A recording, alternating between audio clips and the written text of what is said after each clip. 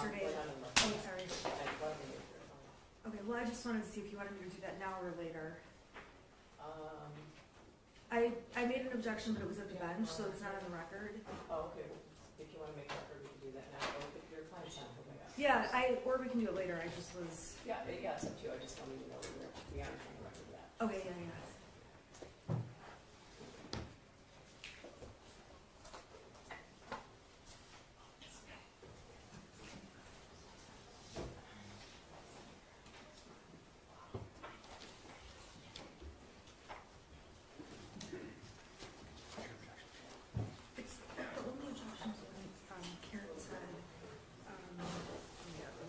I can put this, I objected to it, or moved on from it, but I just need to put it on the record. And I don't care if we do that later, I just need to make sure we do it.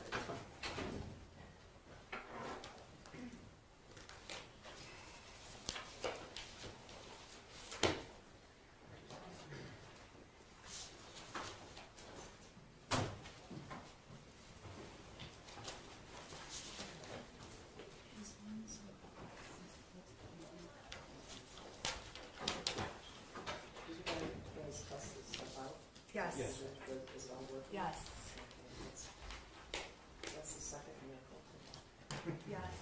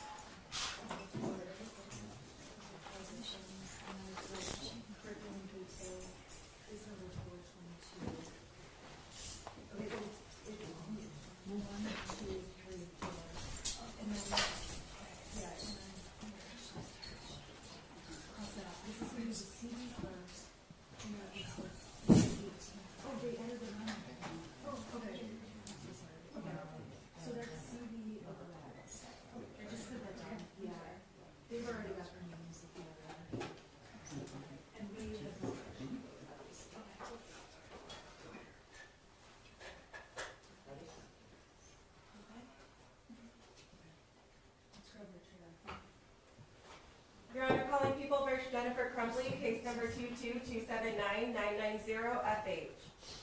Good morning, Your Honor. Karen McDonald on behalf of the people. Thank you. Mark Keese on behalf of the people. And good morning, Your Honor. I'm Shannon Smith on behalf of Jennifer Crumbley, who stands to my right. Good morning, Your Honor. Sean Godwin, P7.500 for Jennifer Crumbley. Good morning. All 17 jurors are here. We're going to bring them in on this sort of event. I wanted to mention to you that having a bench conference isn't as convenient as it may have been in the past.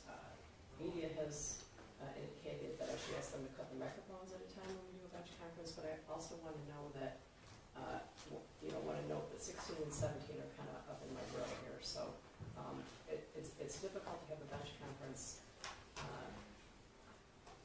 You might have to step into the hallway or do something, but I think that the two jurors who are sitting right here are able to hear what's said, so keep that in mind. Thank you, Judge. All right, anything else you wanted to mention? Your Honor, I just wanted to make a very fast record that yesterday during jury selection, I made an objection when Ms. McDonald stated she can prove this case. The court ended up instructing Ms. McDonald to move on and ask a question about if they would hold her to her burden. I just wanted to place that objection on the record. I don't recall specifically what was said, but obviously the record speaks for itself. I was intent on moving on, asking questions, so I don't remember exactly what was said. Thank you, Judge. And it was made in the course of jury selection conversation with the jurors, and the prosecutor can't prove the case, and why am I here to begin with? But this court did instruct the jurors appropriately. I believe jury selection process was conducted in accordance with all court rules and statutes. I have one brief thing. come to your attention that one individual who was subpoenaed as a witness is in court today. I ask for a mutual sequestration of all witnesses except for the officers in charge of the investigation. I have no knowledge of who that is. Well, I certainly don't either. There's a mutual sequestration order, correct? Yeah, there is. Who's the, Megan Mirowitz. okay. Okay. I don't even know who Megan Mirowitz is, but she's going to step out. Oh, Well, I certainly don't know who that you is. have to step out because you've been subpoenaed. Is she on somebody's witnesses? She's She's on on, the list, Judge. yeah, On your witnesses? and they've subpoenaed her, so, okay. Right. Yeah, anyone who's a witness can't remain in a sequestration order. I want to caution everyone sitting here to be as quiet as possible, as respectful as possible, as unemotional as possible. I can see you all from up here, but I don't want anybody to be eating or drinking. Additionally, with the exception of the media, who is allowed to take pictures with their cell phone, I don't want anyone to have their cell phone out. But I expect poker faces from the audience, all right? All right. Judge, just so the court is aware, there are parents of the deceased in the courtroom. I understand. And going back to Mrs. Mirowitz, she's the defendant's friend. She's subpoenaed because of statements made. We didn't ask her to be here for jury selection. In fact, we told her she didn't have to come until called. So she was not invited by the prosecutor's office to sit through this. Okay. And All right. My statement was more of a general statement about people trying to, I don't want people wearing their heart on their sleeve. I know it's hard to do, but it impacts the jury. Yeah, I'm not in charge of witnesses. You guys are in charge of your witnesses, and there is a mutual sequestration order. So if this were to slip through part of the trial, they may easily not be permitted to testify. So, right? yeah, absolutely. Okay. We agree. I didn't realize she was back there, so. Yeah, no, I understand, and you may not have ever seen or met some of your witnesses, so I understand that. Are you ready for the jury? Yes, Judge.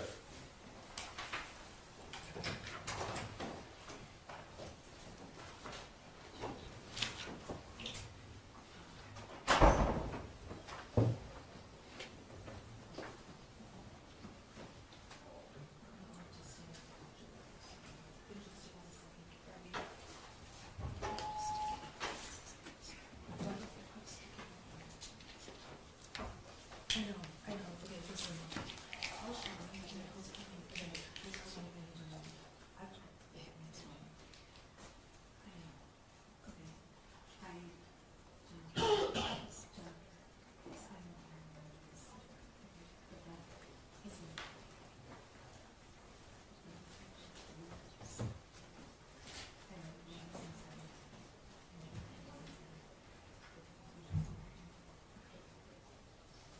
And it's the same emotion thing.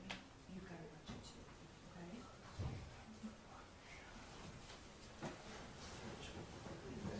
You look great. You're gonna be fine. Okay. All rise for the jury.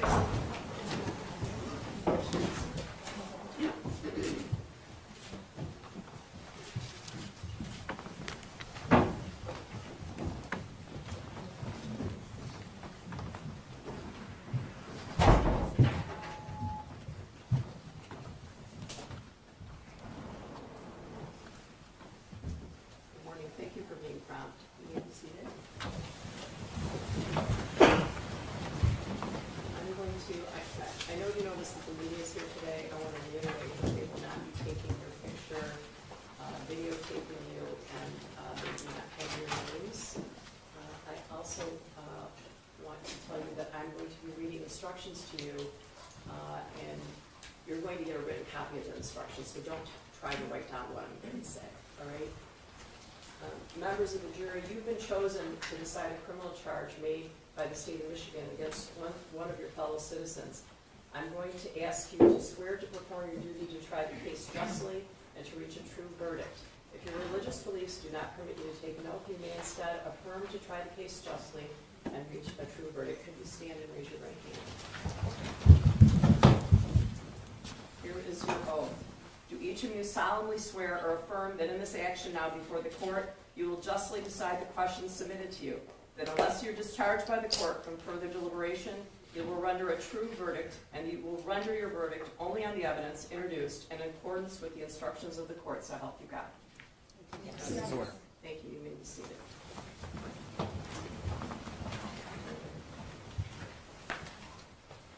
You'll be given a written copy of these instructions that I'm going to read to you, and you'll be able to refer to them at the end of the trial. Since no one can predict the course of a trial, these instructions may change at the end of the trial. At the close of the trial, I'll provide you a copy of my final instructions for your use during your deliberation. I'm going to explain some of the legal principles you'll need to know, and the procedure will follow in this trial. The defendant is charged in counts 1 through 4 with involuntary manslaughter. The prosecutor has alleged 2 separate theories of defendant's guilt, which may be established under either or both of the 2 theories. The first theory of involuntary manslaughter is doing a grossly negligent act causing death. To prove this charge under the first theory, the prosecutor must prove each of the following elements beyond a reasonable doubt. First, in count 1, that the defendant caused the death of Madison Baldwin. In count 2, the defendant caused the death of Tate Meyer. In count 3, the defendant caused the death of Hannah St. Juliana. And in count 4, the defendant caused the death of Justin Schilling. That is, that Madison Baldwin, Tate Meyer, Hannah St. Juliana, and Justin Schilling died as a result of storing a firearm and its ammunition so as to allow access to the firearm and ammunition by her minor child. There may be more than one cause of death. It's not enough that the Defendant's Act made it possible for the death to occur. In order to find that the deaths of Madison Baldwin, Tate Meyer, Hannah St. Juliana, and Justin Schilling were caused by the defendant, you must find beyond a reasonable doubt that the deaths were the natural or necessary result of the defendant's act. Second, in doing the act that caused Madison Baldwin, Tate Meyer, Hannah St. Juliana, and Justin Schilling's death, the defendant acted in a grossly negligent manner. Gross negligence means more than carelessness. It means willfully disregarding the results to others that might follow from an act or failure to act. In order to find that the defendant was grossly negligent, you must find each of the following 3 things beyond a reasonable doubt. First, that the defendant knew of the danger to another.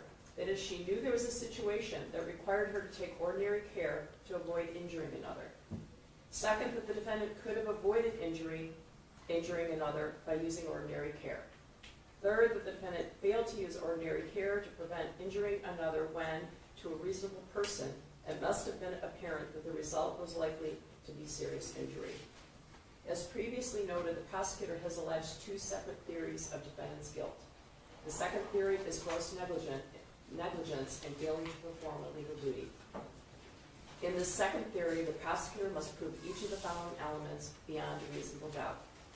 First, that the defendant had a legal duty to Madison Baldwin, Tate Meyer, Hannah St. Juliana, and Justin Schilling. The legal duty charged here is one imposed by law.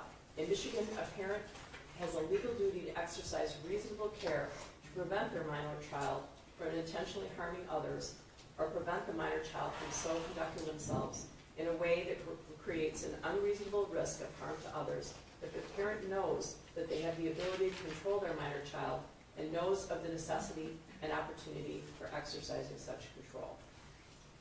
Second, that the defendant knew of the facts that gave rise to the duty.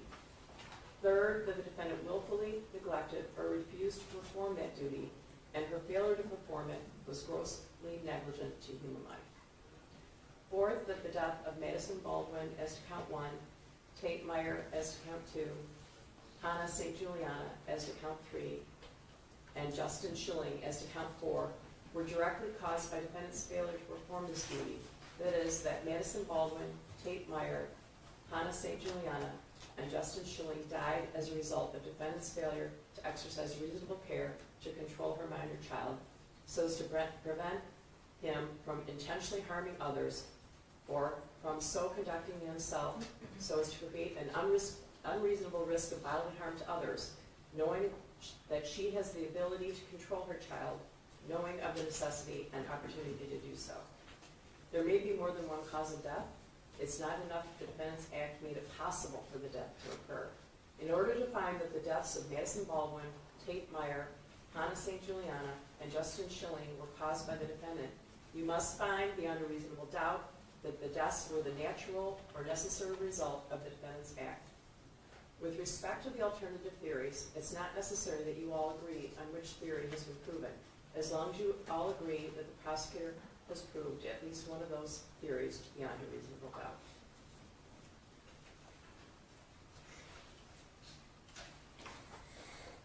A person accused of a crime is presumed to be innocent.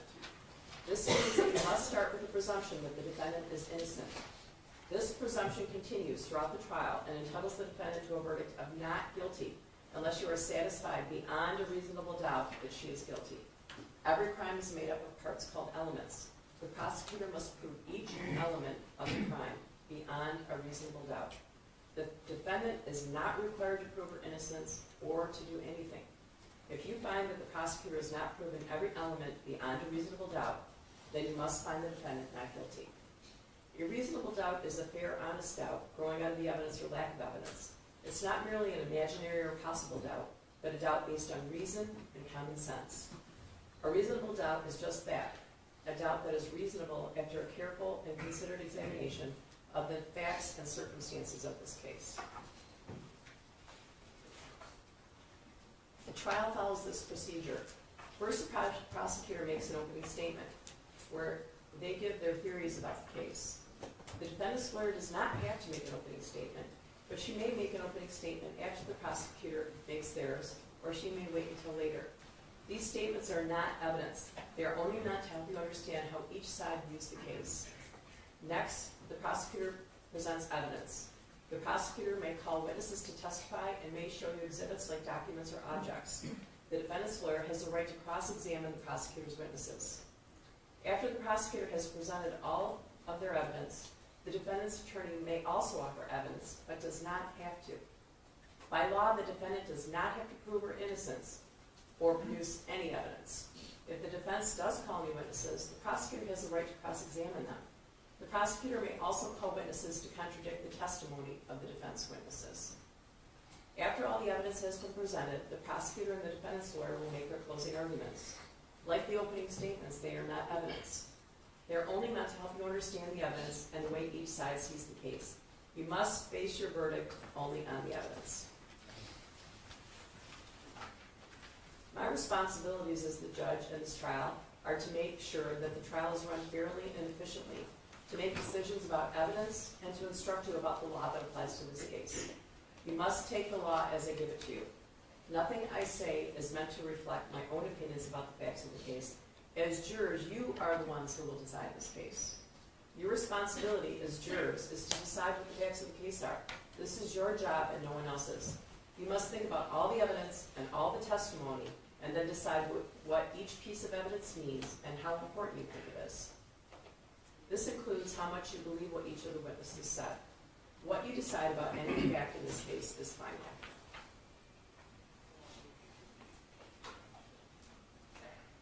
Part of your job in deciding what the facts of this case are is to decide which witnesses you believe and how important you think their testimony is. You do not have to accept or reject everything a witness says. You are free to believe all, none, or part of any person's testimony. In deciding which testimony you believe, you should rely on your own common sense and everyday experience. However, in deciding whether you believe a person's testimony, you must set aside any bias or prejudice you may have based on the witness's disability, race, national origin or ethnicity, gender identity or sexual orientation, or religion, age, or socioeconomic status. There's no fixed set of rules for judging whether you believe a witness, but it may help you think about these questions. Well, was the witness able to see or hear clearly? How long was the witness watching or listening? Was anything else going on that might have distracted the witness? Does the witness seem to have a good memory? How does the witness look and act while testifying? Does the witness seem to be making an honest effort to tell the truth? Or does the witness seem to evade the questions or argue with the lawyers? Does the witness's age or maturity affect how you judge his or her testimony? Does the witness have any bias or prejudice or any personal interest in how this case is decided? Have there been any promises, threats, suggestions, or other influences that affect how the witness testifies? In general, does the witness have any special reason to tell the truth or any special reason to lie? All in all, how reasonable does the witness's testimony seem when you think about all of the other evidence in the case? When it's time for you to decide the case, you're only allowed to consider the evidence that was admitted in the case. Evidence includes only the sworn testimony of witnesses, the exhibits admitted into evidence, and anything else I tell you to consider as evidence. The questions the lawyers ask are not evidence. Only the answers are evidence. You should not think that something is true just because one of the lawyers asks questions that assume or suggest that it is. I may ask some of the witnesses questions myself. These questions are not meant to reflect my opinion about the evidence. If I ask questions, my only reason would be to ask about things that may have not been fully explored. I usually assume that if I don't understand something that a witness is saying, that one of the jurors might be sharing that confusion. So if you can't hear something that is being said or presented, or if you can't see or hear a witness, please raise your hand immediately. All right? During the trial, the lawyers may object to certain questions or statements made by the other lawyers or witnesses. I'll rule on these objections according to the law. My rulings for or against one side or the other are not meant to reflect my opinions about the facts of the case. Sometimes the lawyers and I will have discussions out of your hearing. Also, while you're in the jury room, I might have to take care of other matters that have nothing to do with this case. Pay attention. Do not pay attention to those interruptions. You must not discuss the case with anyone, including your family or friends. You must not even discuss it with the other jurors until the time comes for you to decide the case. When it's time for you to decide the case, I'll send you to the jury room for that purpose. You're in 2 different jury rooms right now, but you'll obviously be in one jury room when there's 12 of you deliberating.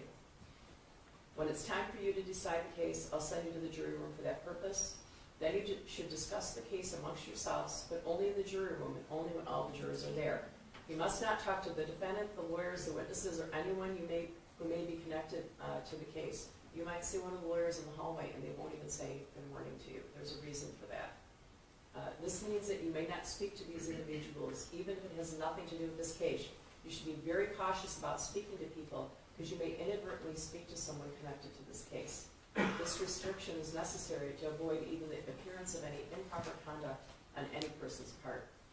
If anyone tries to discuss the case with you or in your presence, tell them to stop. Explain that you are a juror and you're not allowed to discuss the case. If they continue, leave. Report the incident to court staff as soon as you return to court. When the trial is over, these restrictions no longer apply. When the trial is over, you may, if you wish, discuss the case with anyone. Please wear your badges the entire time you're in the courthouse. Right? During the trial, do not read, listen to, or watch any news reports about the case. Under the law, the evidence you must consider to decide the case must meet certain standards. For example, witnesses must swear to tell the truth, and the lawyers must be able to cross-examine them. Because news reports do not have to meet these standards, they could give you incorrect or misleading information that might unfairly favor one side. So to be fair to both sides, you must follow this instruction. The restrictions I'm about to describe are meant to ensure that the parties get a fair trial. In our judicial system, it's crucial that jurors are not influenced by anything or anyone outside the courtroom. Under the law, the evidence you must consider has to meet certain standards. For example, witnesses must swear to tell the truth, and the lawyers must be able to cross-examine them. Because information obtained outside the courtroom doesn't have these safeguards, it could give you incorrect or misleading information that might unfairly favor one side or another. These restrictions start now and continue until I discharge you from jury service. It's your duty as a juror to decide this case based solely on the evidence you see and hear in this courtroom. You must not consider information that comes from anywhere else. This means that until you deliver your verdict, you must not read, watch, listen to, or receive any information, including opinions or commentary about the case, whether in newspapers, on television, the radio, the internet, or on social media platforms. You also must not research any aspect of the case during the trial. This means research using a cellular phone, computer, or other electronic device to search the internet, as well as research with traditional sources like dictionaries, reference manuals, newspapers, or magazines. You must not investigate the case on your own or conduct any experiments concerning the case. including investigation or experiments using the internet, cellular phones, computers, or other electronic devices. You must not visit the scene of any event at issue in this trial. If it's necessary for you to view the scene, the court staff will take you there as a group under court supervision. You must not consider as evidence any personal knowledge you have of the scene.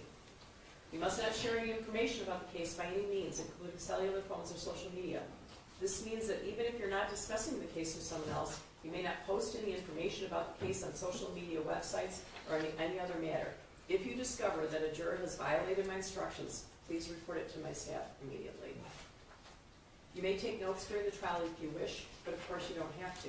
If you do take notes, you should be careful that it doesn't distract you from paying attention to all the evidence. Sometimes people are taking notes and they don't hear the next question and answer. When you go to the jury room to decide your verdict, you may use your notes to help you remember what happened in the courtroom. If you take notes, do not let anyone except the other jurors see them during deliberations. You must give them to my clerk when you leave each evening. Your notes will not be examined by anyone, and when your jury service concludes, your notes will be collected and destroyed. At this point, I always like to tell jurors it's possible to replay a witness's testimony upon your request.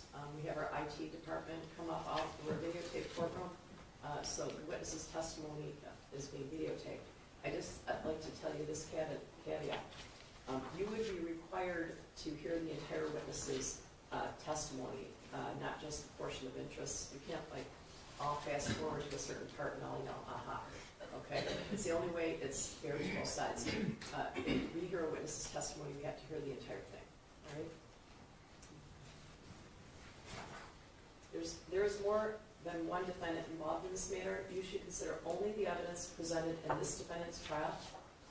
Each is entitled to have his or her case decided on the evidence and the law that applies to him or her. You can see that we've chosen a jury of 17. After you've heard all the evidence in my instructions, we'll draw lots to decide which of you will be dismissed to form a jury of 12. Okay, there's 17 of you because life happens, all right? But I did order you all last night to stay healthy, so I hope you're going to follow that one. All right. Possible penalty should not influence your decision. If you find the defendant guilty, it is my duty to fix the penalty within the limits provided by law. I'll definitely be giving you more instructions during the trial. After all the evidence has been presented, you'll hear the lawyer's closing arguments. Following the closing arguments, I'll give you additional instructions about the rules of law that apply to this case. You should consider all of my instructions as a connected series. Taken all together, they are the law you must follow. After my final instructions, you'll go to the jury room to decide on your verdict. The verdict must be unanimous. That means each juror must agree on it, and it must reflect the individual decision of each juror. It's important for you to maintain an open mind and not make a decision about anything in this case until you go to the jury room to decide the case. You must not let bias, prejudice, or public opinion influence your decision. Each of us may have biases or perceptions about other people based on stereotypes. We may be aware of some of our biases, though we do not express them. You may not be fully aware of some of our other biases. Take the time you need to test what might be automatic or instinctive judgments and to reflect carefully about the evidence. I caution you again to avoid reaching conclusions that may have been unintentionally influenced by stereotypes. You must reach your own conclusions about this case individually, but you should do so only after listening to and considering the opinions of the other jurors who may have different backgrounds and perspectives from yours. I think, did everyone fill out a menu for lunch this morning?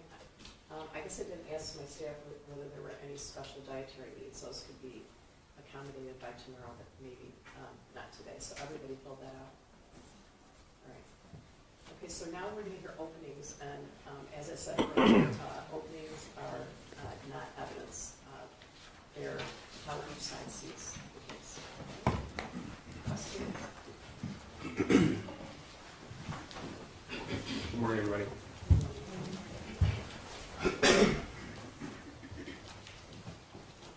I want to introduce you to Hannah St. Juliana, Madison Baldwin, Tate Muir, and Justin Schilling. They died on November the 30th of 2021. They weren't in a car crash. They weren't sick. They were murdered in an act of terror committed by Jennifer Crumbley's 15-year-old son. Jennifer Crumbley didn't pull the trigger that day, but she is responsible for those deaths. These kids were gunned down inside Oxford High School with this gun. It's a 6-hour, 9mm handgun, purchased 4 days before the shooting by James Crumbley, Jennifer's husband and father of the school shooter. This was a purchase celebrated by Jennifer on Instagram. These are her words. This is her post. Mom and son Dave testing out his new Christmas present. My first time shooting a 9mm. I hit the bullseye. The evidence will prove that by the time this gun was bought, the school shooter was in a downward spiral that had begun months before. The evidence will also show you that Jennifer Crumbley was aware of that. Despite her knowledge of his deteriorating mental crisis, despite her knowledge of his growing social isolation, despite the fact that it is illegal for a 15-year-old to walk into a gun store and walk out with a handgun by himself, this gun was gifted. You will also learn that despite all of that background, this firearm was not secured in a way to prevent her son from gaining access to it. The evidence will also prove to you that even with all of that, on November the 30th, Jennifer Crumbley was still given the opportunity to prevent these murders from ever happening. Instead, she chose to do nothing. This drawing, this math worksheet, was sent to her November the 30th, 2021 at 9:30 in the morning. That's more than 3 hours before the first shot was fired. These writings, that drawing, created by her son. She was sent this by her son's school counselor when he requested an immediate meeting with her at the school that day. He requested that meeting because this drawing, those words, suggest both weapon and injury, even to someone with only limited knowledge of the shooter. Apparently, that raised an alarm with Jennifer Crumbley because she did go to the meeting with her husband, but before she did, she privately communicated her own concern with her husband. This will be admitted in evidence throughout the trial. This is a portion of a Facebook messenger thread from Jennifer to James Crumbley. Jennifer, words in blue. Emergency, November 30th, 2021, 9:35 a.m. Then she sent the picture to James. His response, my God, WTF. And then he wrote back about the vet. He was at their barn, worried about their horse. Jennifer's response, he said he was distraught about last night. And then, I'm very concerned, headed to his school. That's at 10:12 a.m. Yet, despite their private concern, the evidence presented in this trial will show to you that that meeting at the school was nothing like that school counselor or the dean of students who sat in on the meeting had ever experienced before. Those two individuals, even with their limited knowledge of that drawing, had expected the defendant or her husband to take their son home and set an appointment with a mental health professional. But they didn't. You see, you will learn that these kind of meetings, when they occur with parents, can last an hour or longer. This one was abruptly ended by Jennifer Crumbley after just over 11 minutes. And then she left. You see, this drawing alarmed everyone who saw it, including those who only knew the Crumbleys in limited settings, or even to those who had never met their son before. The two people in the world with all of the information, all of the background, to put this drawing into context were James and Jennifer Crumbley. And you will learn that in that meeting, they didn't share any of it. They didn't say anything about the fact that that firearm was identical to the 6-hour 9mm. Identical. They didn't mention how that gun was stored. They didn't mention anything about his increased mental distress. You'll learn that after the meeting when they left, they didn't embrace him. You'll learn that their home is just down the road from the Oxford High School. They didn't stop by the house to look for the gun. You'll learn never once did they ask their son, "Where's the gun?" They did nothing. They didn't do any number of tragically small and easy things that would have prevented all of this from happening. One theme will present itself during this trial, and just how senseless November 30th was. And that's because of all of the easy, ordinary things for someone to do that nobody did. What I just outlined to you is a snapshot of the evidence that will be presented in this case. You will hear the facts and the evidence from the witnesses. You'll hear from between 20 and 25 of those witnesses. You're going to see over 400 exhibits. You're going to hear from witnesses who were in law enforcement. You're going to hear from individuals who work for Oxford High School. You'll hear from people who knew Jennifer Crumbley in social situations and those who worked with Jennifer Crumbley. You're going to hear from victims in this case as well, those who were inside the school November the 30th. You're going to learn a little bit about the scope of the investigation. You'll learn that during this trial, the defendant's cell phone, her husband's cell phone, and their son's cell phone were seized. They were all forensically analyzed. Through all of that data received, in addition to data obtained through cell phone towers, social media search warrants, through information received through banking records, GPS pings, from gun ranges, all this information will be presented to you, and you'll be able to obtain a digital footprint of the Crumbley family. And you'll get an idea, you'll get a view into the Crumbley life in the days, the weeks, the months preceding the shooting. You're also going to learn a little bit about the aftermath of the shooting. Specifically, you're going to see a pattern emerge in Jennifer Crumbley after the shooting on November 30th. That pattern will include and show you that she immediately began to downplay and downright lie about her level of knowledge of her son and that weapon and that drawing on November the 30th. This pattern will continue up until the time that she and her husband are found hiding from the police in Detroit. This pattern will show you that her first instinct was to lie, her second was to run. Now, the evidence will show you that she didn't pull the trigger, but she's responsible. But there is no claim that she gifted that firearm to her son knowing he was going to commit the attack. There's no claim that she wanted him to commit the attack. So how can she be held responsible when her son pulled the trigger? And the answer is, she's not charged with murder. She's charged with involuntary manslaughter. You see, murder it's an intentional killing.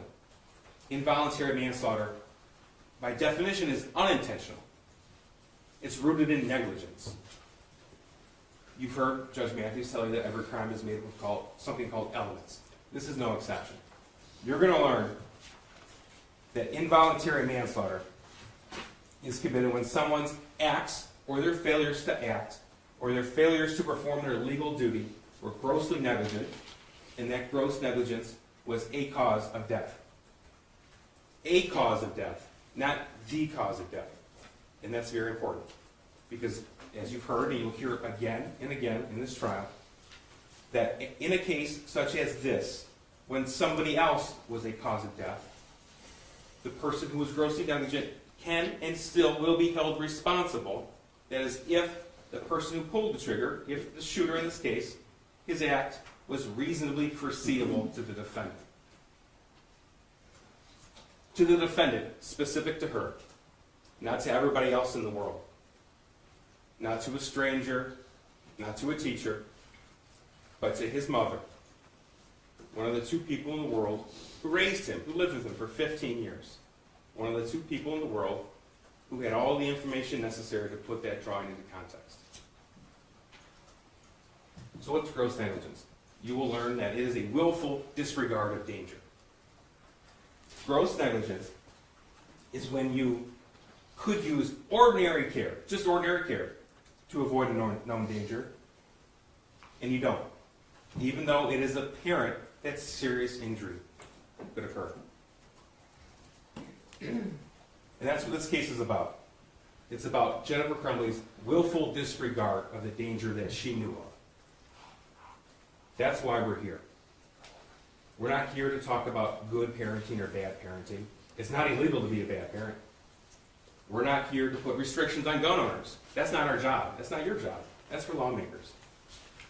We're not here to talk about who else might be culpable or who else you think shares some blame. You will learn about the meeting on November the 30th. You may not like the fact that neither the school counselor nor the dean of students searched the school shooter's backpack. That's okay. That's okay. Because that does not mitigate Jennifer Crumbley's culpability. You're going to learn a whole lot about James Crumbley and their son. But James, he's not on trial today. He has another trial in front of another jury. Their son, his case is over. He's already been charged and convicted and sentenced for terrorism causing death and first-degree murder. Today is Jennifer's turn to stand trial, and you will evaluate the evidence as it pertains to her and her own life. We're here because when Jennifer looked at this drawing, she didn't look at it the way a stranger would. When she looked at this drawing, she looked at it knowing the context and the origin. And when someone with that kind of information looks at this, the unimaginable becomes predictable. It becomes reasonably foreseeable.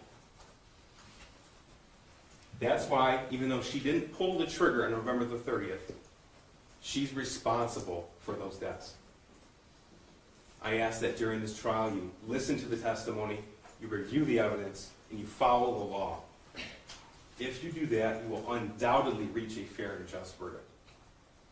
If you do that, you will find this defendant guilty as charged. Thank you. Ms. Smith, would you like to make a motion? I would, thank you. Your Honor, is it okay if I just move this? Oh, you can move it anywhere you want, there's less stuff. It's cords and stuff. So I'm sorry, don't Sean, can rush. you just help me? I'm gonna pull it just forward, Watch this recording. and I'm gonna keep it to the side, because I don't need it. Okay. I just have a few notes. Sure. Good.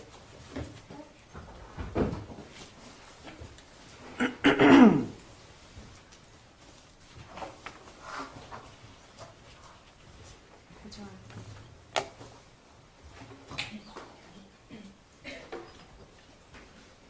Sorry, Judge, just trying to get this. Okay.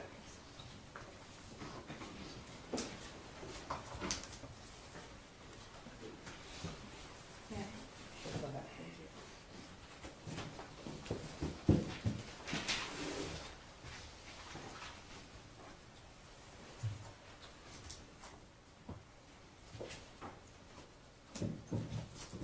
On my way to court today,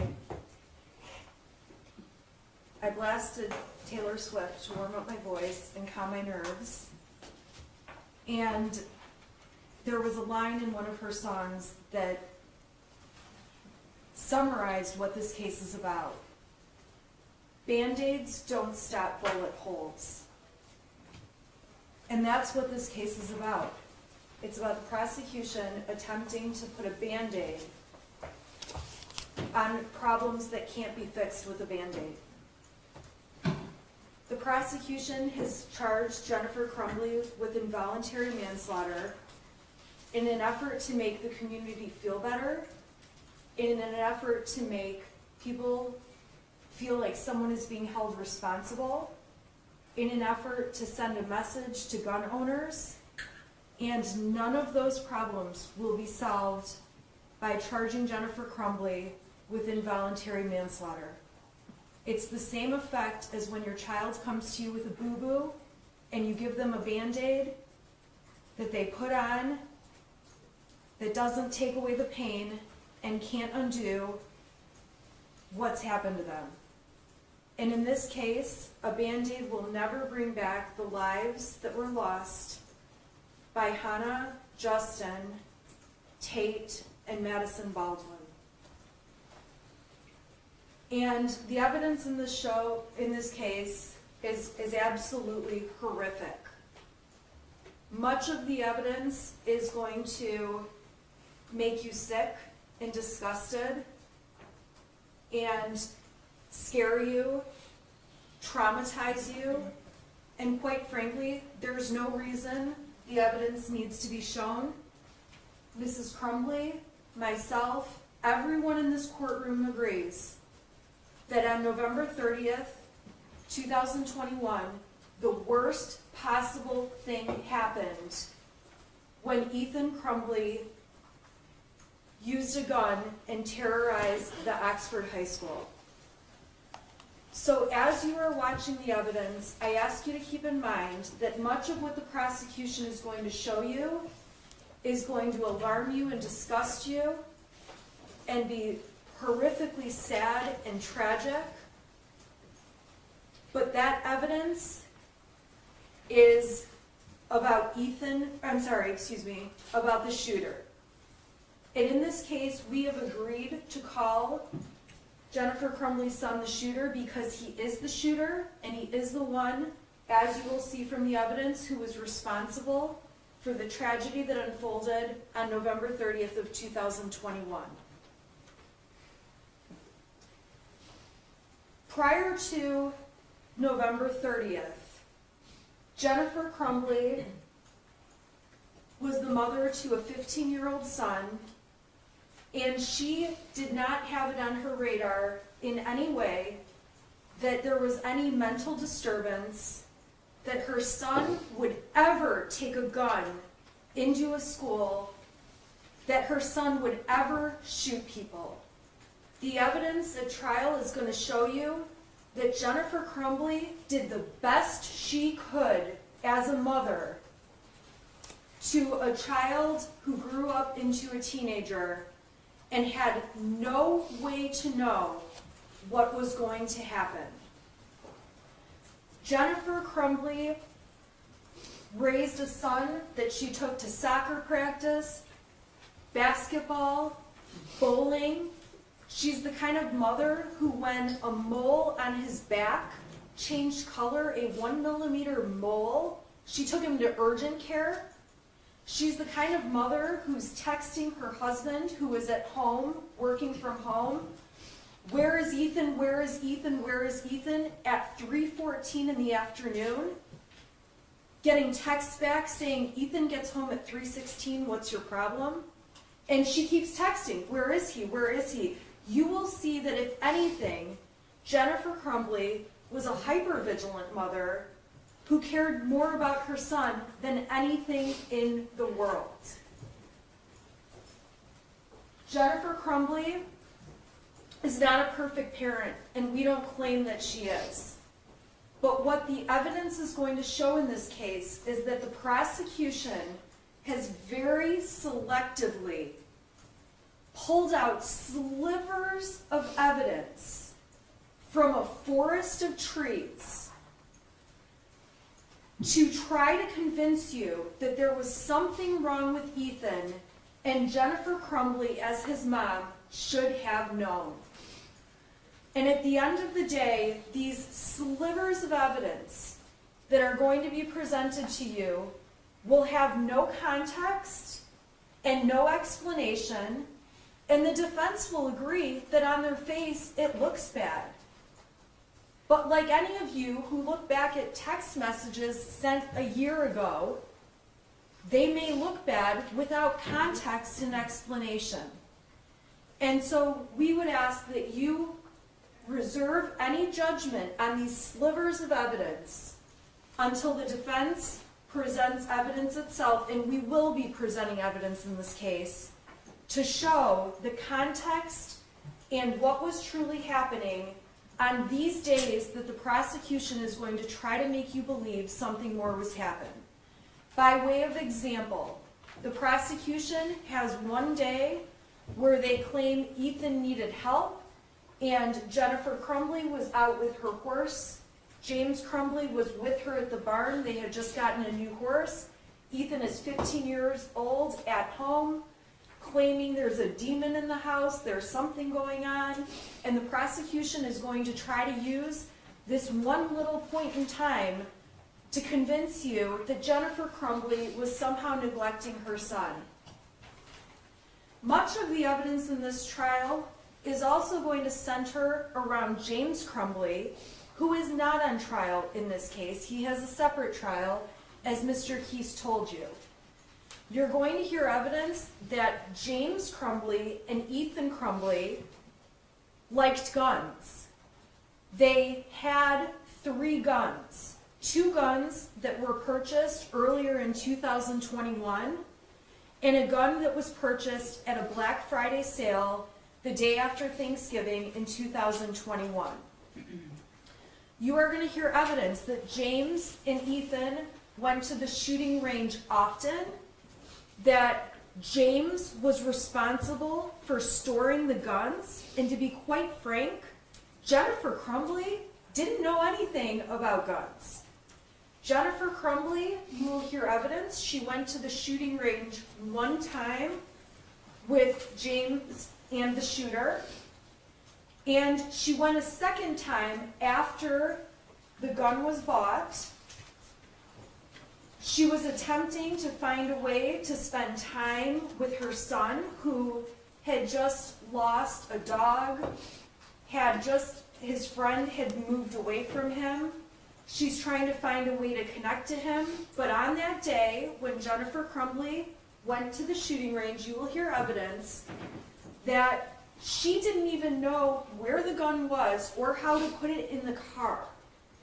She had her husband prepare the gun to take it to the range. He had hid the gun in the bedroom of their home.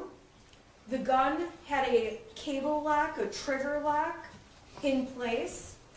James Crumbley had the key to the trigger lock that kept the gun secure. James Crumbley used the trigger lock key, took the cable lock off, put the gun in the back of Miss Crumbley's car.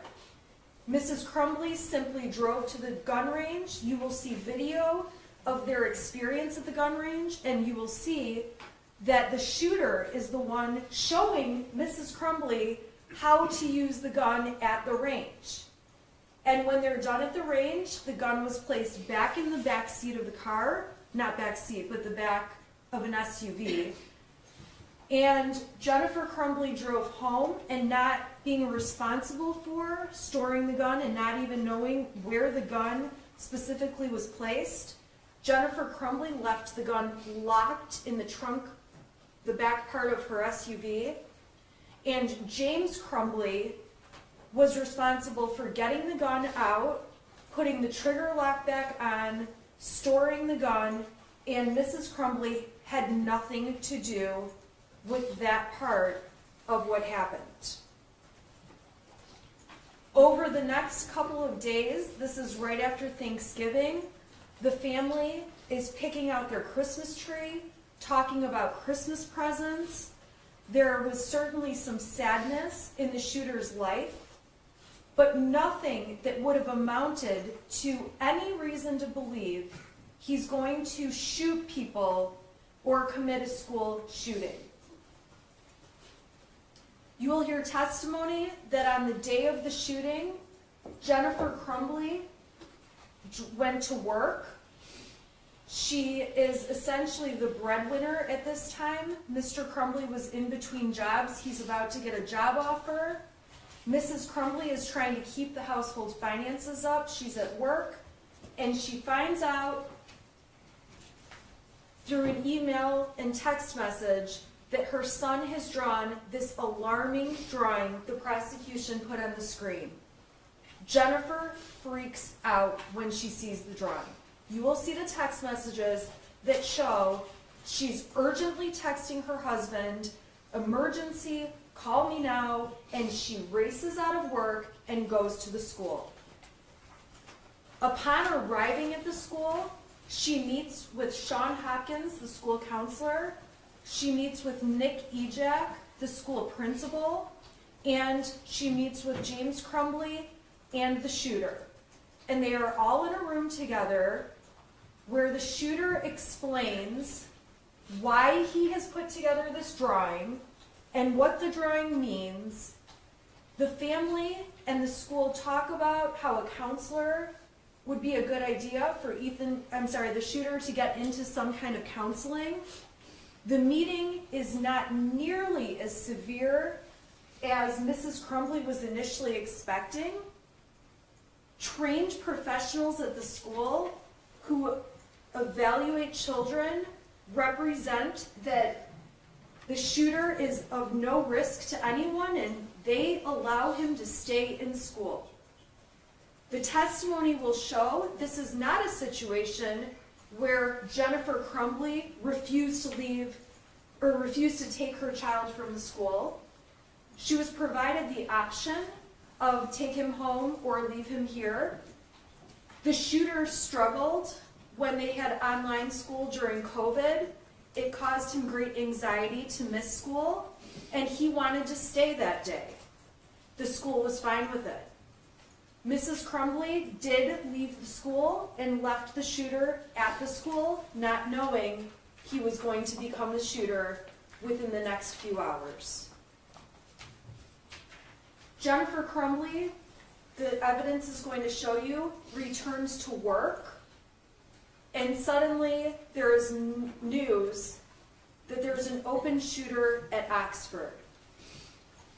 Jennifer Crumbley, it's not even on her radar that her son would be the one with the gun doing anything.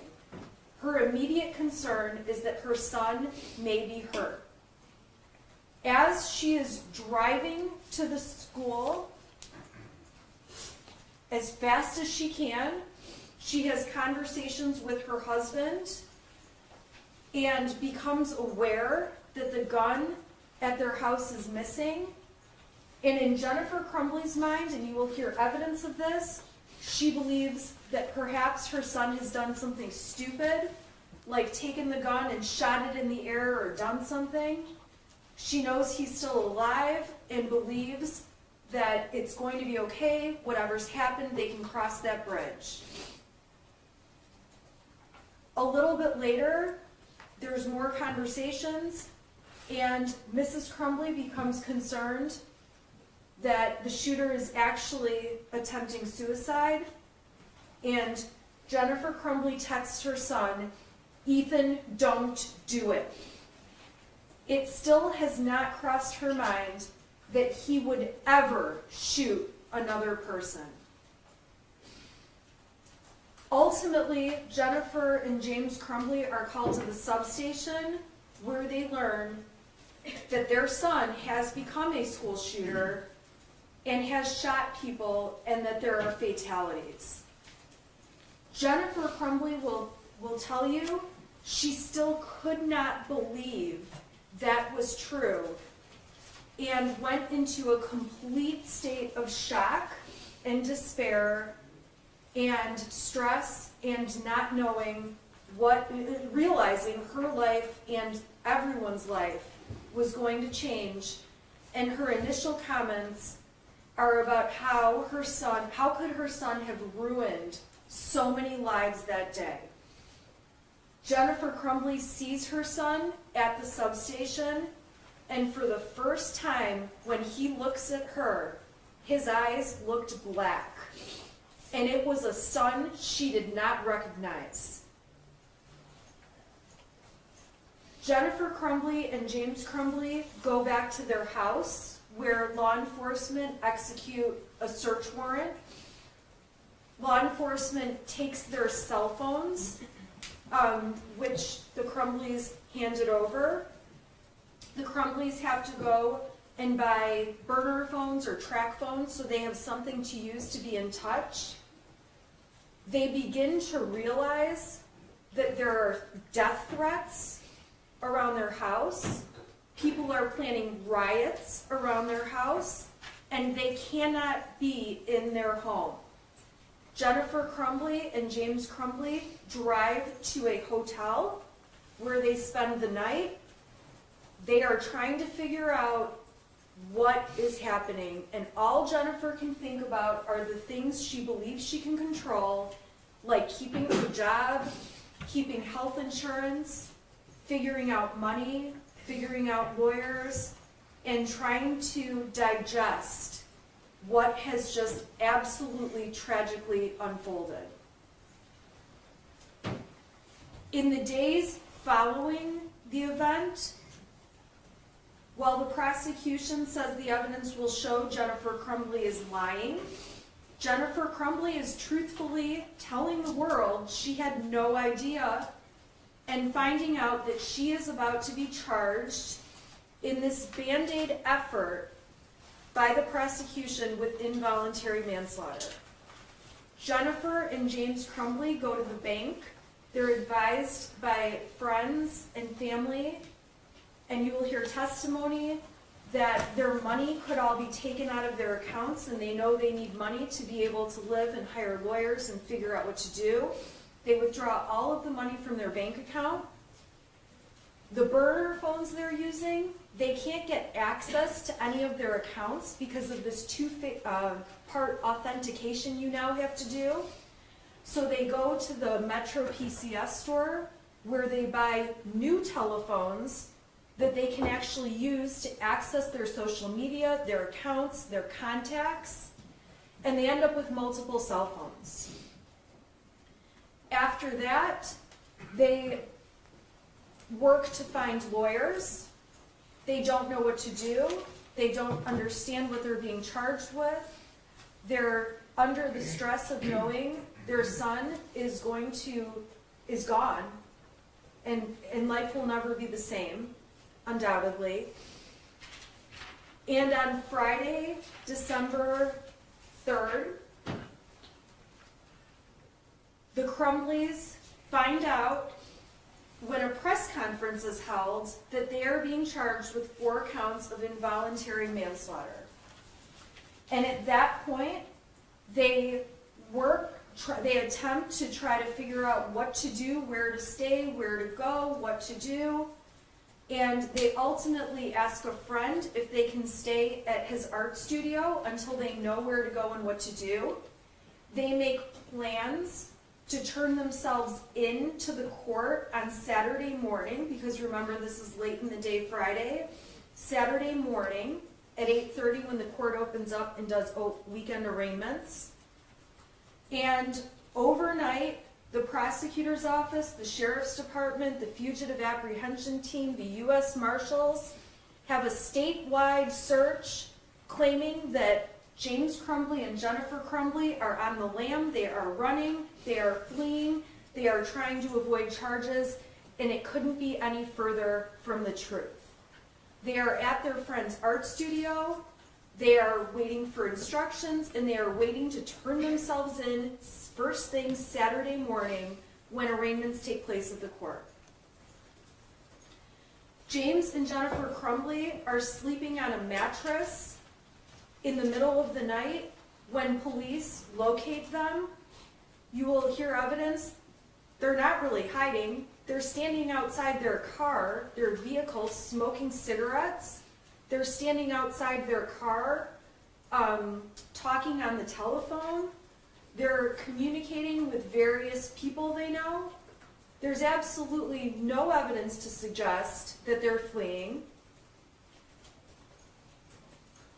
You will see body camera footage where when police come into the art studio to find them dead asleep on this mattress, they are cooperative, they are taken into custody, and they are arrested.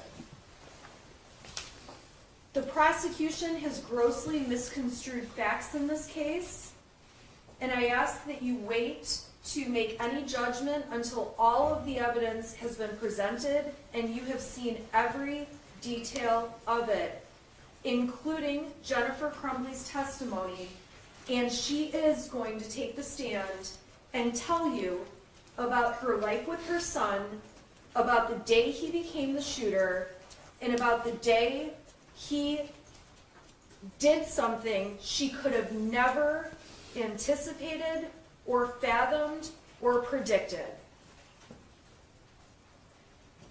She will tell you that when she saw the materials in this case, she learned that her son had not been her son for months, that he had been manipulating her, that he had been hiding things from her, that he had been sending text messages, alarming text messages, to other people.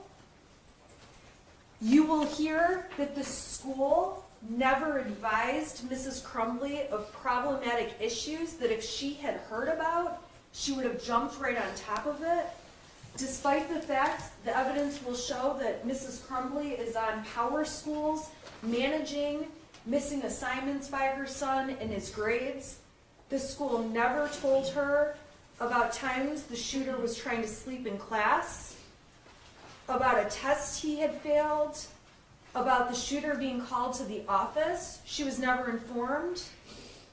You will hear testimony. She was never informed that the shooter wrote an autobiographical get-to-know-you poster where he says he feels terrible and his family's a mistake. The school never notified Mrs. Crumbley of this. You will hear testimony that the school never notified Mrs. Crumbley that the shooter was having a, quote, rough time when he spoke to the school counselor. You will hear testimony that the school never notified Miss Crumbley that previous work found in the shooter's files showed that it leaned a little bit towards the violent side.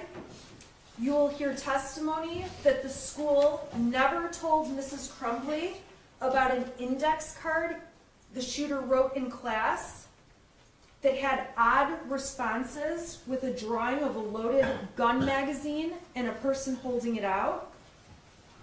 You will hear that Mrs. Crumbley was never told much of the information the school had. And so when the prosecution is urging you not to assign fault to anyone else, at the end of the day, we ask that you pay attention to the evidence that Mrs. Crumbley knew. And quite frankly, when you evaluate that evidence and know what she knew and what she didn't know, and learn the context behind the slivers of evidence this prosecution's presenting, you will see that this was absolutely not foreseeable, this was absolutely not expected, and I am going to ask that you find Jennifer Crumbley not guilty of involuntary manslaughter. Thank you, Ms. Smith. Will you tell me who the first witness is? I'm going to ask the jury if they need a break. I knew I should have given them time. Okay, so you take like a 10-minute break and then we'll hear the first witness, okay? All right, for the jury.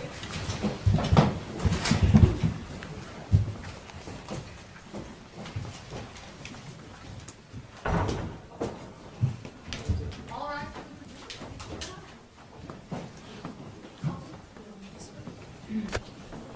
They go differently. I know, it's weird.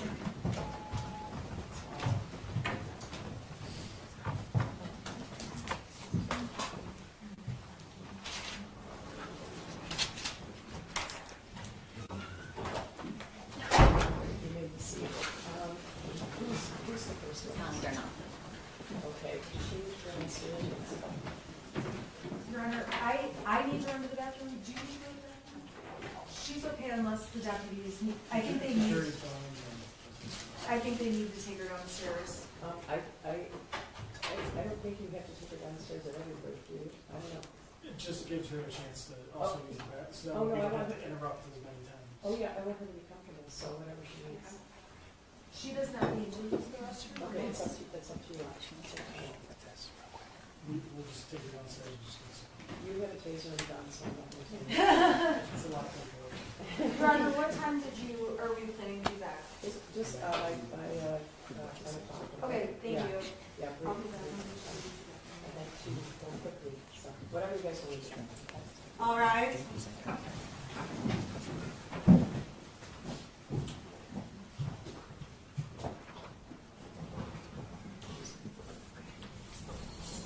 You may be seated.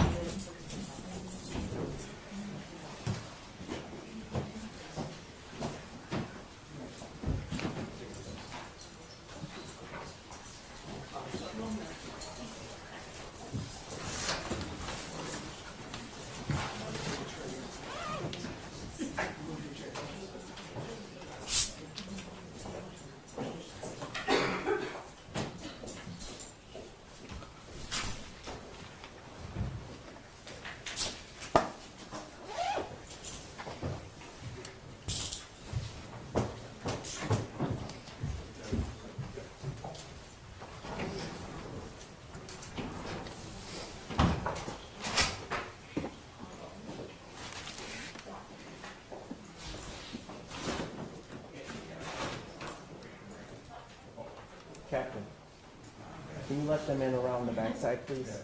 The prosecutor.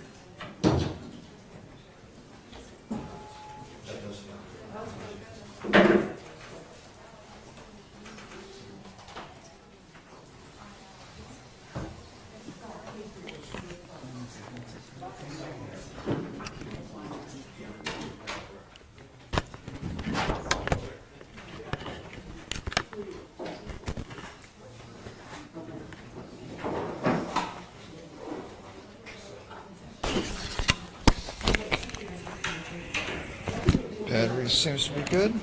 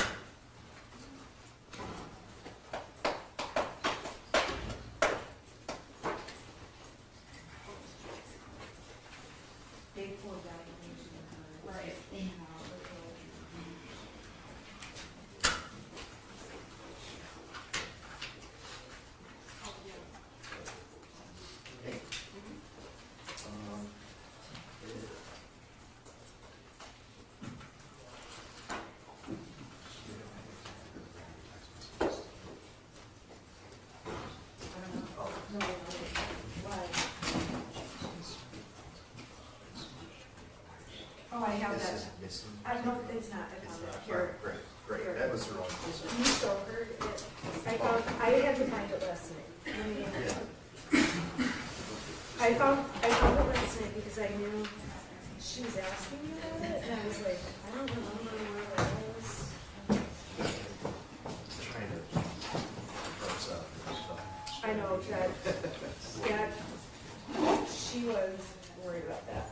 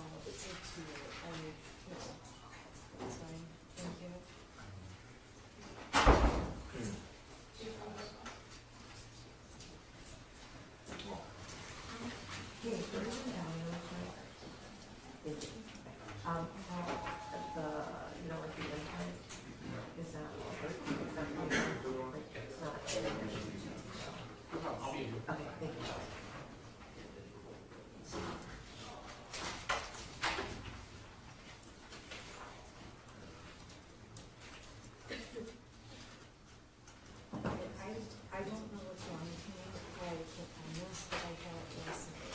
Well, that can work for me. This is a confidential info that she. Yeah.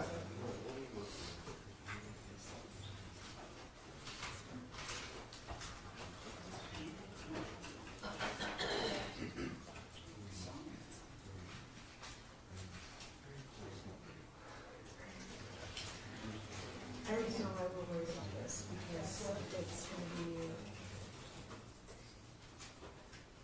Hey, Don't worry about it. Forget it. Don't worry. oh, here, this is it. Can you show her exhibit 96? That's what it is. I like wrote it down last night because I was like, I knew she wanted to see it.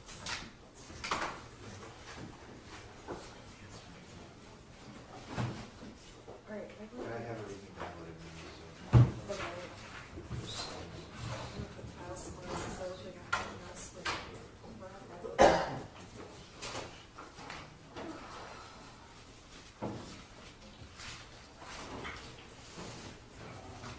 So your kids hooked up or? Okay. So. So I don't know Did they- what happened. No, they left up an exhibit, so I switched it over.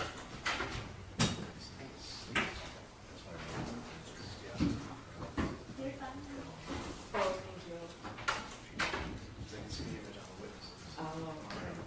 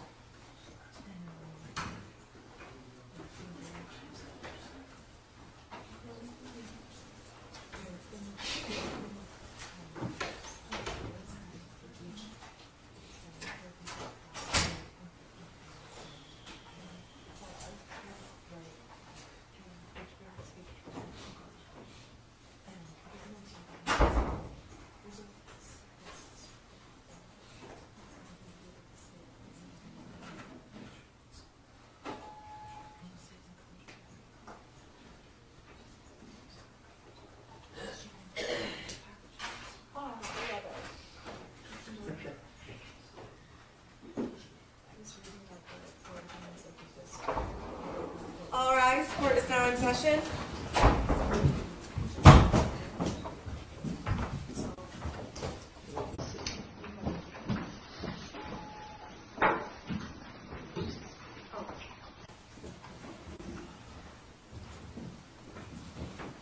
What do you do for passages? They always go away, I have no idea. Do you want me to go? I'll go grab The it. deputies, Okay. They keep running away, I'm not gonna bite them, I promise. you're probably scared now. Maybe.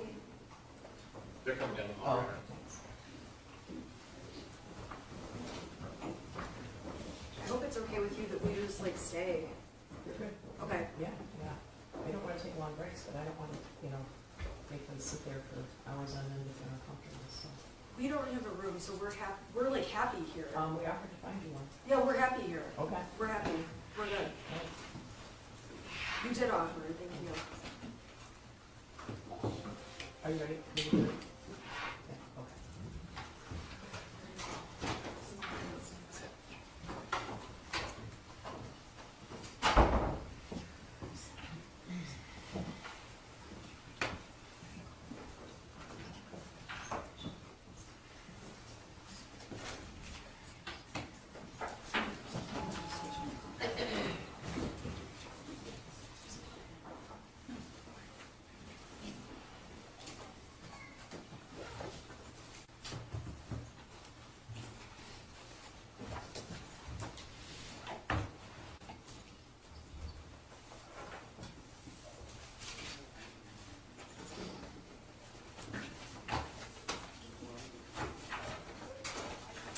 All rise for the jury.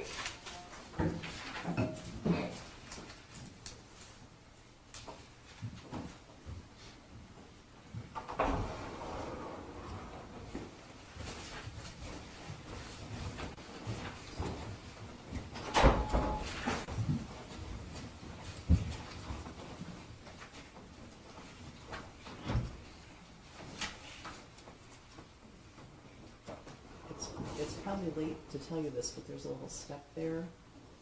I found that out the hard way in the dark the first time I came here, so be careful. All right, maybe see me.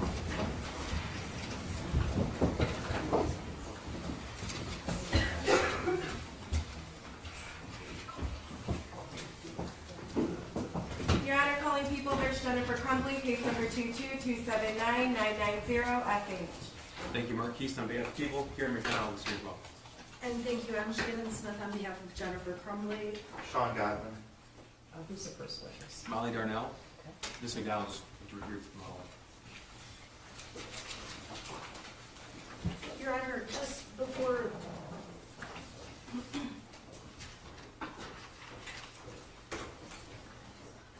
I'll just hold on. I'm sorry? There's one exhibit that the prosecution is going to introduce that I'm going to object to. I just want to let the court know. Do you know what number it is? I do. It is number 7. Are you stipulating to the admission of the other ones or not? Yes. I know we were going to talk about this Yes. at some point. Yes, I believe that Mr. Arnella's exhibits 5, 6, and 8, and we have no objection to those. 7 we do, and I believe that's already been a ruling by the court. I just have to continue my objection. Okay, so this was ruled on previously? Yes. Correct. Okay. All right, so 7 was already admitted in the written opinion? It was, Right? Judge. Okay. I just have to maintain my objection. Sure. Thank sure. you. Okay, For the record, that is a portion of the Oxford High School surveillance footage. correct. Okay. And for the record, we just think that it's not necessary. All right. All right. Could you step forward?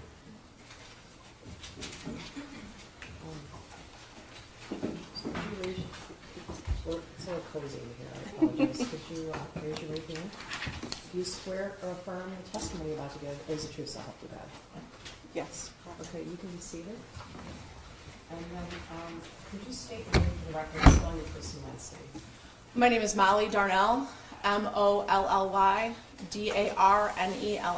Go ahead, prosecutor. Good morning. Good morning. I'm going to call you Molly. I assume that's okay. That's okay. Okay. Molly, can you tell the jury what your profession is? I'm an educator. Where Are you a teacher? I am a teacher. Okay. And who is your employer? Oxford Schools. Okay. How long have you been in, how long have you worked for Oxford Schools? I started working for Oxford in the fall of '98. Okay. Would that be your entire career? That is my entire career. Okay. And you stayed in that one school district? Correct. Okay. Your current position is what? I work for Oxford Virtual Academy. All right. And when did you begin that position? I began that position 18 months ago. Okay. I'm going to take you back to November 30th of 2021. Can you tell the jury what your position was at that time? At that time in Oxford, I was under teacher contract, but I was the ELA coach and the International Baccalaureate Coordinator. So I worked specifically with curriculum and teachers, like instructional moves in the classroom. Okay. You So, said ELA, what's ELA? I'm sorry, thank you. It's English Language Arts. all right. Thanks, Judge. So, how much contact did you have with students compared to teachers at that point? I would say minimal in comparison to teachers. All right. And you did, though, spend some time in the classroom in your career? Absolutely, yes. I spent the majority of my career in the classroom. Okay. So on that day, what was your typical day like around that time in that position? So in that position, I would work with building kind of professional development opportunities, or I was working with, working with teachers individually. On that day in particular, I was working with the media specialist and my other coaching colleagues, my other instructional coaching colleagues on building professional development for the next day. All right. Did you have a classroom? I had an office that I shared with two other individuals, and it was like half a classroom, but it was in the educational hallway. So it was a classroom made into two offices? Mhm. Okay.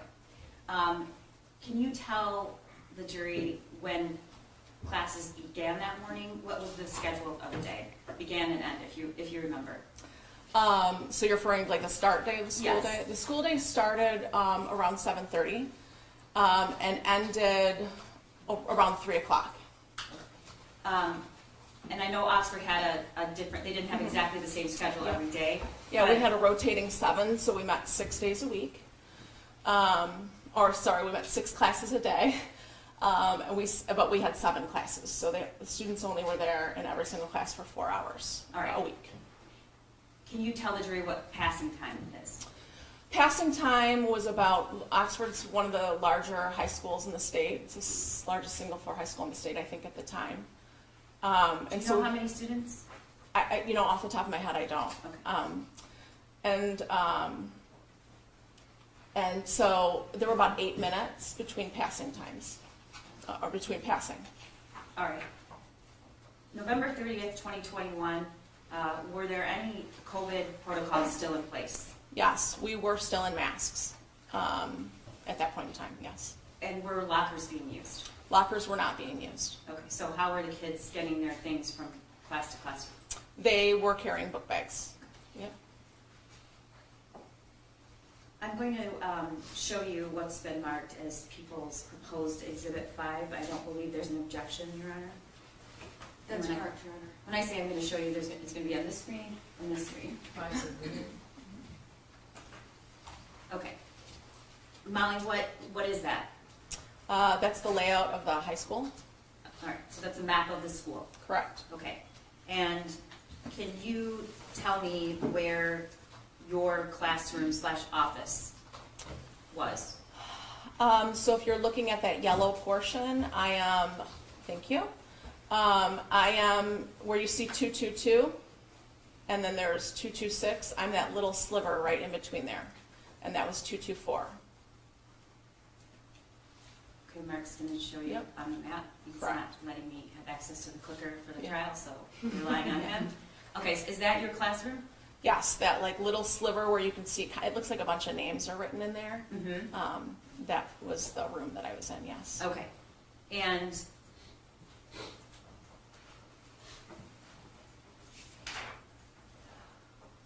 I'm going to take you to around the time of about 12:50. Okay.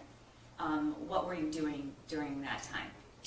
So on that day, The year prior, I was in the classroom, and I had a student who popped by around that time just to check in and wanted to chat. I had a chat with her. There was, I believe it was the beginning of passing that she stopped by. We had a quick little chat. Was that conversation in your It was in the office or in the office. hallway? Yep, it was in the office. Was the door open or closed? The door was open. Okay. We had a little chat. She left. I was alone in the office. And passing was still happening, so I moved to my my desk space just to check some emails, check on a couple of things. Okay. So your desk was in the back of the classroom, Yeah, it was towards the back side, yes, facing the door? facing the door. Okay. Correct. And did you have a practice of what you did during passing time? So sometimes I would go out in the hall and check, like just to check and see what was going on, or I might chat with a teacher or two. I didn't on that day because it was towards the end of passing time, and so I knew things would be wrapping up and teachers would be heading back to their classes. Okay. So at some point, did you see or hear anything unusual? Yeah, so all of a sudden I could hear a commotion in the hallway, and I looked up from my laptop, and I see a bunch of kids running through the hallway. It was a pack of kids, and they were moving pretty quickly, and there was a commotion around it. I couldn't tell if it was like excited, that it was like higher pitched though, and it was almost like some of the kids' hands were extended, like they were trying to move really quickly. Okay, for the record, you have your hands, both your hands up, Yep. shoulder, just okay, and that seemed unusual to you? It did. Okay, did it seem unusual because it was at the end of passing time, or just because of the movement and the sound? It was the movement, it was the sound, it was the large bulk of kids that were moving. What did you do?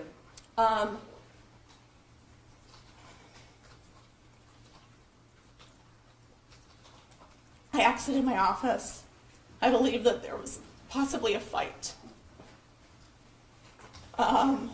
So I run out of my office. I'm about midway through where 222 is. And I see all those kids exiting out of door 4. So I know there's not a fight. So if you look at the map, you come out of your classroom and you look down the hallway and they're all running out of the school? Yeah, on a door 4. Okay, and that was unusual? Mm-hmm. Is that correct? Yes, I had never seen that before. All right. And then what happened? I paused for a second because I'm thinking like, well, what's going on, right? I don't know what's happening. I head back into my office space. The hallway is completely clear.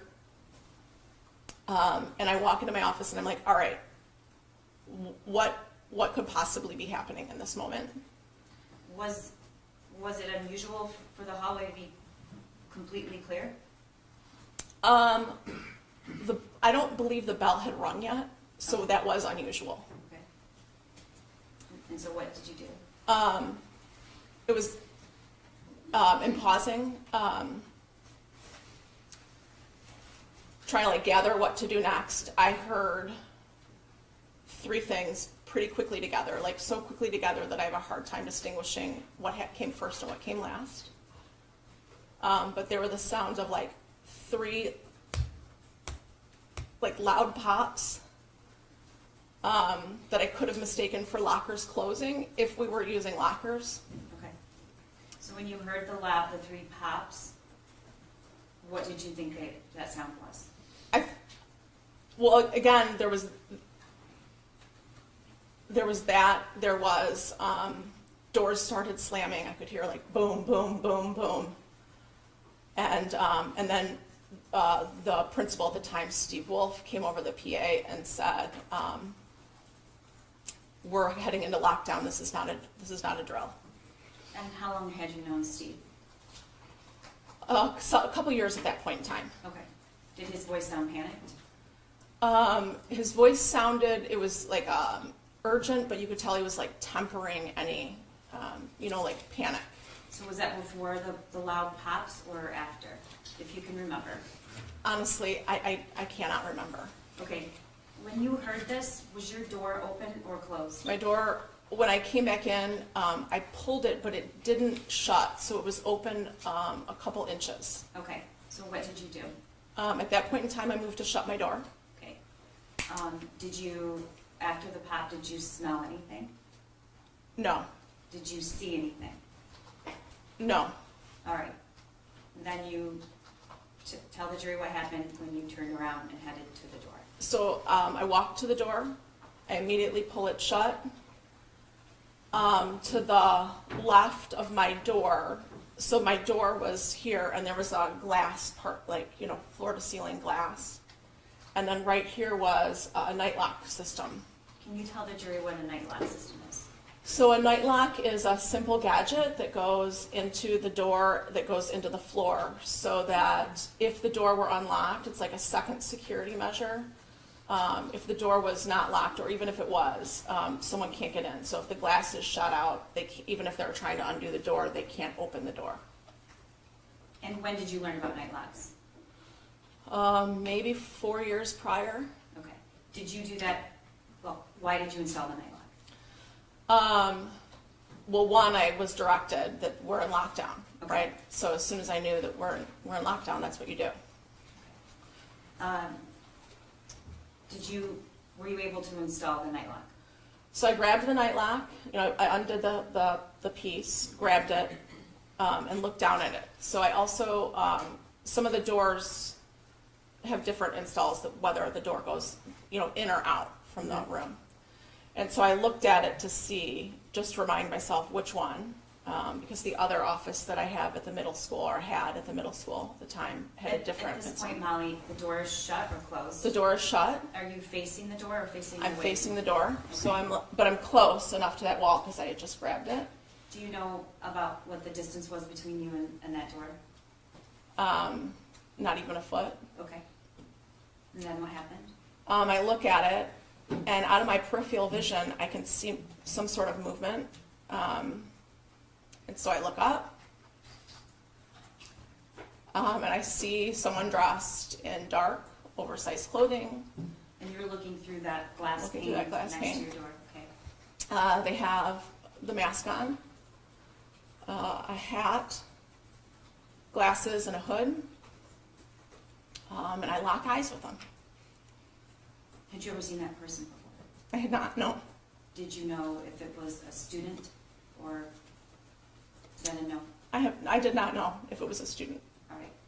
And you said you locked eyes? I locked eyes. And then instantly I notice, I see some movement. And so I look down, and I realize he's raising a gun to me. Okay. Can you describe? Yeah, the gun was black, and I remember thinking, as he's raising the gun to me, that there was no orange tip. I had heard prior that BB guns have an orange tip. When you say he was raising the gun, can you explain what that looked like?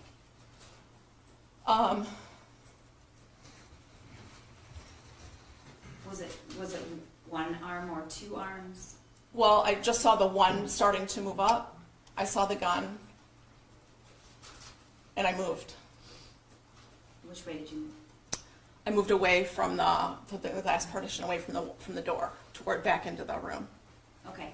You just described you saw something in your peripheral vision. You looked up. You locked eyes. I locked eyes. He didn't hesitate. Okay. About how long was that from the time you saw the peripheral vision and then the gun was raised? A second, Okay. if that. When you locked eyes with this individual, what did you see?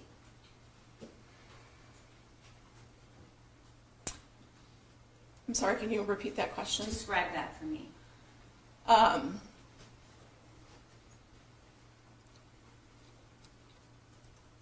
lock eyes with him, and I instantly see that movement. And I jump to the side. Okay.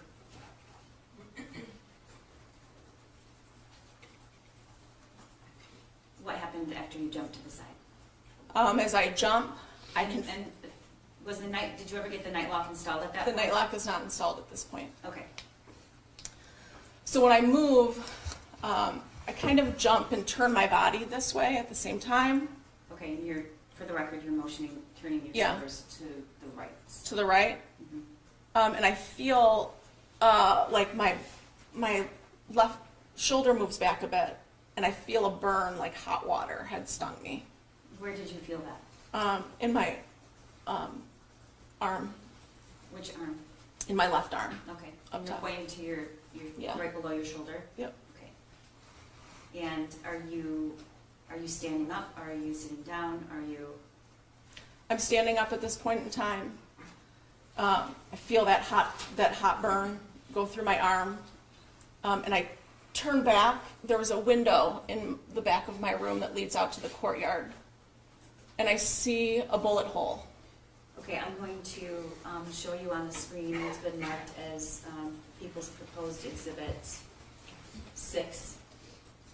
Any objection? 6 is admitted.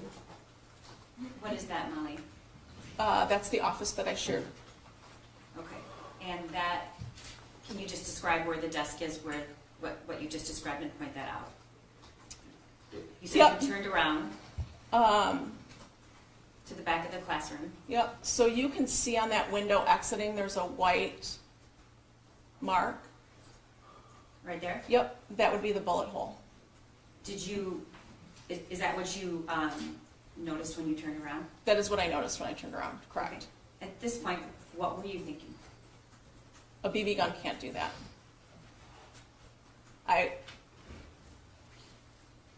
It seems like really silly. What seems silly? That I couldn't wrap my head around what was happening. I mean, after you felt the warmth and you still were thinking it might be a BB gun. Yeah. Okay. So what did you do? Was the night lock installed at this point? The night lock's not installed at this point, and the only thing I'm thinking is I have to barricade this door. Like there was instinct that kicked in. So what you can't see is right around that corner there was this huge filing cabinet. And I think if we can point, so to around that corner to. Yeah. Okay. And so I grab it because I'm afraid to go back towards the door at this point in time. And I try to move it, thinking maybe I can pull it out enough and push it. And it was just too heavy for me. So that rolling cart was sitting next to it. That's when I pulled out the rolling cart and I take that back. It's I didn't okay. do that yet. Take your time. I crawled down on my hands and knees and I put that night lock in. And then I moved for the roll. I was like, I just have to keep barricading. And so I grabbed the rolling cart. Is the object in the? Yeah, you can The see it's picture? the little red object on the rolling cart. Yep. Oh, that's the night lock. Yes. Okay, but it's sitting on that's the rolling cart, right? Correct. Okay. All right, and were you able to put it in front of the door? I was able to put the rolling cart in front of the door. Correct. Okay, and then what did you do? Then the only thing I can think of is he's going to come back and finish what he wanted to do. Could you hear anything else in the hallway? At this point, I'm not hearing anything. Okay. And so what did you do? So I go back to that large cabinet because I know if I'm anywhere in the back of this room, he can see. So I need to hide in this front corner. And so I pull that large filing cabinet back just enough to crawl behind it so that if he comes to that window, he can't see where I'm at. So the way the classrooms are is you have to be at a certain angle to see certain parts of the room from the hallway, correct? Correct. Okay. And you said you moved to that corner behind because what? Because I didn't want him to see where I was at. Okay. Once you were behind the cabinet, were you sitting? I was crouched down. I was trying to make myself as small as possible. Right? I got really low. I was on my bottom, crouched as close together physically as I could make myself. Okay. What did you do next? I had texted my husband, "I love you, active shooter." And then I started feeling blood dripping down my arm. And what did you do? Um, At this point, had you registered that you had been shot? I don't think I was registering that I was shot. I just knew that I was bleeding. Okay. What did you do? I had a cardigan on that day, and so well, you can see in the photo there's this red little bag on the side, on the right side of the wall. Those are, those are medical response bags that we keep in every room. So if someone's bleeding or if a tourniquet's needed, they're in there, but I was too afraid to go back and grab it. So at that point I knew I needed to put a tourniquet on. I knew I was bleeding. I removed my cardigan and I used one of the sleeves of the arm, wrapped it up on top and pulled with one arm and my teeth with the other to tighten it. And Molly, how many inches down was that wound? It sits right here. Okay. And you brought a cardigan so that you could show the Removed. jury what that looks like so they know exactly where you were hit? Yep. Go ahead.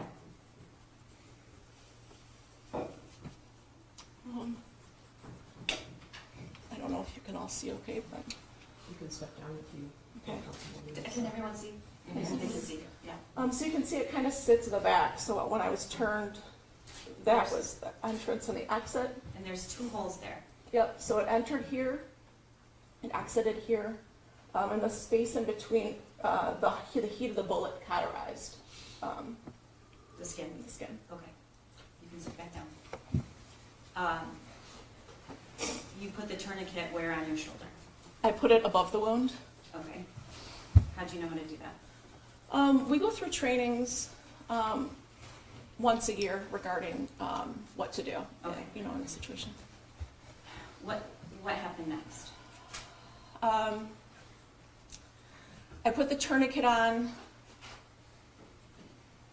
and I'm in my head, I'm thinking, okay, what do I do next? What's like the next move here?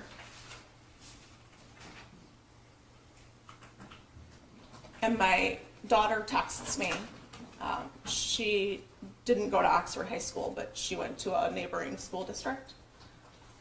And they had heard through social media that there was a shooting at Oxford High School. And so she sent me a message that just said, Mom, are you okay? And I responded to her that I love you. I'm sheltered in place. And I'm fine. You didn't tell her you were. I did not tell her I was shot, no. Molly, I want to go back, and I'm so sorry. When the shooter raised his hand, what were your what did you notice about, if you noticed anything about his stance, or you said you locked eyes? Yeah. His feet were set about hip distance apart. And that's, he was, and his shoulders were like he was square, right? He was square. How long were you in that classroom? I was in there for about 20 minutes. Were you communicating with anyone else in the school, or Um, law enforcement, or administration? No, there were a couple teachers. My hallway had a text thread, and that was not active. There was nobody texting on that. But another part of the building where the English Language Arts Department is at, they were texting. And one of them said, I heard there was a shooter. And I responded that I saw one. Did you respond that I'd been shot? I did not. Why is that? I think I didn't want to create panic. I wanted to make sure that people knew it was serious, but there's no, I'm okay. Okay.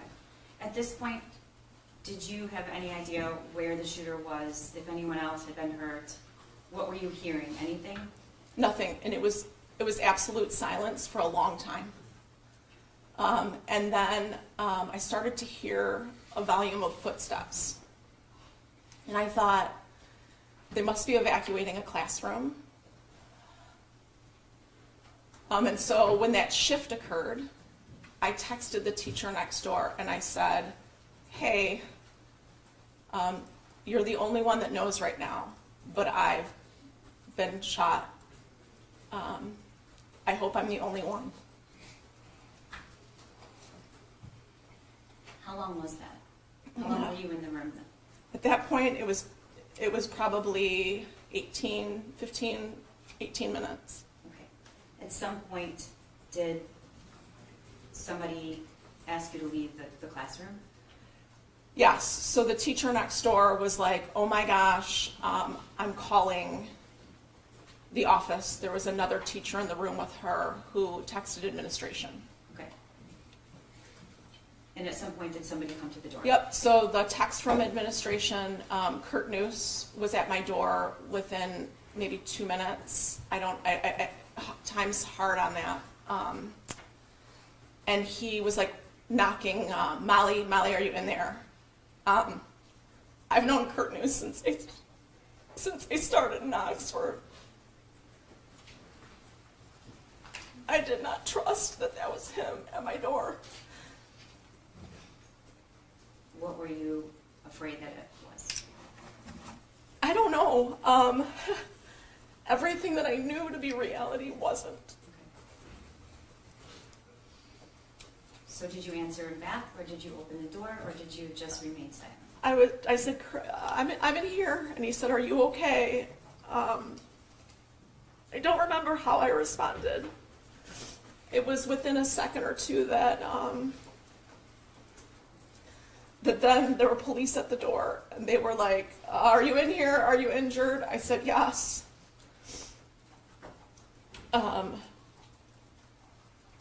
And then I said, do you want me to, it was clear that they wanted me to, like, they were there for me. And they couldn't just open the door. They can't just open that door. That night lock prevents them from getting in the door. And Molly, if you know, how would you get into that room if someone doesn't remove the night lock from the inside? Is there a way? So I know there's a special tool to use, but you'd have to take everything off that door, and that's all steel. So the frame, actually. Yes. Okay. And so they were asking you to remove the night lock. Did you do that? I said, do you want me to remove the night lock? And they said, yes, remove the night lock. And then I said, do you want me to open the door? And they said, yes, open the door. And I'm down on the ground while I'm doing all of this. Like, I'm removing the night lock, and I'm opening up the door from my knees. And they, like, scoop me up. And I can see the two officers that scoop me up, but I can see Kurt standing there against the lockers. And I can see 4 cops with guns. Did you see any students? I did not see any students, no. Okay, Molly, I'm going to play a surveillance, which is marked People's Exhibit 7, which I know there's an objection to, that the judge has previously ruled. Just to let the jury know, you're not going to see any victims in this, except for Molly, and nor are you going to see any students.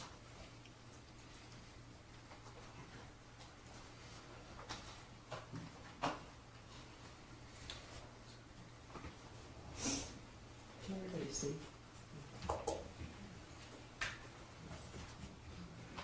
While he's getting that on the monitor, when you say you saw 2 officers with guns, how far away were they? And were they in the same direction? They were. When they scooped me up, the 2 that scooped Okay, me I'm gonna up. stop you. Look here. Yep. Is that the hallway? That's the hallway. Okay. So you can see there's multiple around. So it wasn't just the 2. Where's your classroom in this photo? It's farther down, right? So you can see, like they're going inwards towards the classroom. Okay. It looks like that's an officer there. Okay. So I could see, I knew that they were officers based on the vests that they were wearing. And so they were just around, right, as well, like securing the area, I suppose. All right. Can you press play?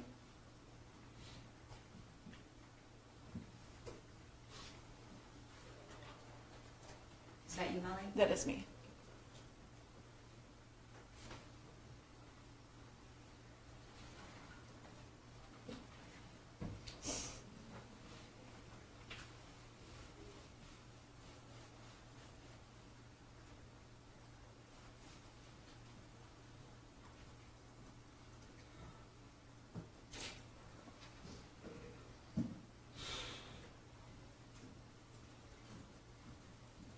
this point, are you hearing anything in the building?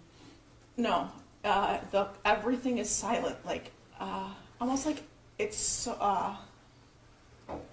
like echoey, it's so silent. Okay, now you can see through that glass door. Is that you? That is me. What's happening? He's removing the self-made tourniquet from my cardigan, and he's putting on an actual tourniquet. Okay, and at some point you get into an ambulance, correct? Yes, so at this point, he says, I'm on a radio to see if there's an ambulance available for you, making sure that no one else needed it ahead of me. Okay. You eventually get into an ambulance. They take you where? They took me to Lapeer. What happened when you got there? So I got to Lapeer, and the doctor comes out to the ambulance and introduces himself.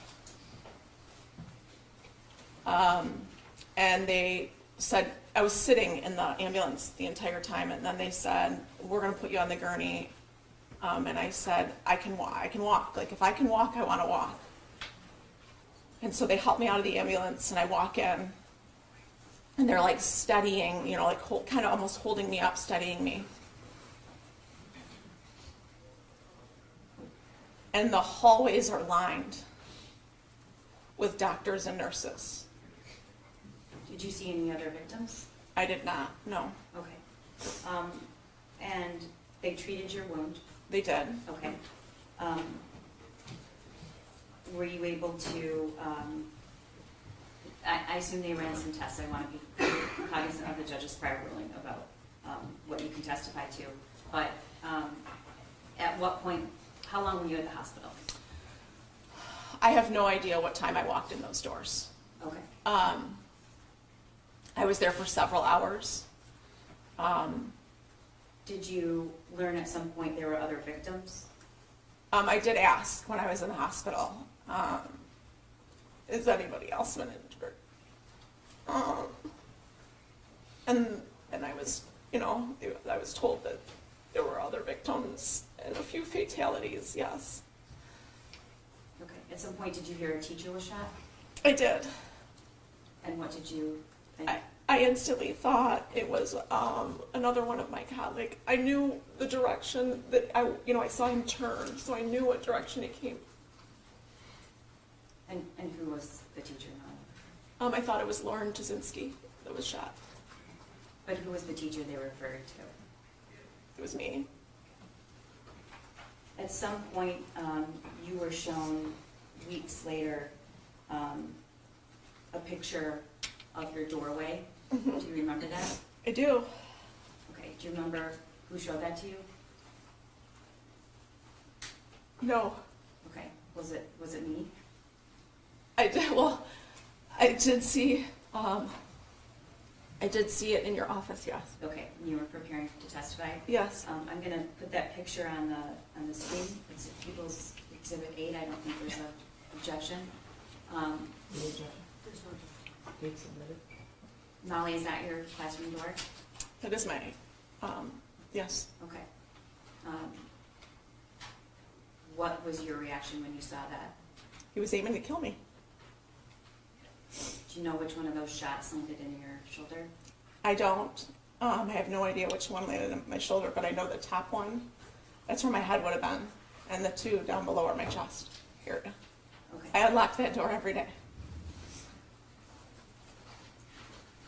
And what was your, did you have some, what is your, when you think about the wound and why you weren't hit, why was it?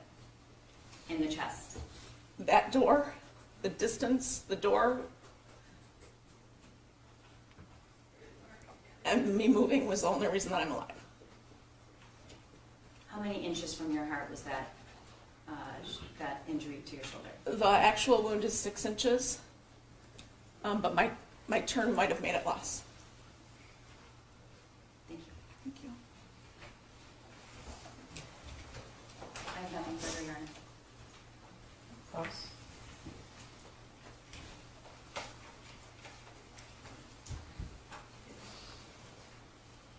I have no questions. be excused, Your Honor. Yes, please. You can step down and move. Thank you. Who's the next witness? Christy Gibson Marshall.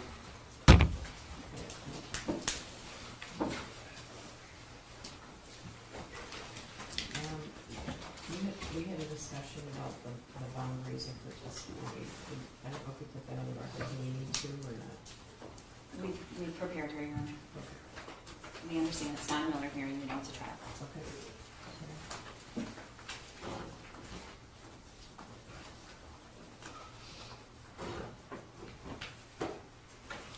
The media is asking whether or not they can videotape the video. I don't see a reason why they can't, right? No, there's no minors. Oh, okay, I want to make sure. Judge, actually, this one, in this portion. Oh, yes, in this portion. We'll indicate which, Right. which videos can't be shown. Okay. Yeah, give them a heads up so they know. I'm mostly concerned in giving a heads up to the jury so everyone's prepared. And then, Your Honor, again, the defense objects to, I believe it's just one exhibit you're using with Ms. Gibson. This witness? I believe it's only exhibit 9. Yeah. And you- This was previously extensively briefed. Yes. I made it unwilling about it. But your objections are good. Thank you.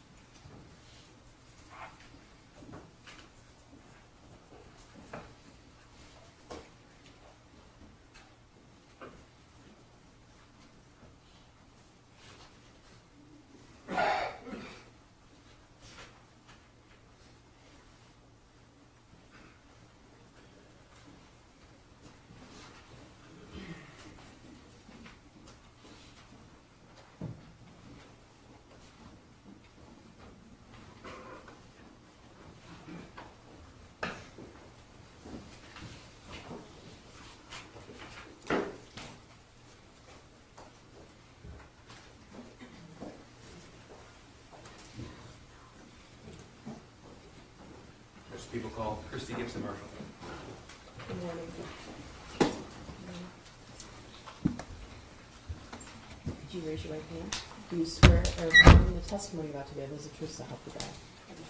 All right, please be seated and would you state your name for the record and spell your first and last name? Christy Gibson Marshall, KRISTYGIBSON-MARSHALL. You want to prosecute? Thank you. Good morning.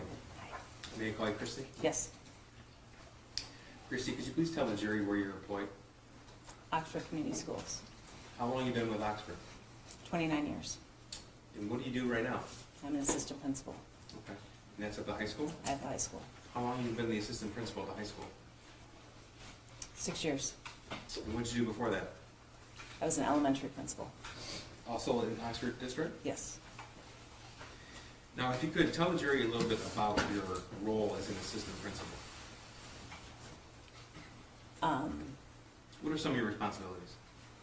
Teacher supervision, evaluation, curriculum and instruction, supervising, I do parent communications. It's hard to think of all the stuff that my big giant list while I'm sitting here, but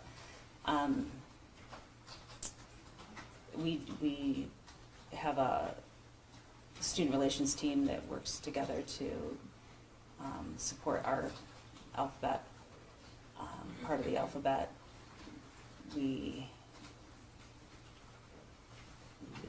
Big goal is, like, to me, my biggest role is supporting students, and I love the kids, so just bringing energy and having fun with them. You've been in education, you said, for 29 years? Yeah, yes. So prior, up until this role, you were an elementary school principal? I was, and then prior to that, I was a teacher. Teacher before that, okay. Now, as it happens, the school that you were principal at was Jennifer Crumbley's son, one of those students. Yes, And what grades, if you recall, was he there? 4th and 5th.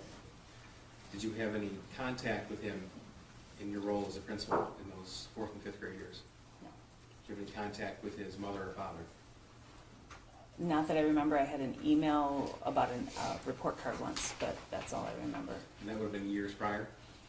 Like 5th grade going to 6th. Now, I'd like to direct your attention to November the 30th of 2021, about 12:50 in the afternoon. So we have the screen in front of you.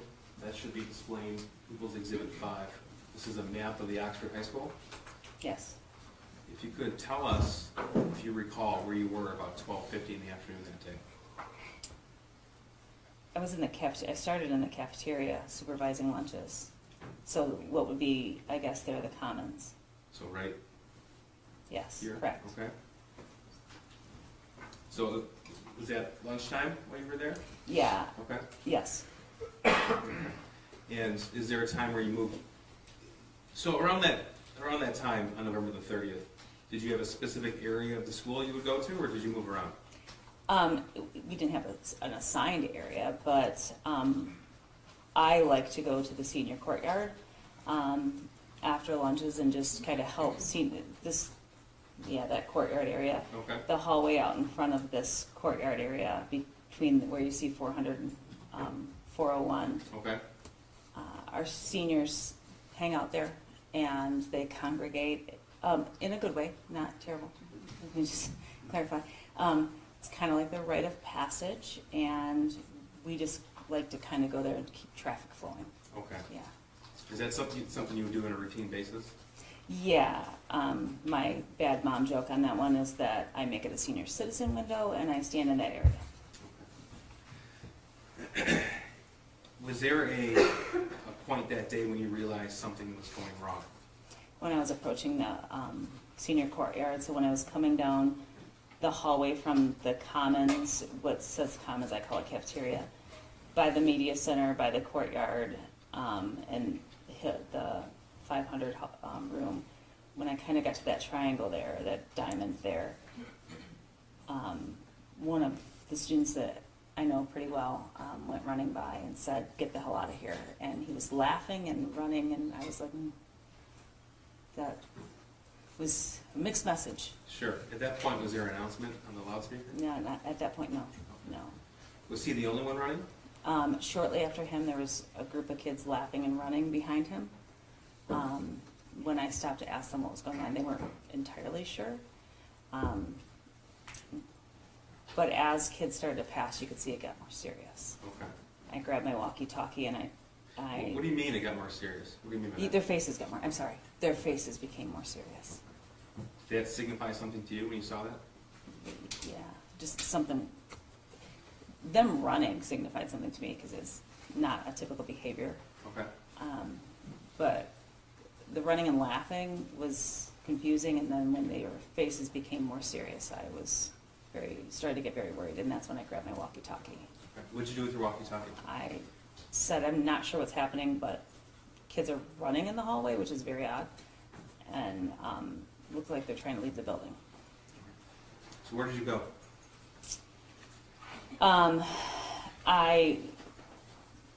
They shortly after I got on the walkie, they went to Alice Alert, and so What's the Alice Alert?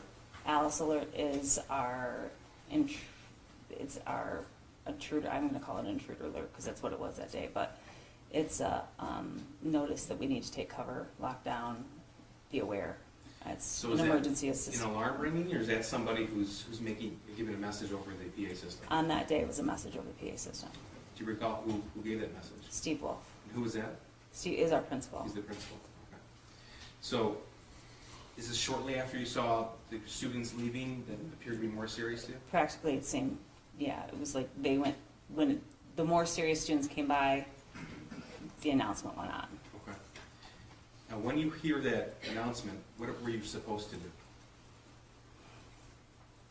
I'm supposed to lock down. Did you? No. What did you do?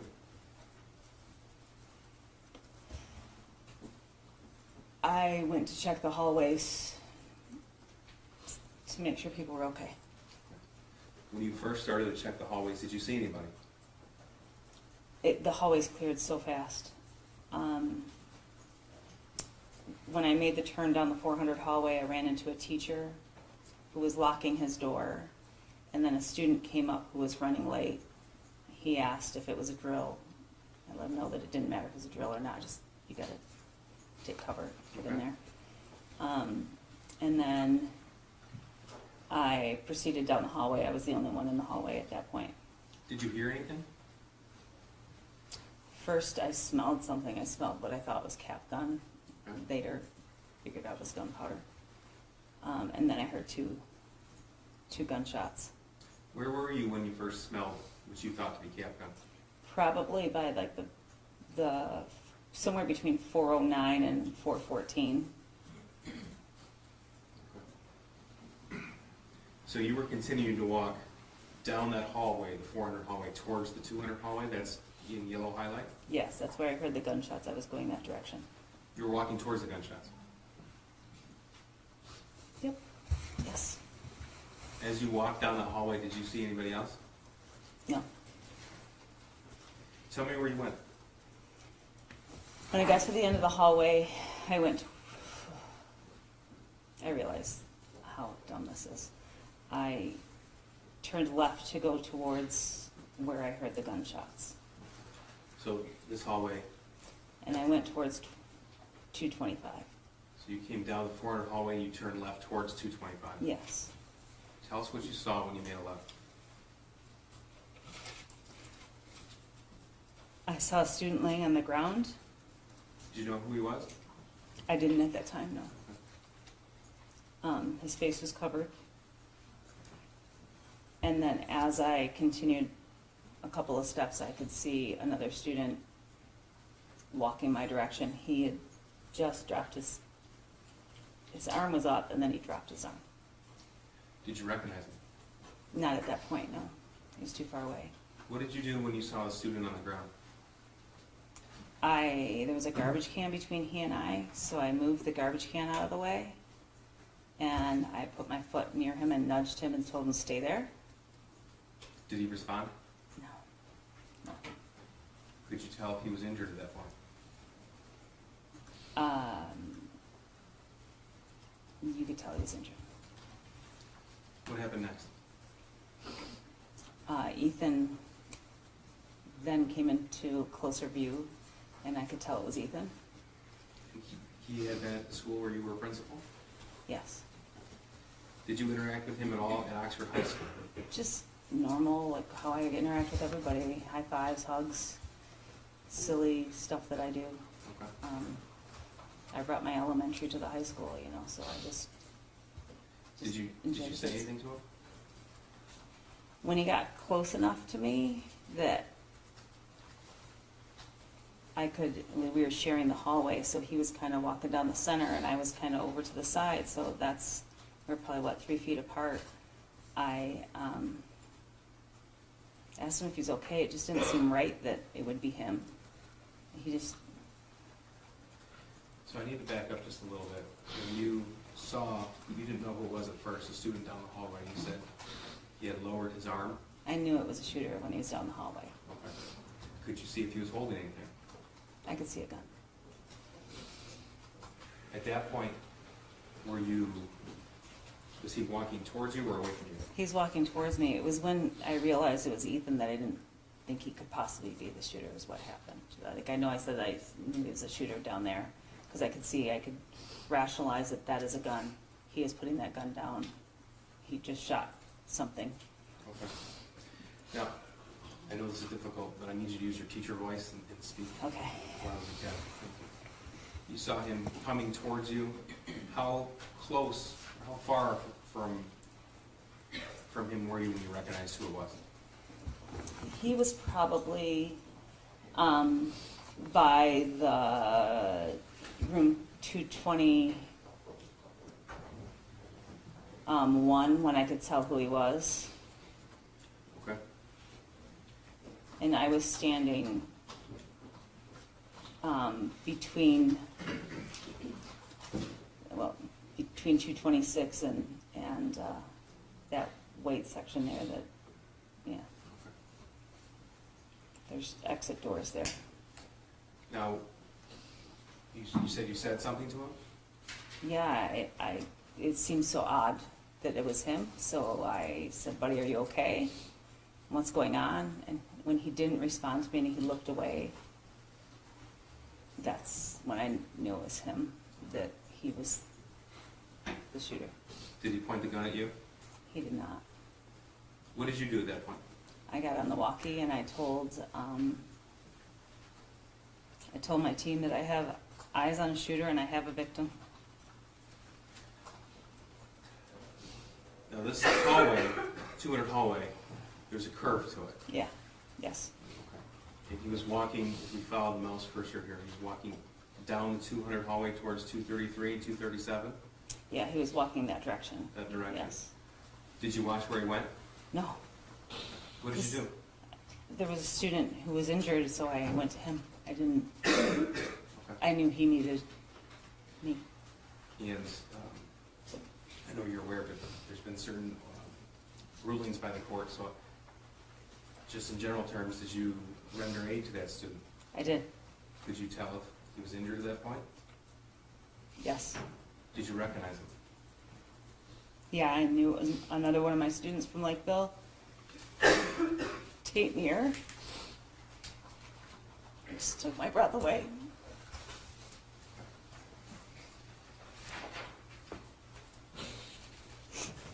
Were you were on the walkie-talkie, you said?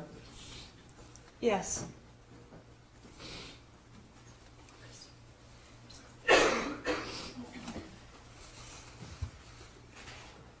So I let them know I had eyes on the shooter and that I had a victim. Kurt News asked me where I was. It's probably the biggest hallway we have, and I said I was in the 200 hallway. Kurt let me know that that's a very big hallway and needed more direction. I don't know why I couldn't process the fact that, like, my exact location, I told him I was near the 400. Okay. Did you stay with Tate until help arrived? Yes, Now, you have seen at least a portion of the Oxford High School surveillance video, is that right? yes, I'm going to show you what's been marked as People's 9. It's been admitted. It cannot be broadcast on the media. All of it? I've never seen it, so you have to tell me. The entire, this is a short clip of it. None of it can be broadcast. Okay. You have, okay, so you guys are not video, okay. Everybody gets it? We're gonna stop the live stream? Should we stop the live stream? Yes. Yes, Judge. Yes, please. Okay. And I do want to give notice to the jury as well. This is the moving image of a victim on this video. Okay.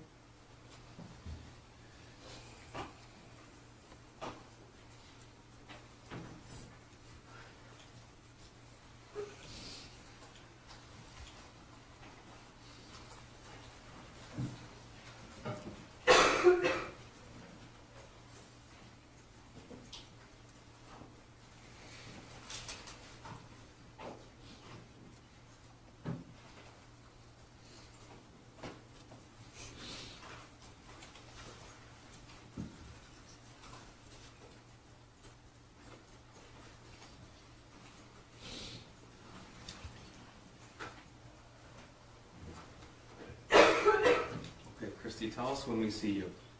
I am approaching right in the yellow jacket there, the gold jacket. For the record, this is at 12:51 p.m. on November the 30th.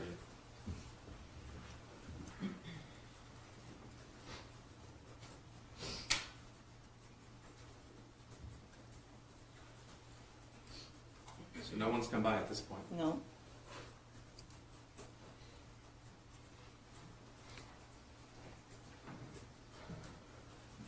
I forgot about, that's when he came by. He said, get the hell out of here. I don't know if you could see him running through there. The first student? And you see more students running. These kids are kind of laughing, and then you'll see me stopping. There we go. There's my walkie. You're walking down the And middle I'm hallway there? walking towards the direction that the kids told me. They clear the hallways very, very, very fast.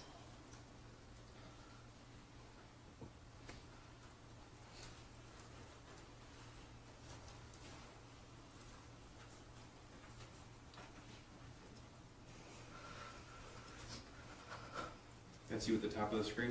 Yes, I didn't realize that we passed there. This is where the teacher came out. I'm checking another classroom to make sure they were okay. And then I'm continuing on.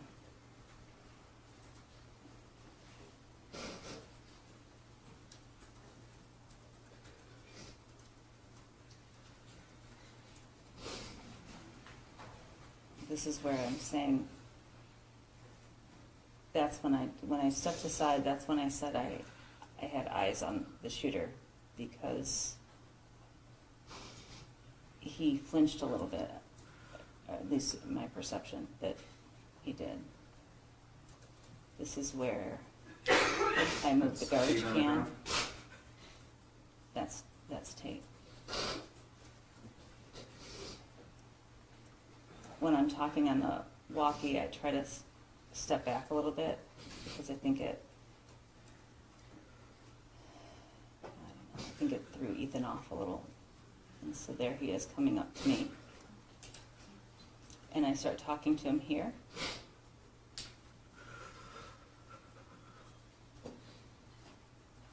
And I'm letting them know that I have a victim and I have a shooter. I'm asking them questions.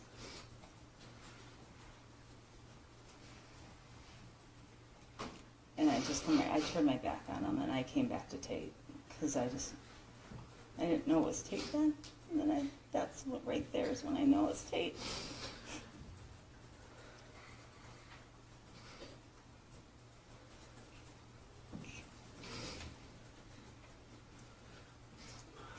So after the police arrive on scene, we've cut portions of this. Yeah. So police arrived on scene and they were trying to figure out his name. The shooter's name? Yes, and so I left Tate to go tell them who it was, and then I went right back to Tate. I did not want to be away from Tate. I was telling Ken, his name's Ethan.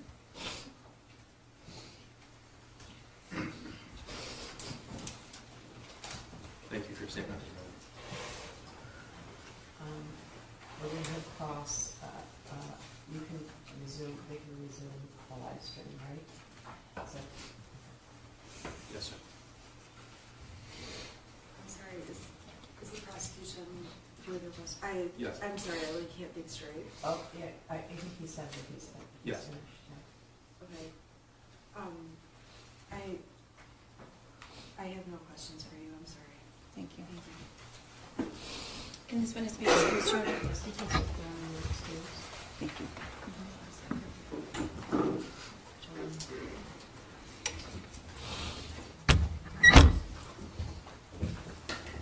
Who's next witness?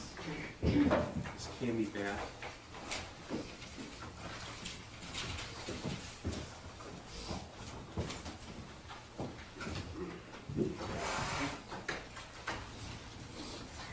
Is there any way we can have like a minute? Say it again. I'm like so sorry, can we just have a minute, like a break or can we have a 10-minute break, please? Oh, sure. Sure, I'm gonna give you a 10-minute break, okay? All rise for the jury.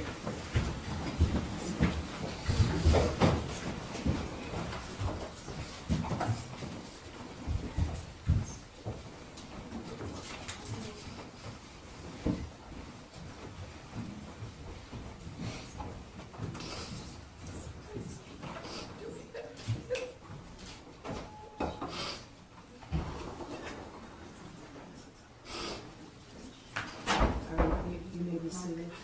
Can we talk in chambers, Your I just need my client to have a minute to like, Okay, sure. I guess I want to, you can be seated. I want to confirm with the deputies that I've done about a bajillion trials in the courthouse. I wasn't always under the understanding that the defendant had to go downstairs every time we take a break, but is that what you're, I've been ordered by my sergeant. okay, well, all right. Okay, so you have to take her downstairs right now, is that accurate? Yes, ma'am. Okay. All right, so we're gonna have about a 10-minute break. All right. Why, is there something you want? Yes. Yep. Okay, Yes, are we on the record? Can we go on the record, Your Honor? are we on this? You can go back on the record. Okay. You want to be on the record? Yes. Okay. You can be seated. Okay. You are on the record. Your Honor, this court, upon the defense's request, instructed the prosecutors not to show emotion. You instructed the prosecutors to tell our witnesses not to show emotion.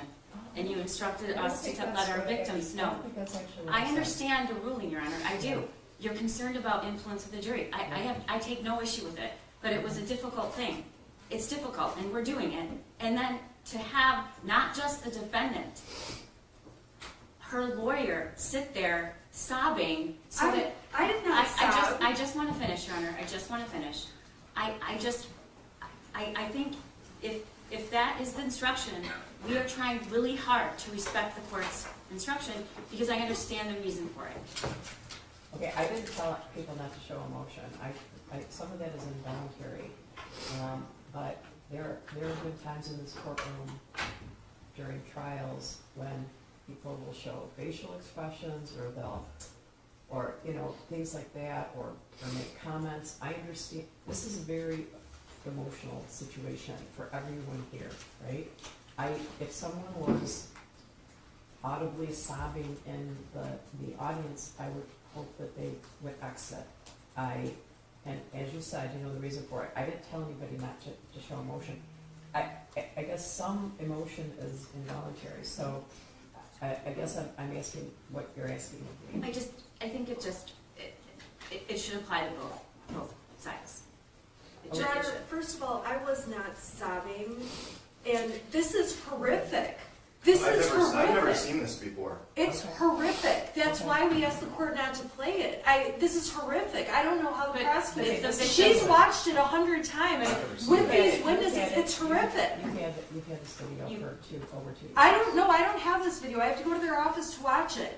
You've seen it. No, I haven't, because it's not necessary. It's not relevant to my client's case. We've already litigated this, but we're doing our best. We were not sobbing or making a scene in any way. All my eye makeup's still on.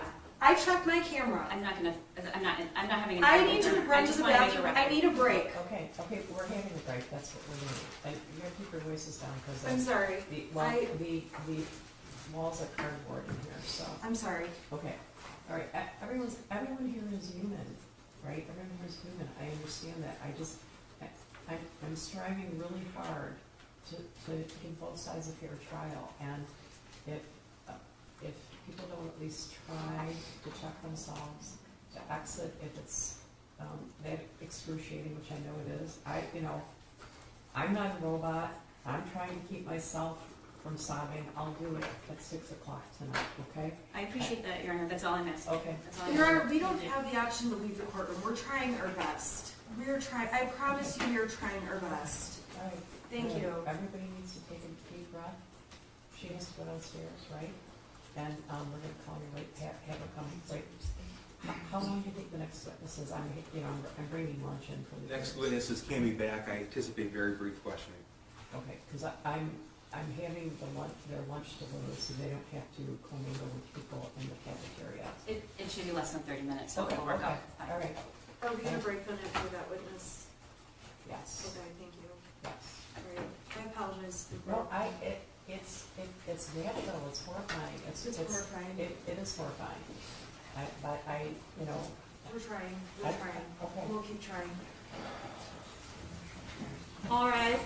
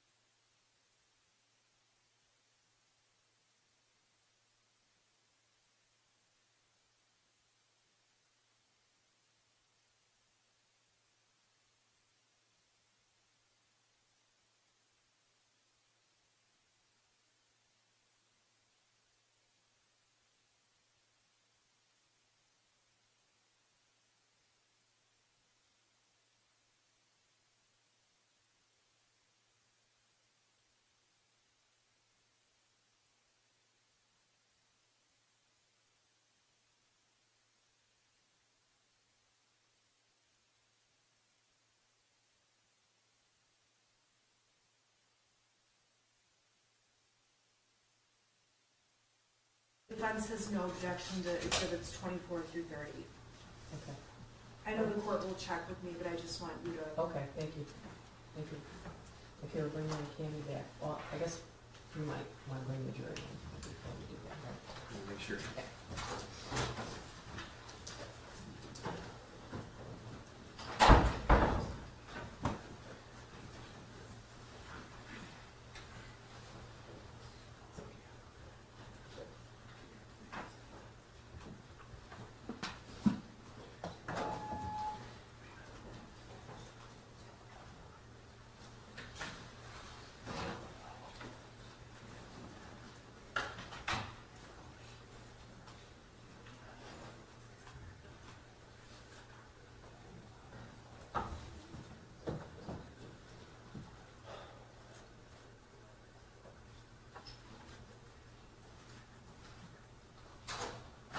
All rise for the jury.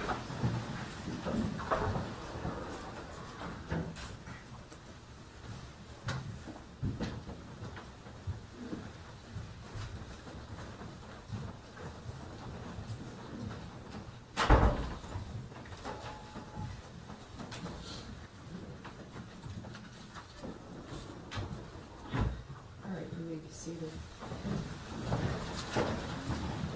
Pastor, who's the next witness? Thank you, Ms. Candy back.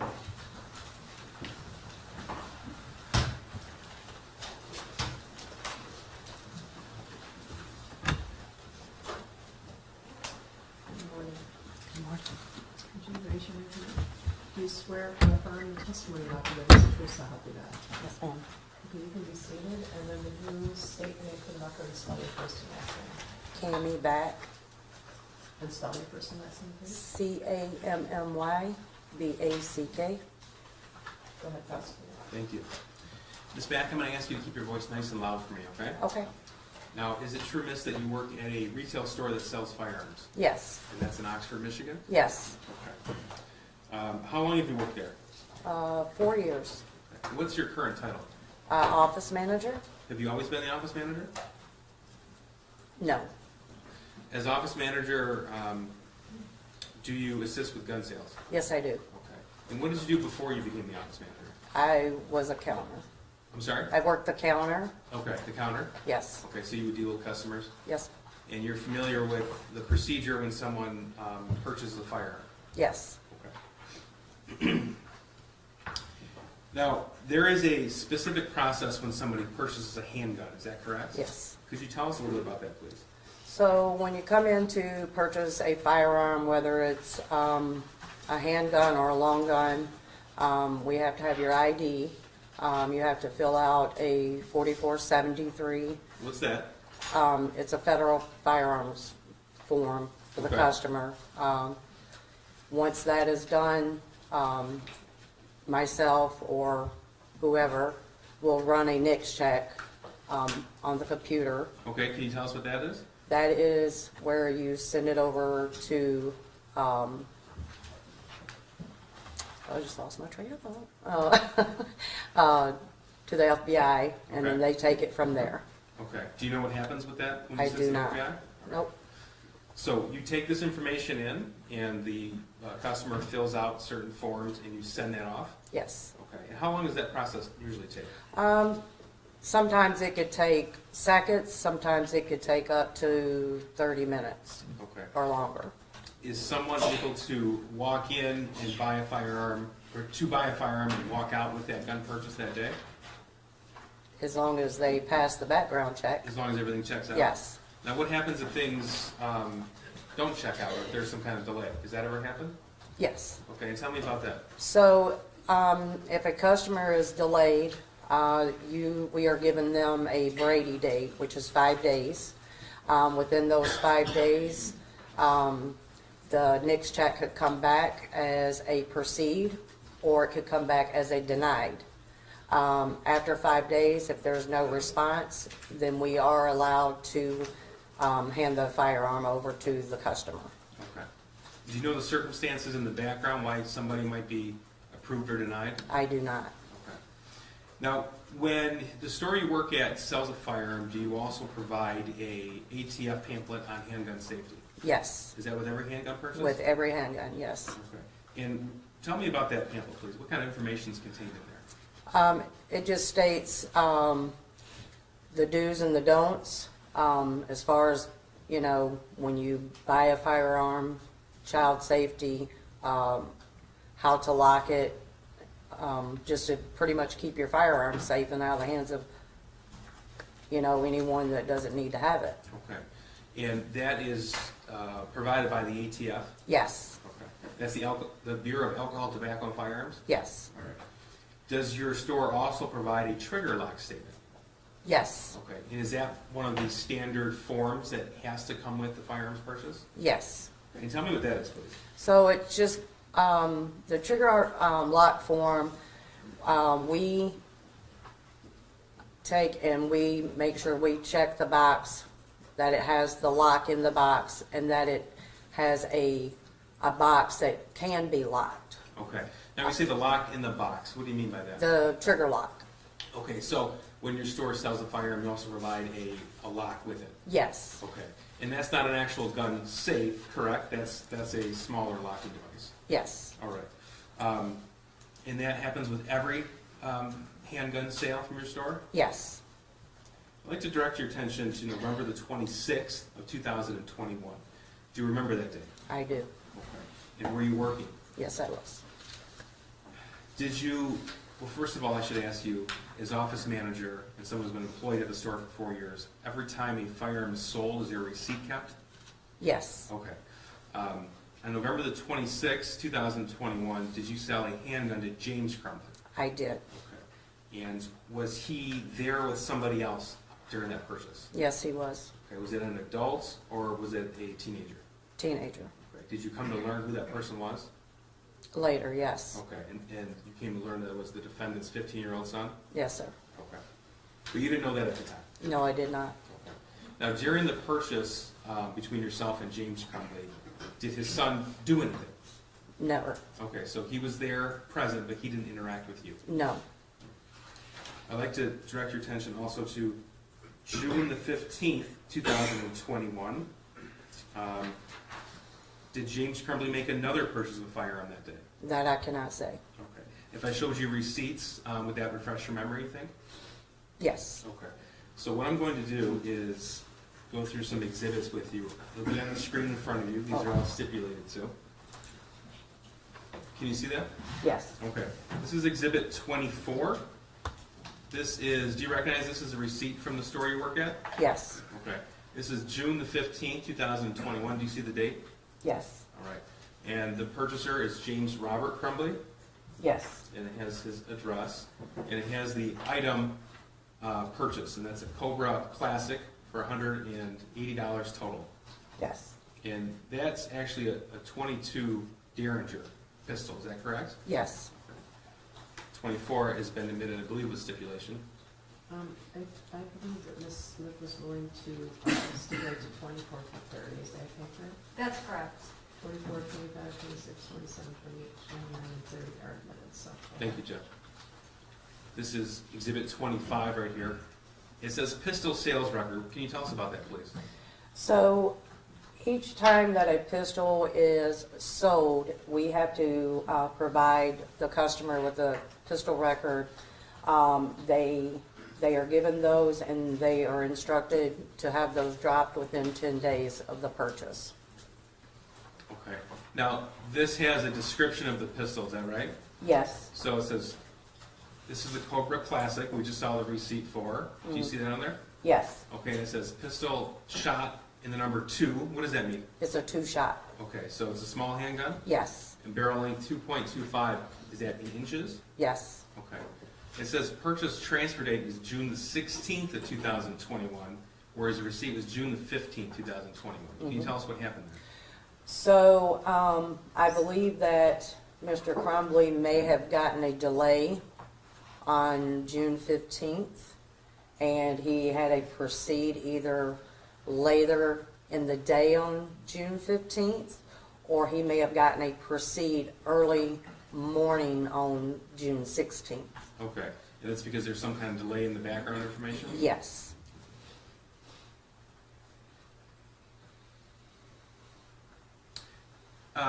Ms. Beck, is it true that some handguns sold by the store actually come with their own cable locks, not just from the retailer themselves? Yes, Okay, so whereas on November the 26th, you provided a lock, not every handgun has to be provided a lock by your store. yes Because it does. Because the manufacturer gives a lock themselves. Yes. Okay, so I don't think that was clear, so I just want to back up for a second. So, some guns that come in from the manufacturer do not provide locks. We Okay. have to provide those. Got it. Sorry. Okay, no, that's okay. No, Okay. that's my fault, not yours. The 6 Hour, for example, they do not provide their own locks, is that right? Some they do, some they do not. Okay, and if they don't, then you would fill in that gap. Yes, All right. Now, this is Exhibit 26. This is a receipt, James Robert Crumbley, June the 16th. And this is the Caltech P17 22 LR, total price $349. Do you see that? yes, Okay, this is Exhibit 26. And again, this is June the 16th. That's the day that he would have received the Derringer. Yes. You're right? Okay. And here's Exhibit 27, which is the actual pistol sales record. And again, purchase transfer date June 17th of 21. So there was a delay in this purchase as well? yes, Okay. And this description is, it's a 16 shot, barrel length is 3.8 inches. yes, So it's bigger than the Derringer. yes.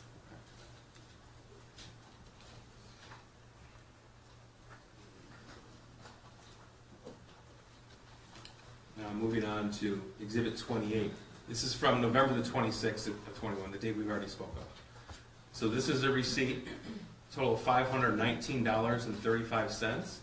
Again, James Robert Crumbley. Is that right? Yes, Okay. And this is the day you recall seeing somebody with him, yes, his son. Okay. Do you recall if his son was with him in June, or did you not complete that purchase? I did not complete that purchase. Okay, that's fair. But as office manager, you can tell us that those records are from your store. Yes, Here's Exhibit 29. This is the pistol sales record.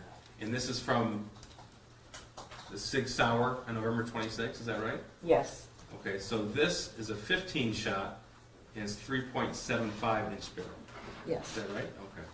And he walked out with that gun on November the 26th, 2021? Because that's the date that we have right there? yes. Okay.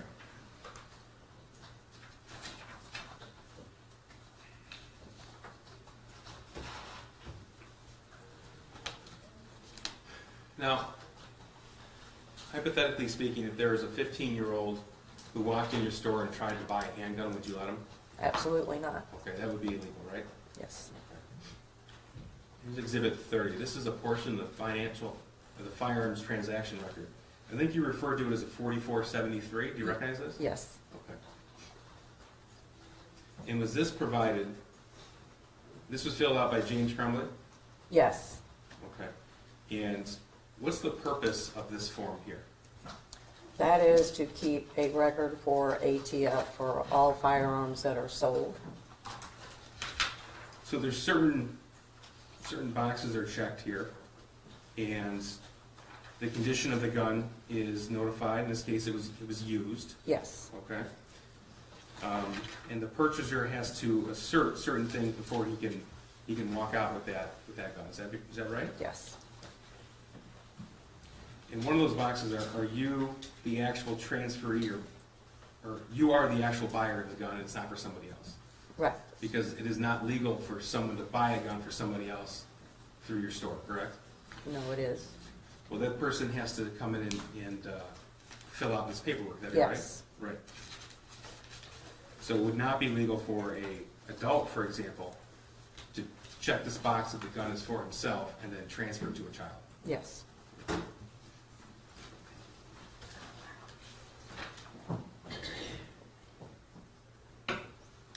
Can you tell us the difference between a cable lock and a trigger lock? So a cable lock, you have to take the slide off of the pistol and run the cable through the barrel and bring it out and to lock. Trigger lock goes directly on the trigger.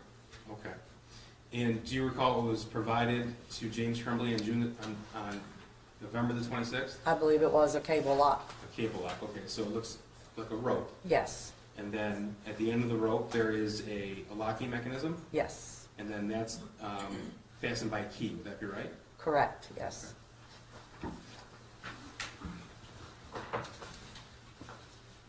There's some firearms that can't be secured with a cable lock versus trigger lock, or is it unique to certain guns that you need one versus the other?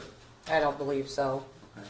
Does your store always provide either a cable lock or trigger lock, or does it depend? We provide both. Both? Okay. Yes. But on this particular occasion, on November of 2021, it was a cable lock. It was a cable lock, yes.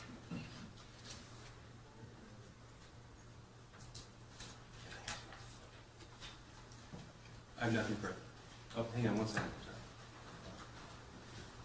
Thank you, Judge, nothing further.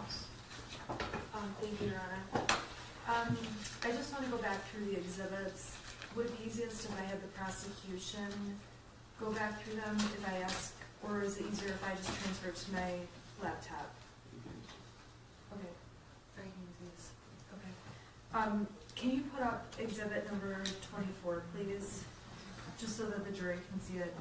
And if you want, I can put it on my computer. I have them. We have another flash drive, don't we, that we provided to the. Yeah. I have them on my computer. Do you want me to take the reins and use my laptop? Yes. Yes. Okay. Your Honor, we just need to switch this over then. Hit that button, and then I've got to plug in my.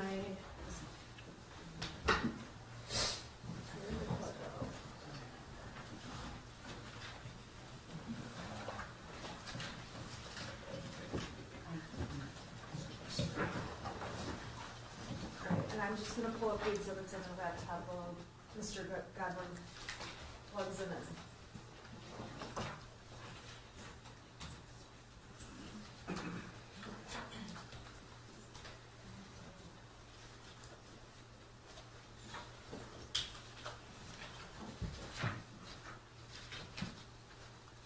Okay. Good afternoon. My name is Shannon Smith and I represent Mrs. Crumbley. I'm going to ask a couple of questions, and if I ask anything confusing, can you please just slow me down and let me know? Sure. Okay, thank you. It's not my job to confuse you. I want to make sure you understand each question I ask. Okay. The first exhibit the prosecution showed, Exhibit 24, which was admitted, is a receipt for a Derringer gun. And I just want to be clear that Derringer gun was purchased by James Crumbley, correct? I cannot say. If you look at the receipt, By the receipt, yes. okay, so by the receipt, it indicates James Crumbley purchased the weapon, Mhm. and Yes, I'm sorry. and it's fair to say that Jennifer Crumbley's name does not appear anywhere on that receipt. No.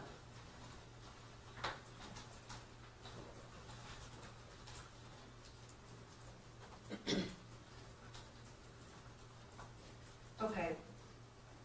We talked about Exhibit 25, the pistol sales record. And this was the pistol that was bought back in June of 2021. On this receipt, or I'm sorry, on this pistol sales record, James Crumbley is the person who purchased this pistol. Is that correct? Yes. Jennifer Crumbley's name does not appear anywhere on this pistol sales receipt, correct? I'm sorry? No. Thank you.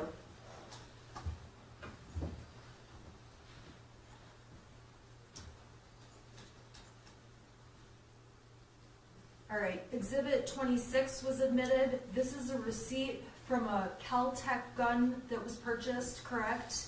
Yes. And again, on this receipt, it indicates that James Robert Crumbley purchased the gun, Yes. and Jennifer Crumbley's name does not appear anywhere on that receipt. No.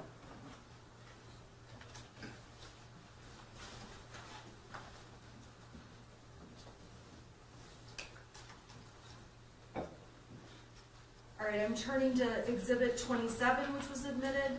This is the pistol sales receipt from the Caltech that we just talked about in the prior receipt. I'm sorry, this is the sales record. The sales record indicates James Crumbley bought this gun, Yes, okay?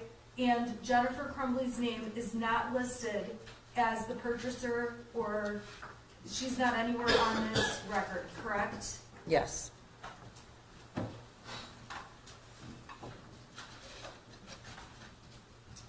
All right, I'm going to number 28, which has been admitted. This is the receipt from the Sig Sauer that was purchased in November of 2021, correct? yes, You have a direct memory of the purchase on this Sig Sauer gun, correct? yes, And on this receipt, this gun was purchased by James Crumbley, correct? yes, The receipt does not have Jennifer Crumbley's name. no, And when this gun was purchased, James Crumbley was accompanied by a teenage boy and no one else, correct? correct, And you were testifying that you didn't have any interactions with the teenage boy who was with Mr. Crumbley. correct, And when you saw this teenage boy with Mr. Crumbley, there was nothing about him that stood out to you as unusual or weird or something that would have raised concern about selling the gun to James Crumbley with his son, No. correct? I'm sorry, the court's making a record, so it's really important we talk one at a time. I'm not trying to cut you off in any way. I just need to make sure the record's really clear. sure, So I'm just gonna re-ask, and I'm doing it just to have a clear record. When you saw Ethan Crumbley with Mr. Crumbley buying the gun, there was nothing about him that concerned you about selling the weapon to Mr. Crumbley, correct? correct, And on that date, you vividly remember it was only the two of them at the gun store purchasing that weapon, correct? correct,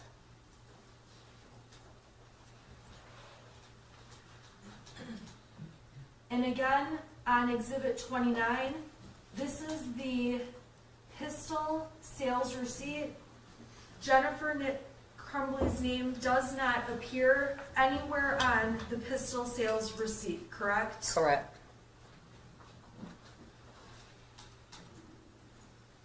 And I'm going to open Exhibit 30, which has been admitted. This is the firearms transaction receipt. This is specific to the November gun that was purchased, the Sig Sauer, correct? yes, And on this form, James Crumbley is the only adult that filled out this form, correct? yes, Jennifer Crumbley's name does not appear anywhere on this form. no, And the information provided was all provided by James Crumbley, correct? correct, And you cannot sell a weapon to a 15-year-old who walks into your store if they came in and wanted to buy a gun, correct? correct, And if you don't know the answers to these questions, I can ask someone else, but I'm going to ask you. When a parent buys a gun, a parent has a right to take their child to a shooting range, correct? yes, A parent has a right to take their child hunting, correct? yes, A parent has a right, when they own a gun, to allow their child to use the gun at things like a gun range or hunting or along those lines, correct? yes,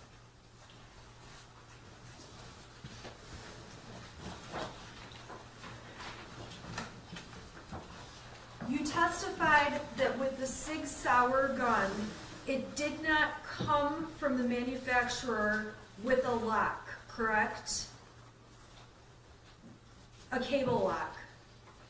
that was a used gun, Okay, so the used gun did not come with a cable lock in the case, correct?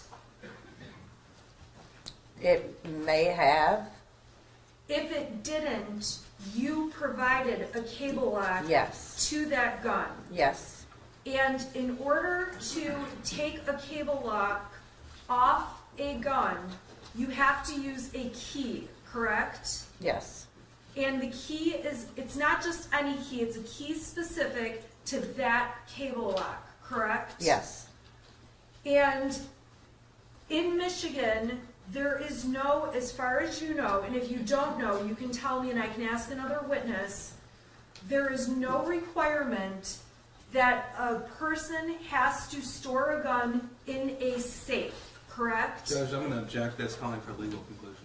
Well, it is. It is calling for legal conclusion, isn't it? I'm assuming you guys could stipulate to that at some point, but. Can we say- Either way, it's not appropriate for this Or, witness. yeah. Okay, we'll Yes, take care of police that officer, later. Yeah. Okay. When you sell guns to people at your store, you also, you're not required to also sell them a safe for that gun, correct? correct, As a precaution, if it does not come with a cable lock, you make sure that every gun that leaves your store is sent out with a cable lock if one can be put on that gun, correct? cable lock or trigger lock, Or trigger lock? yes, Okay, thank you.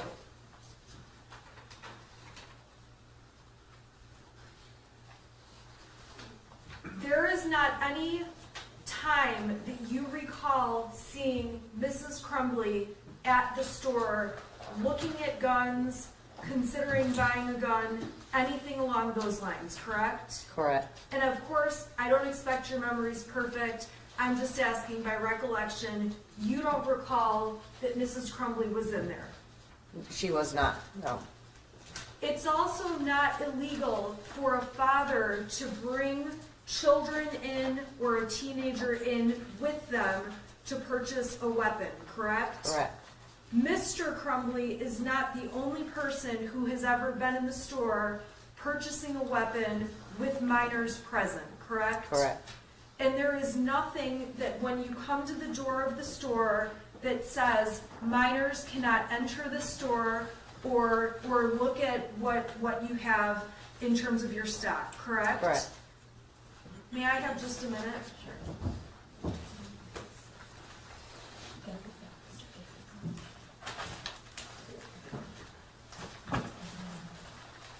I have no further questions, thank you. Just very briefly. Ms. Beck, I'm just gonna clear a few things up. I'm afraid I wasn't terribly clear with these Sure. things. First of all, after the shooting in Oxford High School, agents from the ATF, they came and spoke with you, would that be right? Yes, Okay. And ATF, that's the government agency that sort of regulates the the firearms transactions. yes, Okay, at least to your understanding. yes, Okay.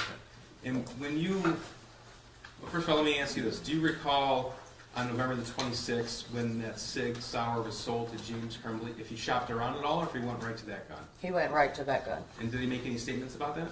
that he had had his eye on Your it Honor, for some I time. would object to the hearsay of the co-defendant who's not present in this trial. It's not offered for the truth of the matter, sir, to judge. It's offered to show that he went right for that gun.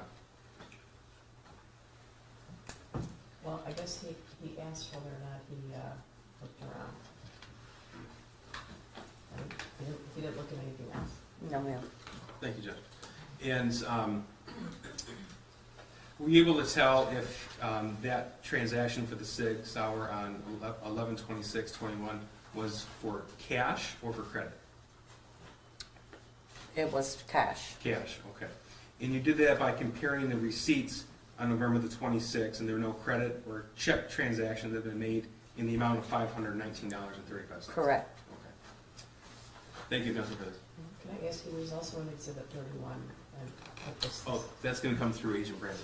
Okay, I just wanted to make sure you didn't have to bring this witness back. I'm an excuse her. Okay? Thank you. Thank you, Judge. Please step down and excuse.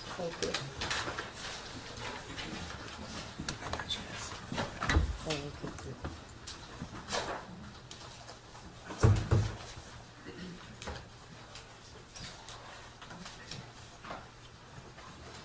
Your lunch is here. Okay, the fact that we're providing lunch doesn't mean that you can't leave the building or go out to your car or do things like that. I want to avoid any interactions in the cafeteria that could impact you. I don't want people talking to you, and I just want you to feel comfortable. All right. So your lunch is in the cafeteria. That's an hour. We'll come back at about. You can return to the jury room at 10 after 1. Your lunches are in the jury room. Don't discuss the case with anybody. Don't do any research. Don't go on Facebook. Don't read any news on your phone or computer or otherwise. And don't discuss the case with anybody. And we'll be back at about 10 after 1. Okay? All rise for the jury.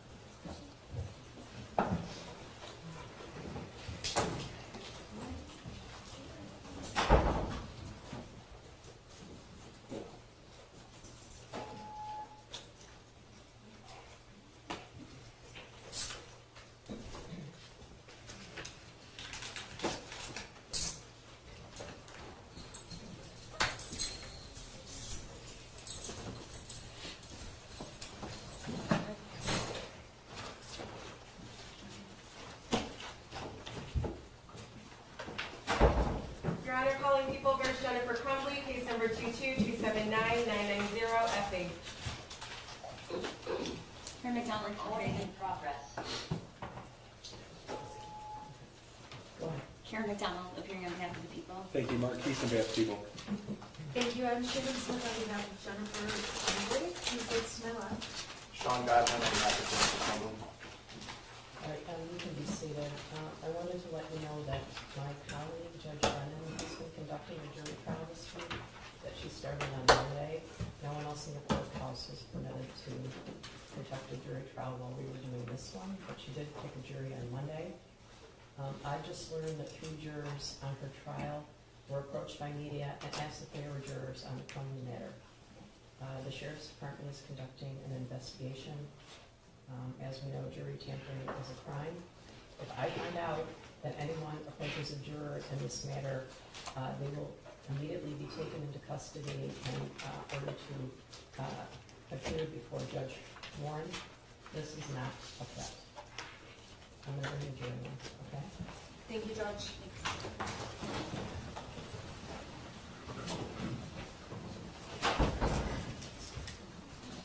Judge, just so the record's clear, our next witness is Agent Brett Brandon. Counsel's indicated she has no objections to any of the exhibits. I'll make that record for you. Okay. And that's correct.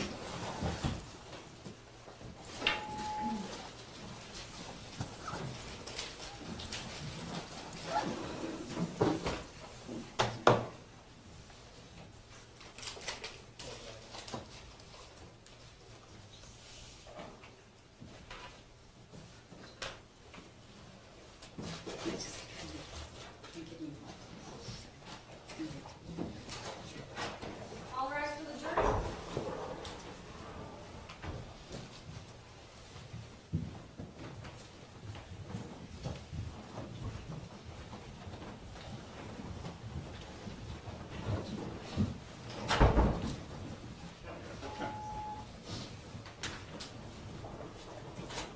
right, you may be seated.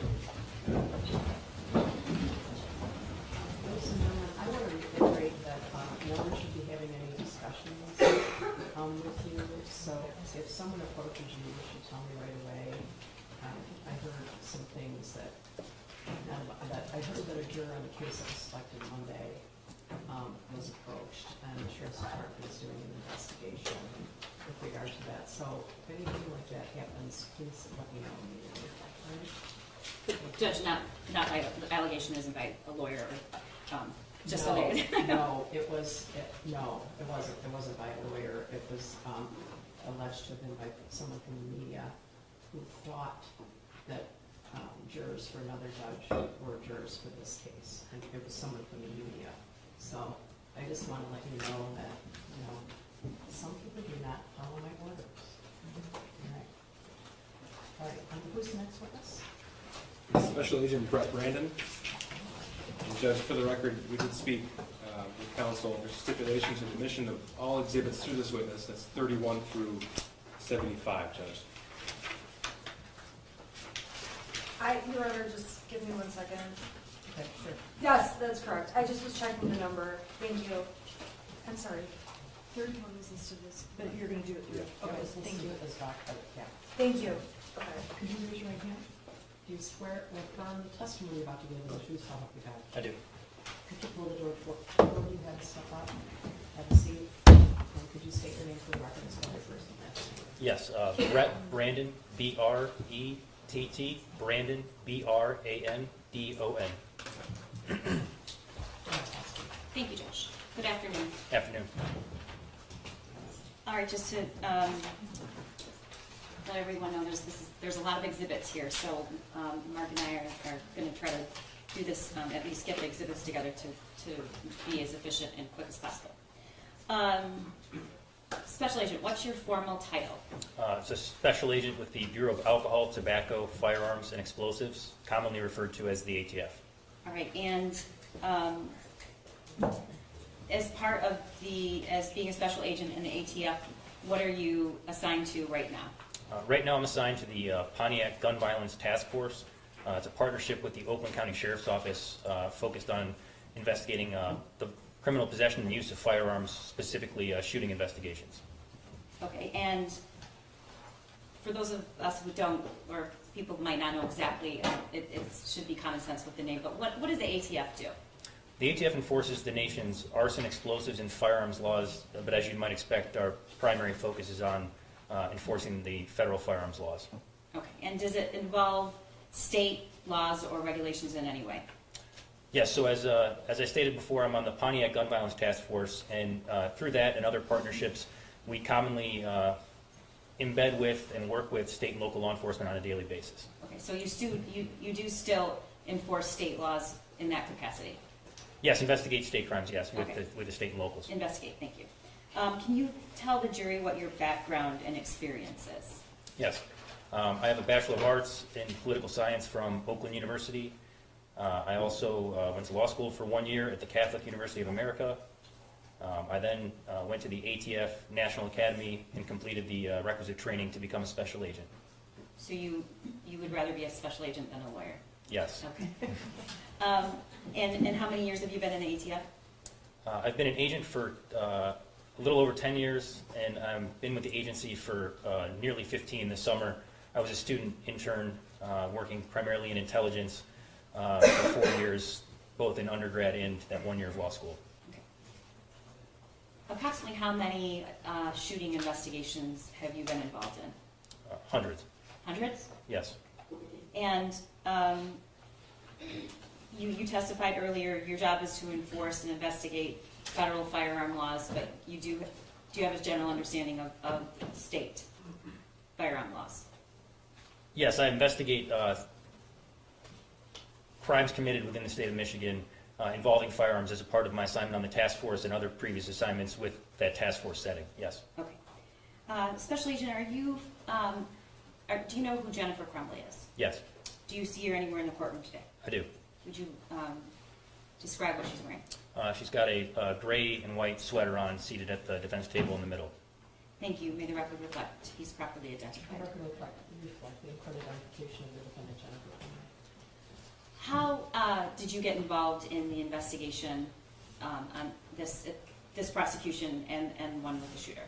Can you explain to the jury how that happened? Yes, I'm the federal agent assigned to the Oxford shooting investigation. Okay, and let's go back to November 30th. Do you remember where you were that day? Yes. Where were you in the morning? I was in the Detroit Field Division office in downtown Detroit. Okay, and when did you first hear of the shooting?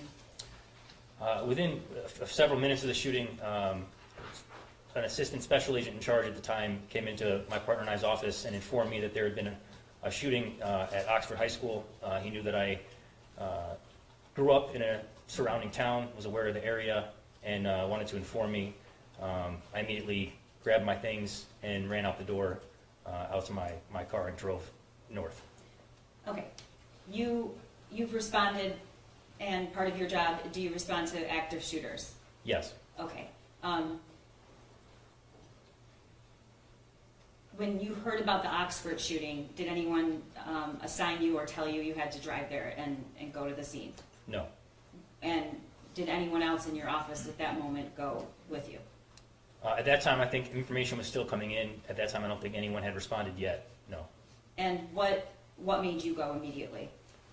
I had familiarity with the area. I knew exactly how to get to Oxford High School. I'd also been involved in another investigation recently with the Oakland County Sheriff's Office at that time. I had a close relationship with them and thought that I'd be able to get on the ground quickly and help out in any way I could. And this was the community that you're familiar with? Yes. Okay. About how long was it after you heard that you left the building? Immediately.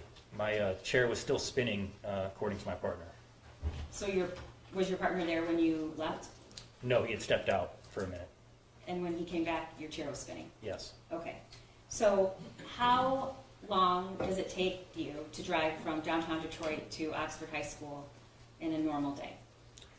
With traffic, could be quite a time, definitely around an hour.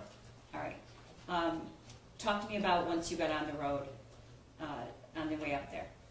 As I started driving on the freeway, I believe it was when I got to the Troy area, the Big Beaver exit, that I began to notice other law enforcement with their lights and sirens activated, also driving north on 75 and joining somewhat of, I'd call it, a caravan on I-75, joining other people. What was the rate of speed in the caravan? It was fast, but it was safe. So there was no traffic, was everyone moving to the side of the road? Yes, people were getting over at that time, yes. Okay. As you drove, were you aware whether or not it was a false alarm or if it was a real active shooting situation? As I drove, I began to receive information from our intelligence employees that it was indeed a real shooting and that we're reporting there were victims and fatalities. Okay. Do you remember who else you talked to on the way to the shooting? I spoke to ATF Intelligence Research Specialist Michael Malone. At one point, I also spoke to my wife. About how long did it take you to get there? Approximately 35 minutes. And you arrived with a caravan of other first responders? Yes, as I got off the Pier Road or M24 to drive north towards the high school, it was like the Red Sea had parted and everyone was parked on the right side of the road. And there was a caravan now of people coming from Auburn Hills and Pontiac, unmarked cars, marked cars, and joining that caravan to get to the high school. Lights and sirens? Yes. What did you observe when you approached the Oxford High School complex? When I arrived at the school, I saw some Oakland County deputies that I had known from prior cases, as well as other people from other departments starting to run towards the school. At that point, I don't exactly recall when I learned that the shooter was in custody, but I knew there was no gunfire going on and no one was moving as if the threat was still active. It became clear to me that not the scene was secure, but that the threat had been either eliminated or detained. Did you see any students in the parking lot or around? No. Were you able to determine where the students were? Yes, as I drove past, I believe it's the Meyer there, it seemed like there was way more cars than normal in that parking lot, so I assumed that's where they were meeting. Okay. So you approached the building and did you enter the building? Yes. Which entrance? Can we go? It would have been... Never mind, it's going to be too much. We had a map of the school that we admitted earlier, but where in relation to that hallway did you approach the building? I arrived at the main entrance, which would be off Ray Road, and where the parents would drop off their students in the morning or pick them up in the afternoon and the buses go. I arrived at that entrance. Okay, when you approached the entrance, were you allowed in? Yes, my law enforcement status was verified and I was allowed to enter the building, yes. Okay. Tell the jury what you did. As I entered, I realized that they were on their, I believe at that time, their second clear of the building to make sure that it was safe. Again, I had worked with other individuals from the Oakland County Sheriff's Office, and they informed me that Lieutenant Willis was in charge. At that time, I thought the best use of my federal abilities and assistance would be to locate the firearm and start the urgent trace. So I just want to stop you there, backing up. You go into the building, and when you say it was a second clear, so just to make sure everybody knows, that means the students were no longer there. Yes, the students have been evacuated at that time, yes. The shooter was in custody. Were you able to learn that? Yes, during that time is when I learned that the shooter was in custody. Okay, and what was the scene like when you approached? And how many people did you see?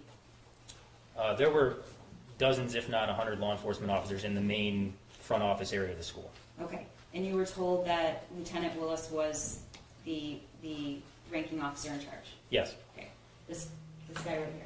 that's right. Okay, and did you track him down? Yes. Where was he?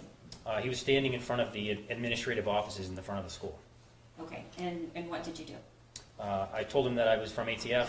I believe some other people let him know who I was as well. And then I asked if I could get the identifying information and physically observe the firearm used in the shooting. Why did you do that? So to start a trace to determine who first bought the firearm, I needed to know the make, model, and serial number of the firearm. And I wanted to physically inspect it to make sure that the information I was getting was accurate. Okay, but it might seem like an obvious question, but that's also what the ATF does, correct? Yes, that's our primary role in a situation like this. In addition to being, responding to the active shooter situation, that is the number one thing that we offer that other people can't start themselves. Yeah. Okay, and so what was Lieutenant Willis's response to that request? Lieutenant Willis brought me to where the firearm was located. It was in a trash receptacle with some other items, I believe a couple magazines and maybe the shooter's cell phone, and I was allowed to take pictures of those items and markings, and I transmitted that information to ATF Intelligence Research Specialist Michael Malone to start the urgent trace. Okay, when you say a trash bin, this wasn't a stationary thing. This was someplace, the weapon and the magazines were placed there by some law enforcement, correct? Correct. Okay, to basically contain them. Yes. All right, and had they been touched, do you know? To my knowledge, that they hadn't been touched. I know the firearm was made safe, and a round was ejected to make sure there was no other additional rounds in the firearm. But other than that, I don't think it had been handled at that point. Okay, and you immediately started tracing the gun, you said? Yes. Okay, and then what did you do? It was learned through that process that an individual in Rochester, Michigan had purchased that firearm. I'm sorry, Special Agent, let's describe the weapon. Were you able to tell what kind of weapon it was? Yes, it was a Sig Sauer SP 2022 9mm pistol with a specified serial number. Okay. And I'm sorry I interrupted you, but you were able to find out who owned the gun? Yes, so based on the tracing process, which ATF can contact the manufacturer to find out who they sold the firearm to, and that would be a federal firearms licensee. Most people call them gun stores, but they're federally licensed gun stores. Through that process, that gun store gets contacted, and then they provide the information that identifies the first purchaser of the firearm in interstate commerce. And that information identified an individual in Rochester. Two special agents went and spoke to that individual, who stated they sold it back to the gun store in Oxford, and then those agents then responded to Oxford. How quickly was that happening? Within an hour. They found out in an hour to go to this individual in Rochester who said he already sold it back to the federally licensed store. Yes, I don't know how long it was between the actual start of the tracing process to when they eventually made it back to the gun store, but it was very quick. And again, the way you trace a weapon is what? Can you tell the jury? Yes, so the tracing process, federal firearms licensees, gun stores have to maintain records. It's called the 4473 that shows who they sold the firearm to. They're paper copies held at the business. And so ATF would contact the manufacturer to find out who the manufacturer sold this firearm to. But how do they identify which gun it is? It's based on the make, model, and serial number of the firearm. So every firearm has its own individual serial number? Yes. Okay, thank you. What, you said agents were doing that, and they ended up at the store where the gun was sold back to, correct? Yes, All right. correct. What were you doing during this time? At that time, I looked for Lieutenant Sam Marsban of the Oakland County Sheriff's Office. I had, again, worked with him on prior cases and wanted to see what I could assist with. It became clear that the Oakland County Sheriff's Office was beginning to type a search warrant for a residence in Oxford, the Crumbley residence on East Street, and I began gathering facts and creating timelines for Lieutenant Marsban to use in the search warrant affidavit. Okay, and at some point did you find out what the other special agents found out from the gun store and who that gun was sold to? Yes. And what did you discover? It was sold to James Crumbley on November 26th, 2021. Okay. At that point, you said you started assisting Lieutenant Marsban? Yes. Okay. And then what did you do? As a part of those responsibilities, Detective Wogrowski was pulling the surveillance video of the school for the shooting, and I started to create a timeline of events and pass that information along to Lieutenant Marsban, as well as, I believe, looking for Ethan's class schedule to determine his whereabouts throughout the day. Okay. When you learned that the gun was sold on November 26th to James Crumbley, before we get to that, how old do you have to be to purchase a gun in Michigan? Well, under federal law, how how old do you have to be? Under federal law, to purchase a handgun from a federal firearms licensee, you have to be 21 years old. Okay, and do you know under state law? Yes, based on my participation in this investigation and others, to buy a handgun from a federal firearms licensee, under federal law is 21. If you're buying a firearm from an individual in the state, that requirement's not there. It's not a federal law to do that. It's 18 years old. Okay. And to be clear, we're talking about handguns. Yes. Okay. Were you able to determine whether or not James Crumbley or anyone else in the household had owned any other firearms? Yes. Can you tell the jury how you determined that? Yes, as a part of taking part in the search warrant at the Crumbley residence, I learned that James Crumbley had previously purchased 2 firearms from that same gun store in Oxford. Okay, and what were the names of those firearms? What kind of handguns? There was a Cobra Classic ENT Derringer 22 caliber, as well as a Kel-Tec P17 22 caliber pistol. Okay, I'm going to hand you what's already been previously admitted, the actual physical evidence, and we are going to,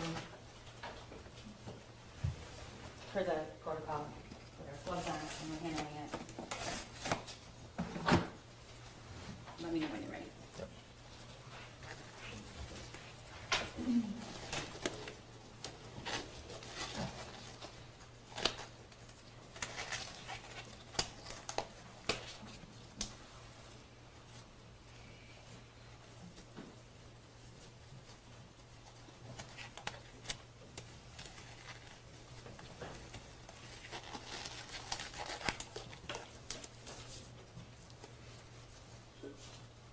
Okay. Your Honor, may I approach? Okay. I'm handing you what's marked and admitted as People's 32, Exhibit 32. Can you tell the jury what that is? Yes, this is the Sig Sauer SP 2022 9mm pistol that was used in the school shooting. Okay, and just so the jury knows, you've made that safety handle, correct? Correct. Okay. And if you just hand it to me for a second, just so everyone can see it.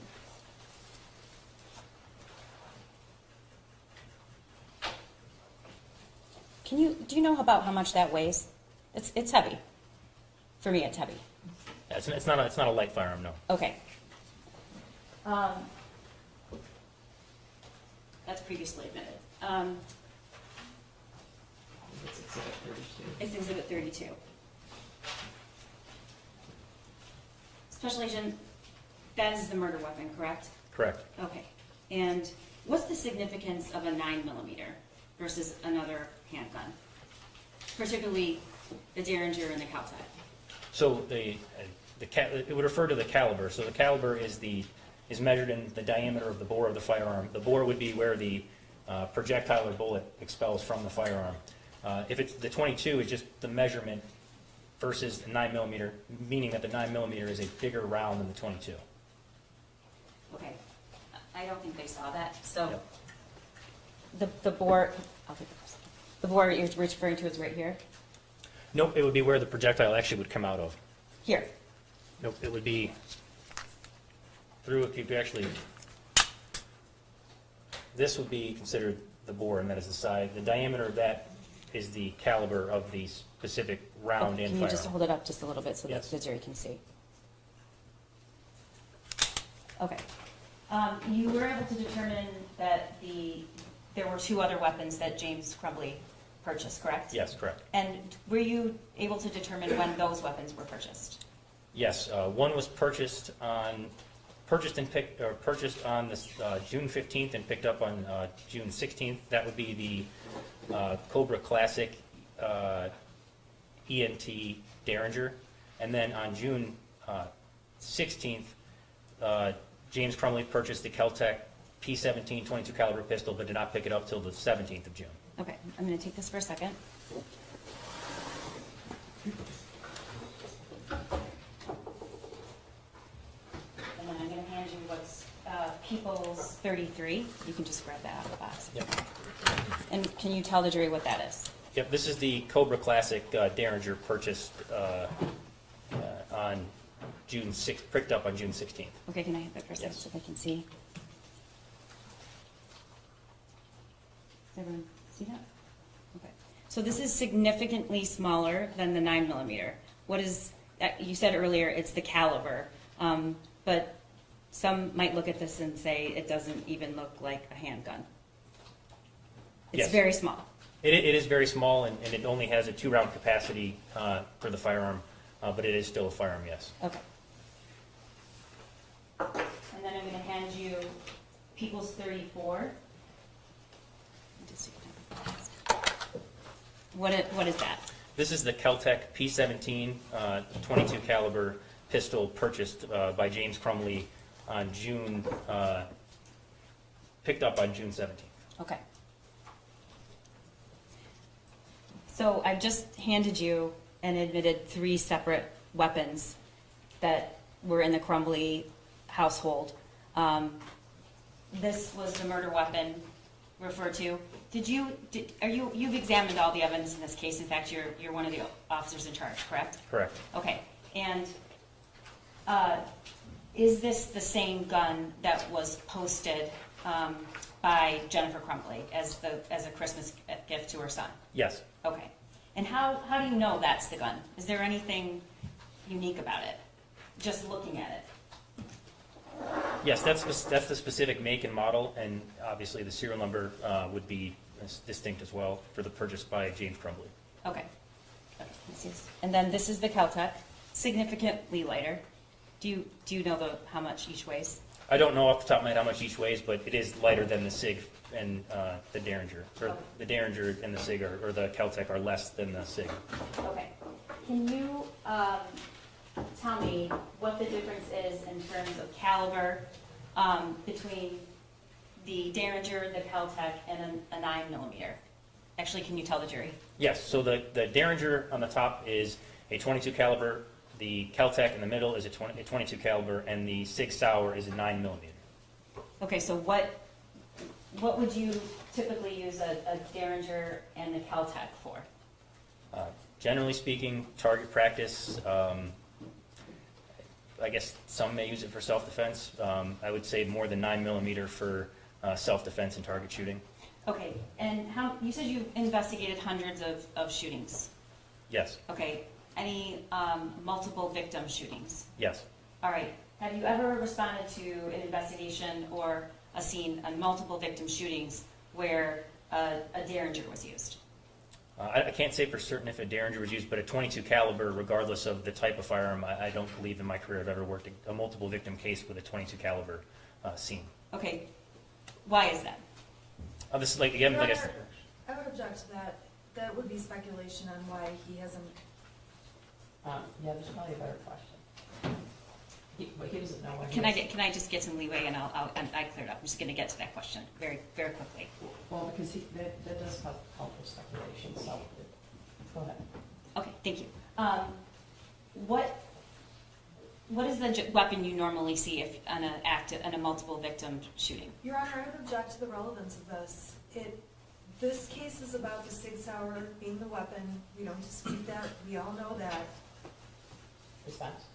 My response is that weapon is more dangerous. Your It causes Honor, more I damage. object to this record. I'm I just- object to making this record in front of the jury. Ms. McDonald is using this opportunity to tell the jury information that I'm objecting to, and I'm asking if we can approach. Okay. Do you want us on the hall? Actually, the whole.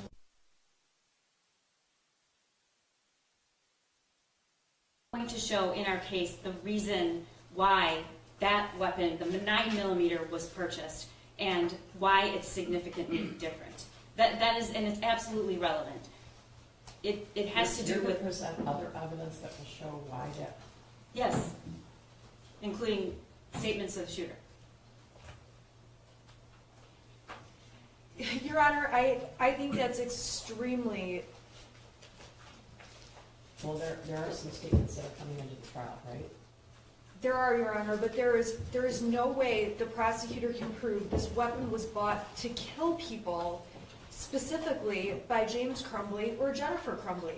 And this case is about Jennifer Crumbley. It's not about Ethan, it's not about James. Okay, so part of it is about what they knew though, right? Part of it is about what the parents knew. Part of it is about what the parents knew, but there is no evidence to lay a foundation that my client knows anything about the deadly capability of these guns. Nothing. She has no, there It sounds has like been no it sounds like foundation. an argument she's gonna make in defense and in her defense, and she has a right to. I just wanna be able to have my witness testify about what kind of weapon this is and what the reason you have a 9mm versus a .22.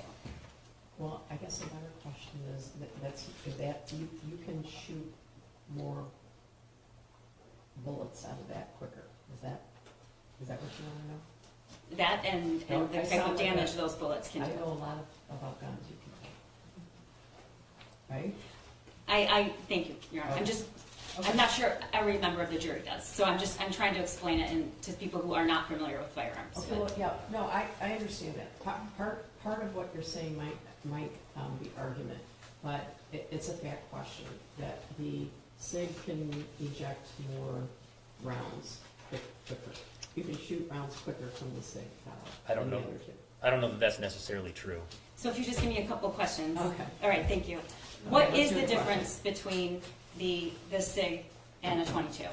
It's the size of the round is the main difference. And Okay, the size of the actual bullet, for lack of another, I Yeah, know you correct. say round, okay. Yes. And why does the size matter?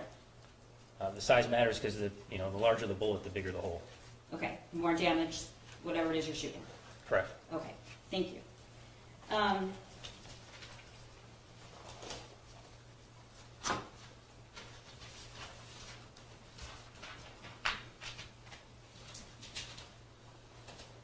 All right. You said that when the other special agents were finding out where these weapons were purchased, you were still at the school. Yes. And then can you talk about what you did with Lieutenant Marsman? Yes, I was watching the surveillance video from the school documenting the shooter's path through the day as well as his actions during the shooting. Okay, and what were you able to view? The actual surveillance video of the shooting taking place. And who showed that to you? I was with Lieutenant Marsban and Detective Wogrowski. Okay, when you say the actual surveillance, what does that mean? So there was an administrative office inside the high school that had the computer system with this, the surveillance video playing on a large monitor. I was in that room reviewing the footage as it played. Okay, and we're going to get back to that, but at some point, did you actually go to the home? Yes. Why did you do that? Lieutenant Marsban had obtained the search warrant at that time, and I responded to assist with the search warrant. And when you arrived, who else was there, if anyone? Multiple detectives from the Oakland County Sheriff's Office and also Lieutenant Marsban. Did you actively search the home, or were you just present? I actively assisted in the search. Okay. Did you recover anything in the house related to these weapons or relating a case, anything? What did you find? I don't want to put words in your mouth. Yeah, I was present for the recovery of evidence, and I also observed two targets on the wall in what would be the, I guess you'd call it the shooter's childhood bedroom, which shares a wall with his parents' Okay. bedroom. Before we get to that, did you recover these two handguns in the house? I was not the one who recovered them, but I was present when everything was there. Okay. Yes. Were any other cases or boxes or anything related to the firearms recovered? Yes. Okay, I'm going to hand you what's been marked as People's 35.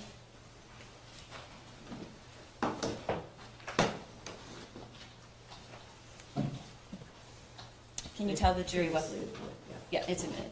Well, what that is. Yes, this is the pistol case that came with the Kel-Tec pistol. It'd be the middle firearm on the table over there. So this. Yes. And you previously testified, and through the other witness, this was purchased June 21st. Be June 17th. Oh, I'm sorry, June on that. 17th, Yes. okay. All right, and does that case have a locking mechanism?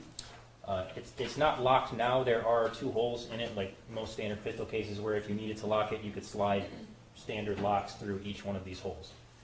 I see this. So these holes right here, Yes. okay. Is that a cable? Is that what you do with a cable? No, we're gonna get to that, Your Honor. I promise. Okay, can you open that case?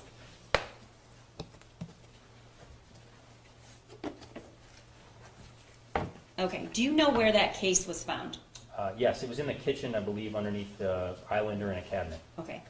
And if I can see this for a second, you open it up, and what's inside this Caltech case? That is a cable lock. Okay. Is this how it was discovered? Was this cable lock in the Caltech case when this was found? Yes. Okay, I'm going to hand you the cable lock, and can you tell the jury exactly what that is? Yes, so cable lock is used as a mechanism to make a firearm inoperable, and it's something you have to defeat to operate the firearm. What do you mean defeat? So you have to find the key, unlock it, or take it off in some other way to load and discharge the firearm. Okay. When you examined that for this first time, what, if anything, did you notice about it? I noticed there wasn't much wear and tear. The packaging didn't have many markings on it, as if if the cable lock had been taken in and out. It's very wide, so taken out many times, there'd be more markings on the sides of this cable lock. It looks almost new. Does it look like it's ever been disturbed? No. How many keys go with the cable lock? Generally, you receive 2 keys on the same key ring for 1 cable lock. Okay, are there 2 keys in there? Yes. Okay. Anything else about this? No. All right. Have you ever opened this up? No. And as far as you know, no one's actually disturbed this? Not to my knowledge. No. Okay, so this is in the same condition as it was when it was found in the Caltech case, correct? Yes, that's my understanding. Okay. Can this be used on all of these handguns? It can be used on the Keltec pistol and the Sig Sauer pistol. I'm not sure how small that cable is for the Derringer. It may fit, I'm not quite sure. Okay, thank you. This is Exhibit 39, Yeah, the cable lock. oh, the lock is separate. Yes. Okay. Okay. And that's admitted.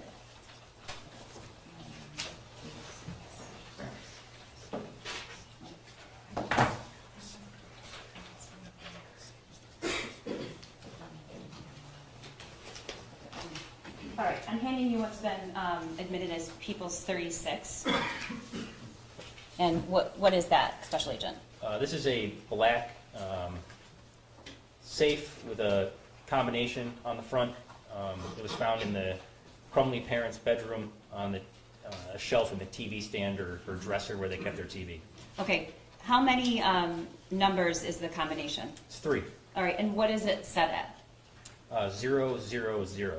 All right, what's significant about 000? That is generally the factory default for a lot of safes. Okay, so even though to some people who aren't familiar with firearms this might look like a box, this is actually what you refer to as a gun safe, correct? Yes. You call this a safe? I would call that a safe, yes. Okay. What, if anything, was found inside this safe? Both the Derringer and the Keltec pistol were located inside that safe. Okay, I'm going to hand this back to you. And then I'm going to hand you the Caltech that was found in it. And if you could place that in there as it was found, you can. Imagine the slide was forward on this when it was found.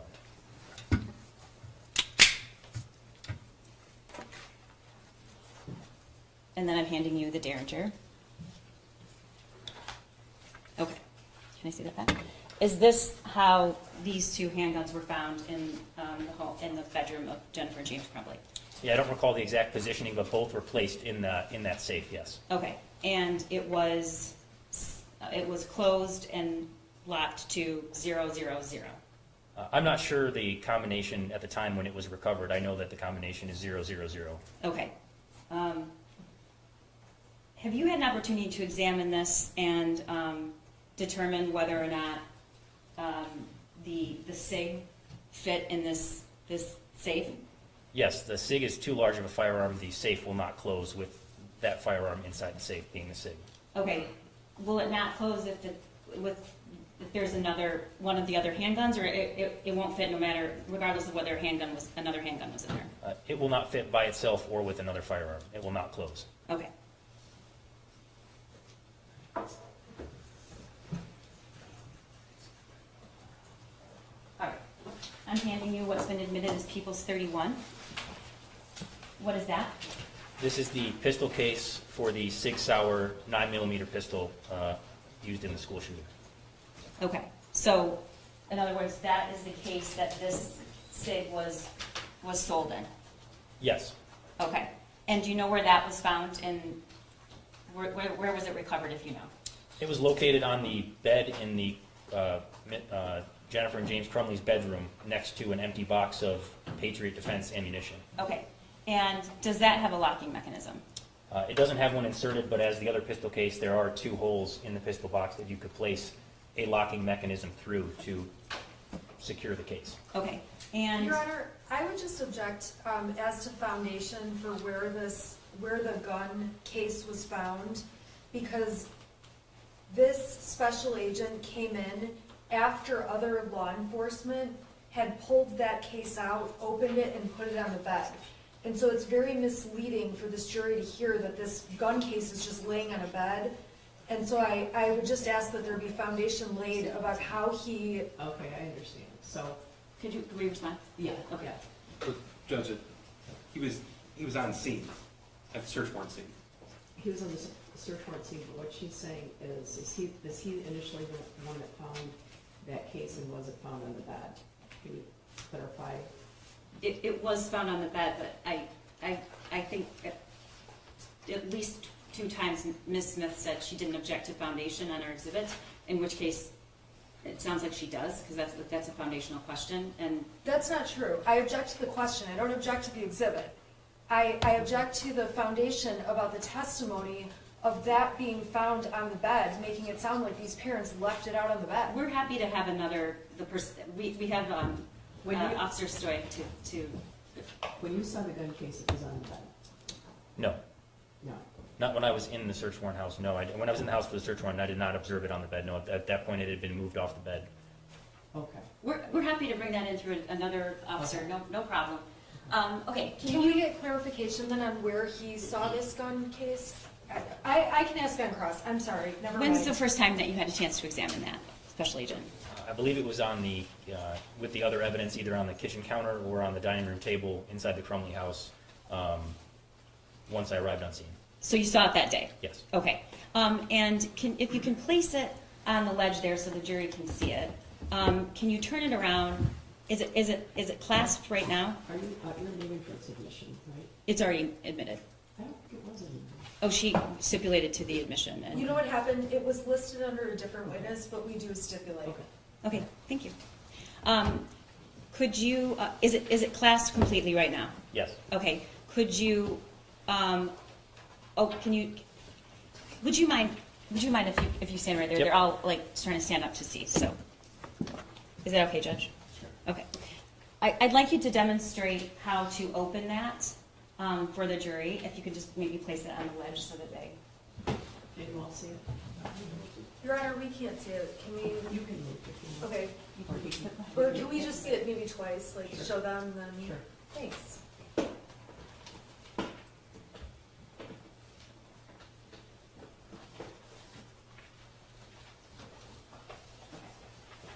And I'm sorry, KBC, thank you.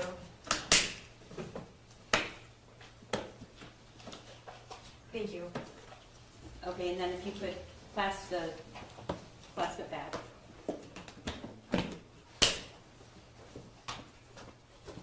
Okay, so, Special Agent, I know it sounds like a silly question, but it makes a noise when you open it and clasp it back, correct? Yes. Okay. Well, I'm gonna get to that in a second. I'm sorry, Your Honor, it's just a lot of exhibits and I want to make sure I get to everything. That's why it's about, yeah, okay.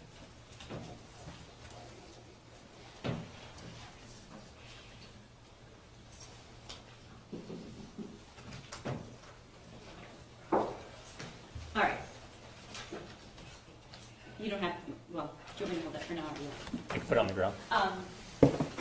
When you heard Ms. Spack testify about what is provided with somebody when they purchase a handgun, correct? Yes, Okay, and she mentioned materials from the ATF. yes. Okay. There's a pamphlet actually provided, correct? Yes, Okay.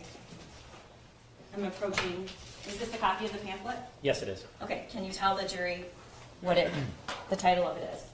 It's the ATF Youth Handgun Safety Act Notice. All right, and if you open up the pamphlet, what are the first two items there? For the record, that's 37, right? Yes. That's a demonstrative aid 237, which Oh, is, okay. Right, I'm gonna get to this. Okay, So at the top it says Youth Handgun Safety Act Notice. The first bullet point says, the misuse of handguns is a leading contributor to juvenile violence and fatalities. Number 2, safely storing and securing firearms away from children will help prevent the unlawful possession of handguns by juveniles, stop accidents, and save lives. how familiar are you with that pamphlet? From this investigation, pretty familiar. Okay, and what is the purpose in the law around, if you know, why is that included in every sale? I think the title of the pamphlet speaks for itself. It's a Youth Handgun Safety Act Notice. It's putting you on notice that not safely storing your firearms will contribute to juvenile violence. Okay. You've had an opportunity to examine all of the evidence in this case, probably the digital evidence, the evidence from the phones, the physical evidence, the narratives, correct? Yes. Okay. And what did you notice when the SIG was photographed by the shooter and then a couple of the other images taken? Was the pamphlet with it? In some photos it was, in others it was not. Okay. And up until recently, what did you think happened to the pamphlet that was sold with the SIG? Your Honor, I would object to speculation. Yeah, isn't it speculation? I'm getting it. I would just ask for a little leeway. Okay, It's why part is of his it- investigation. Wait, why isn't it speculation? What do you think's happened to that? Did you know what happened to it? No. Okay. And then recently, did you discover what happened to it? Yes. Can you tell the jury how? Preparing for trial, I opened up the Sig Sauer pistol case. This right here? No, that would be Oh, I'm sorry, yes. this one Okay. here. This was in the last week? Yes. Okay. And I noticed that there was a piece of paper underneath the foam, so I lifted up the foam and found a receipt from what we're referring to as the gun store in Oxford for the firearm, as well as the ATF Youth Handgun Safety Act notice. So it was under the foam in the case that the SIG was stored in? Yes. When they left the gun store? Yes. Okay. All right. Thank you. One moment, Turner. That's 37. Okay. One of the cases is. Yes.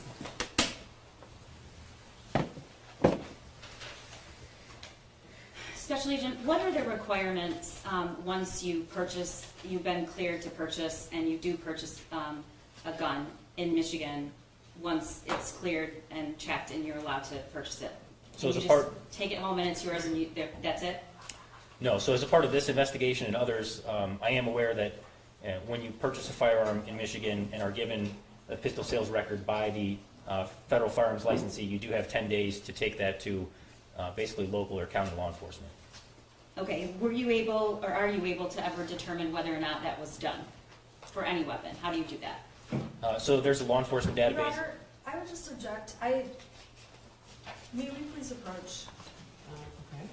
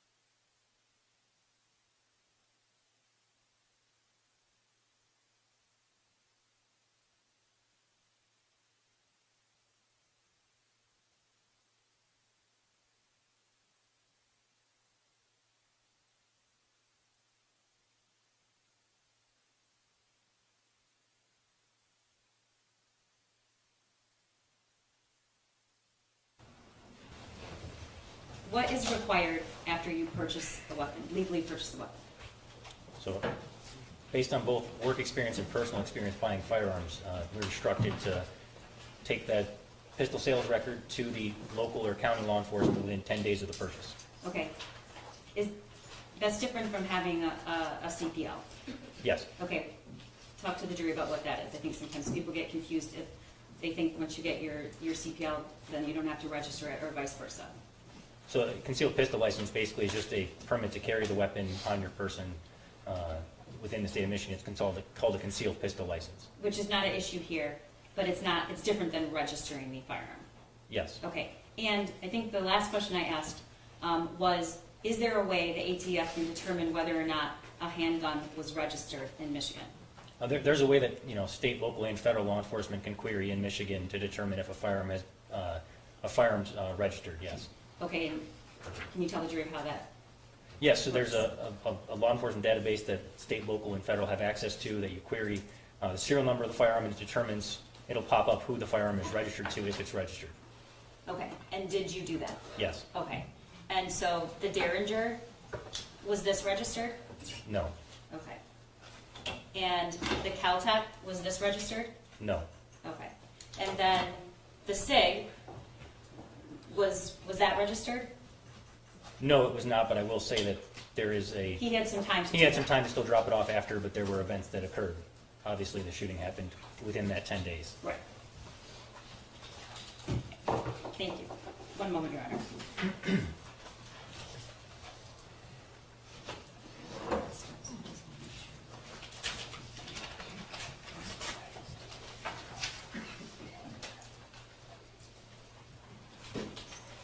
So we previously admitted the trigger lock statement, and Mark's going to try to pull that up and keep track of. There it is, and it's People's 38. Whose signature is that? If you know, what's the name on the statement? Under purchaser, it says James Crumbley. Okay, and can you tell the jury what this trigger lock statement means at the top?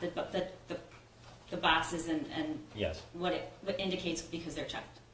So this form was provided by the gun store in Oxford during the purchase. It was filled out by both James Crumbley and Cammie Beck during the purchase. And the first part says, this sale included, the first box that checked is, it says, a trigger lock or other device designed to disable a firearm and prevent the discharge of a firearm, or a gun case or storage container that can be secured to prevent unauthorized access to the firearm. It basically means that those two things have been provided because those boxes are checked. In this case, being the cable lock and the gun case itself, if you put locks in it, could be locked. Okay. Thank you. And that's been previously admitted. I want to take you back to watching the surveillance of the shooting. And when I asked you what does that mean, from what time to what time were you able to watch surveillance in the school? Are you referring to the actual time of the day? No, how much surveillance did you watch, and what did it include? I watched a majority of the footage, including Ethan's whereabouts through the day, or the shooter's whereabouts through the day, and then also the actual shooting itself and the aftermath of that. Okay, and if you know, were you able to determine how many rounds were fired? 32. Okay, and watching the surveillance from an investigative standpoint, was anything interesting or caused you to take other steps? Yes, there were three main things that caught my attention during the video, specifically during the shooting. There were three things? There were three things, yes. Okay, can you list them for the jury? Yes, so first, as the shooting began, the shooter was using only one arm for a majority of that first part of the shooting. And then as he moved down the hallway and Tate comes into view of the screen, he takes a two-handed shooting grip, takes I would call a shooter stance, feet wide, his shoulders roll forward, and he takes aim with using the sights and fires one round. When you say using the sights, what do you mean? Meaning that there's a mechanism on the firearm that allows you to take aim. If I can, Okay, I'm handing you the SIG, which is the murder weapon. Can you show the jury? You're gonna might have to stand up. yeah. So, and here you see how there's 2 white dots back here. I'm sorry for, this is a safe firearm. The 2 dots back here are considered the rear sight. See that over there? And if you line up the front sight with the rear sight, that is how you aim a firearm. In the video, I noted that Ethan did that on the shooter did that on the first shot, as well as the second shot he took at bait. Okay, Special Agent, we have not shown that surveillance video at this point. So I'm going to try to provide some context. And what did you, when you were watching this, and you mentioned the stance and lining up the sights, was the shooter rushing? Was the shooter going at a fast pace? Can you describe what you saw?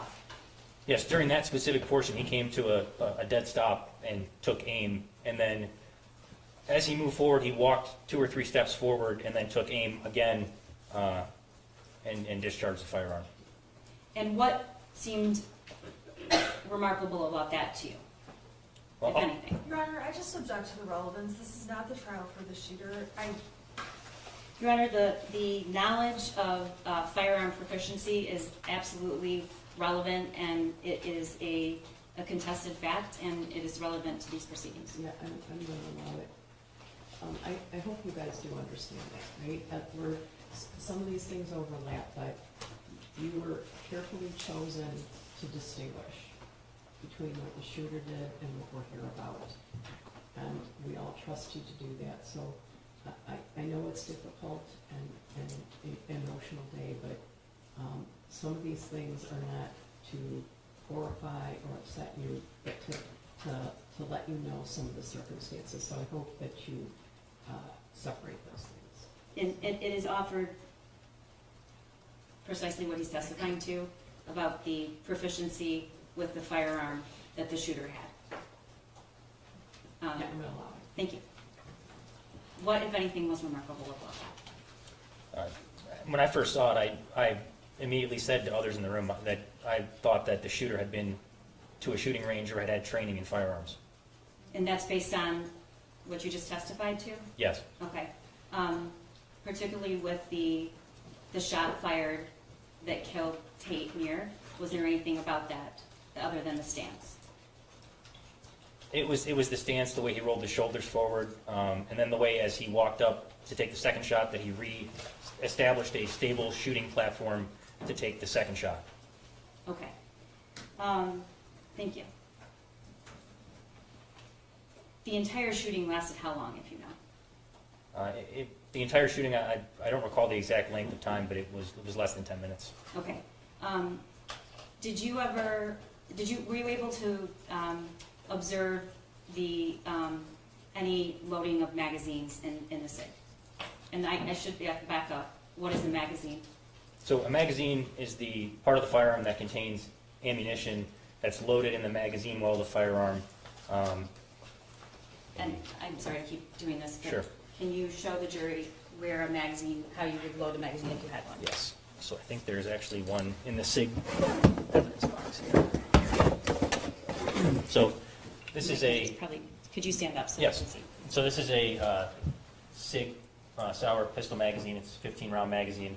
This would be inserted into the magazine well when it's loaded with ammunition. You would then send the slide forward, chambering around, and at that point the firearm's ready to be discharged. Okay. And you said 32 rounds were fired?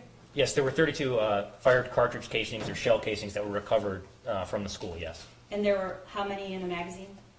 The SIG Sauer magazine is a 15-round magazine, and you can also fit an additional round in the chamber for a total of 16 rounds. Okay. Did you ever observe on the video the shooter reloading? Yes. Can you tell me about that? Yes, so I believe it was the first time the shooter reloaded. The magazine was empty, and he loaded a new magazine into the firearm. At another point, this was the second thing that I thought was notable in the surveillance video, he conducted what at ATF we're trained as a tactical magazine exchange. I know other agencies call it a combat reload, but basically, he was not out of ammunition in the firearm yet, but he knew that, I can't testify to what he knew, but Why are you trained to do a combat reload? to make sure that you always have more rounds in your magazine, so that that you have sufficient ammunition. So if you have half of a magazine, you would eject it, not throw it on the ground, you would put it in your pocket in case you need it, and then you load a full magazine, so now you're back to full capacity. And what were you trained would be the purpose for that? When would you have cause to do that? So for us, we're trained if we're involved in a shooting. If you do that, that way you have a fully loaded magazine in case you need to re-engage a threat. Obviously, the circumstances here were obviously different. Okay. Thank you. 1 moment.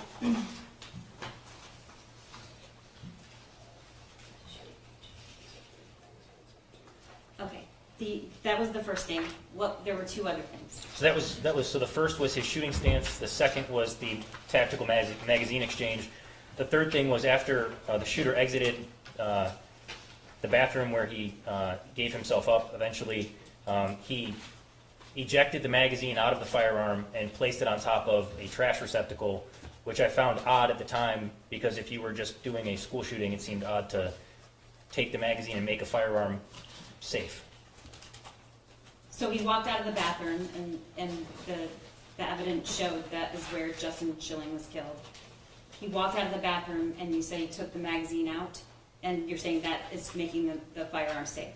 Yes, I don't believe he ejected around from the chamber. I don't recall right now. I don't believe he did. But yes, he separated the magazine from the firearm as if you were at a shooting range and taking the magazine out and setting it on like your shooting Stationary platform. trash can. Yes. Okay. And what did he do after that? At that point, he got on the ground and was shortly thereafter taken into custody by sheriff's deputies. Okay. And when he was was he standing? Was he laying down? Was he sitting? No, kneeling? he got into he was kneeling and then got into the prone position with his hands up. Okay. Were you able to determine whether or not he used anything to protect his ears? During the shooting? Yes. I don't recall, no. Okay. And then the third thing was, I just want to make sure we got all 3 things. Yep, that is all. Okay. So after you determined that what you considered it proficiency or somewhat? Yes, there was some level of firearms training exhibited in the surveillance video. Okay. And so what did you do next? So the following day, after knowing that ranges would be open in the morning, also additional information came in during the investigation that there was possibility that the family had been to a firearms range recently. I began looking for evidence of James, Jennifer, or Ethan Crumbley at shooting ranges in the area. Okay. And is this part of a normal investigation you would do in a shooting? Yes. Okay. And so you started going to local shooting ranges? No, I began calling. The first one I called was the most popular range probably in this area. And upon calling, they confirmed that they did have information and asked that I come in and verify my identity. Okay, and how far away was that from the Crumbley home? Not too far. It was in Clarkston, Michigan, so a couple towns over. Okay. Did you go to the range? Yes. All right. And what did you? What kind of information were you seeking? So the range provided multiple receipts from showing that James and Ethan and Jennifer Crumbley had been at the range in the past, as well as surveillance video documenting range visits on September 25th and on November 27th. I believe that's 3 days prior to the shooting. Okay. Let's start with exhibits 40 and 41. Is that what? These. Well, I'm going to ask you there. Okay. Especially what is on the screen? These are Facebook messages between James and Jennifer Crumbley. And how were these retrieved? Through a search warrant served on Facebook.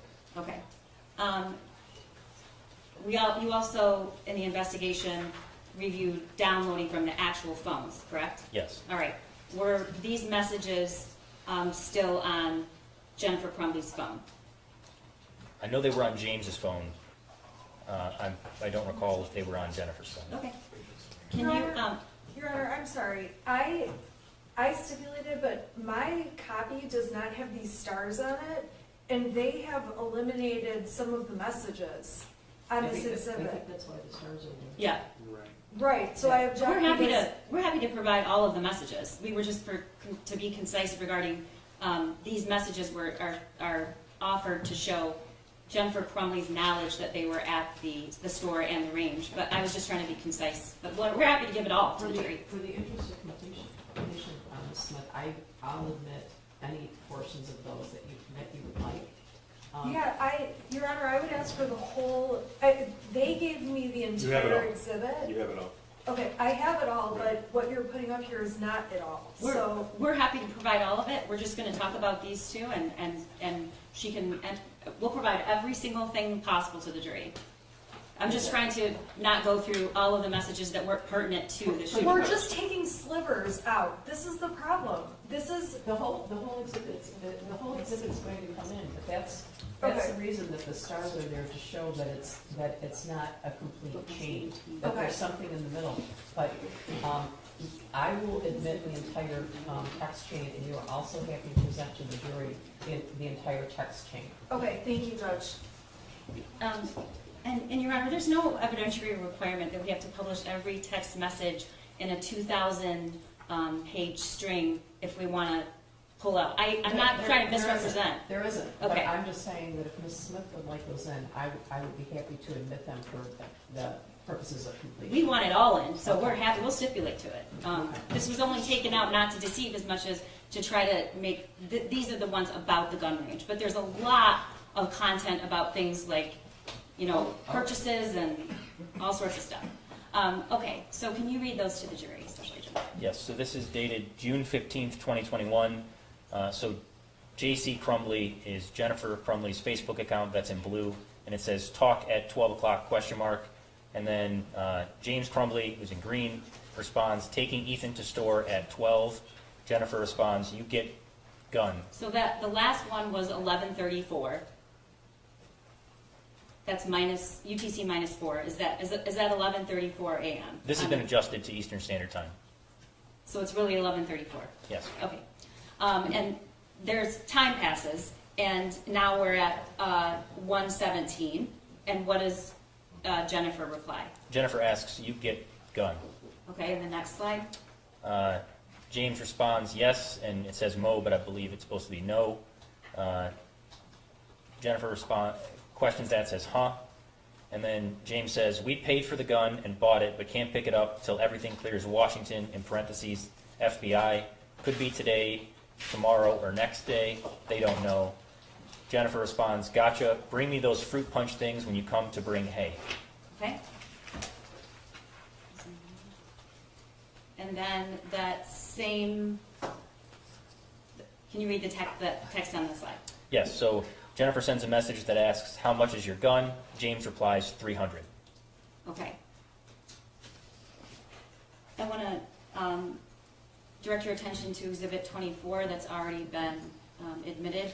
What are we looking at? This is a receipt from the gun store in Oxford for the Derringer that we've been talking about. So this is the Derringer? Correct. Okay. And how much was the price? Total price was $180.15. Okay. And then the next, who purchased the Derringer? James Crumbley. Okay. What is Exhibit 26? This is also a receipt from the gun store in Oxford for the Keltec P17 pistol. So it's this one? Yes. All right, and the same day? Were these on the same day purchased? They were purchased on different days. Okay. And how much was this? The gun itself was $299.95. Okay. Thank you.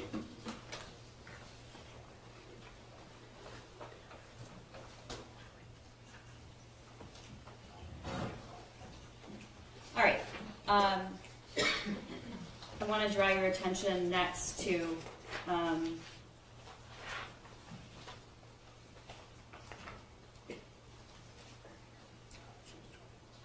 I'm sorry, Your Honor, there's just a lot of exhibits and I want to make sure we get it right. I understand. Okay. 27? No, we did that, I'm sorry.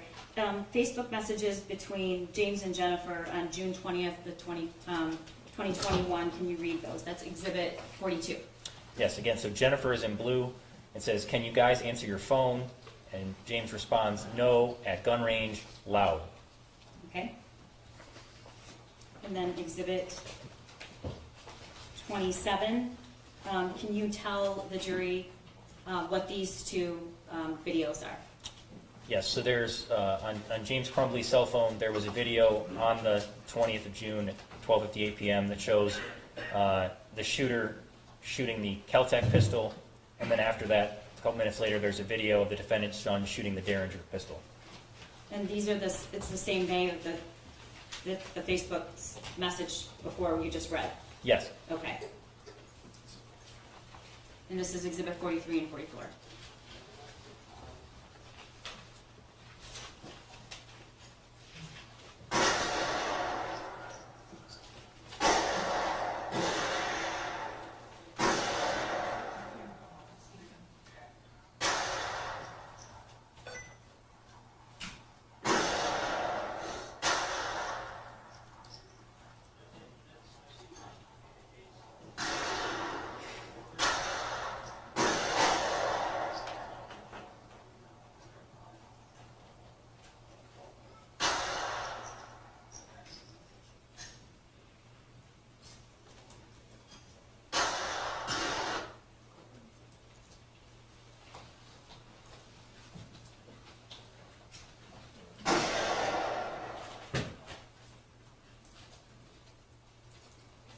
So the first video, the shooter's, can you tell which firearm he's using? Yes, so the first video, the shooter's shooting the Kel-Tec pistol.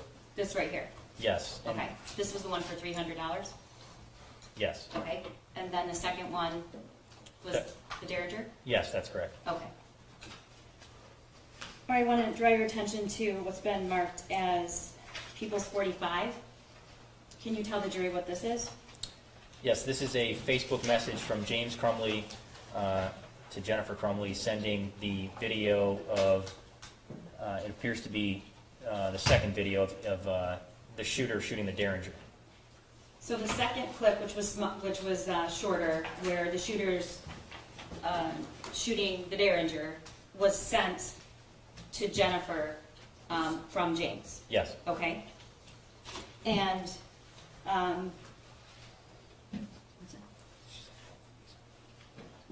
is this a Facebook post? No, this is a Facebook message from James Crumbley to Jennifer Crumbley. Okay. That's the I already said that. That's the second clip, right? Yes. And then People's 46.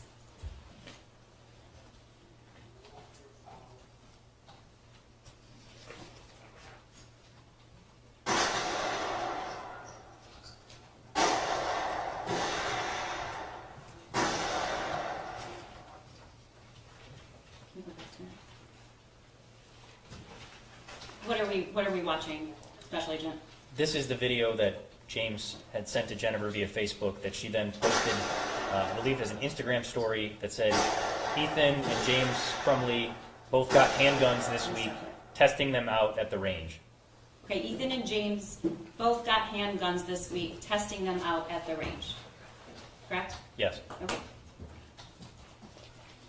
That's People's 46, Your Honor. I don't believe there's an objection. I'm going to direct your attention to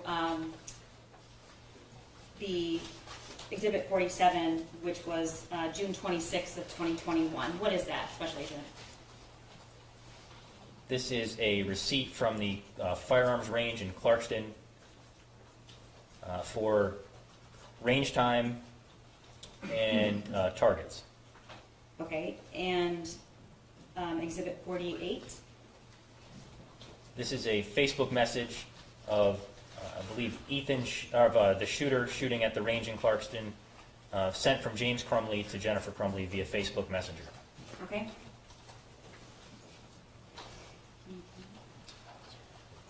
And then 49.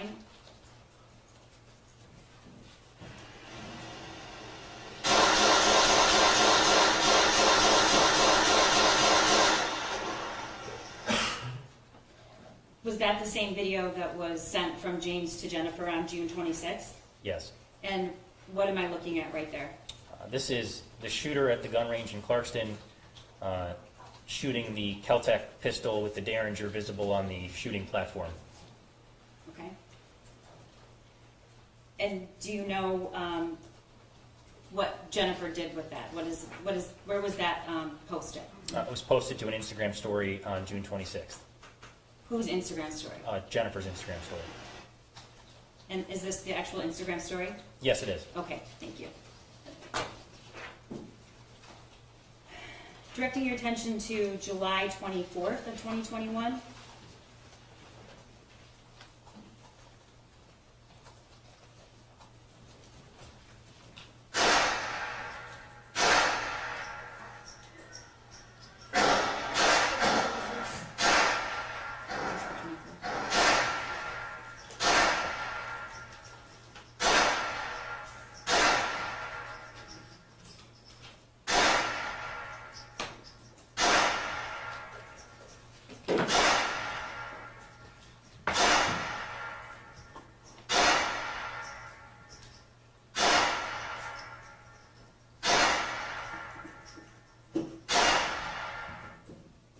Your Honor, I'm sorry, what number was that? Yeah. 75. 75. 75. I'm sorry, it's Oh, July 70. 25th.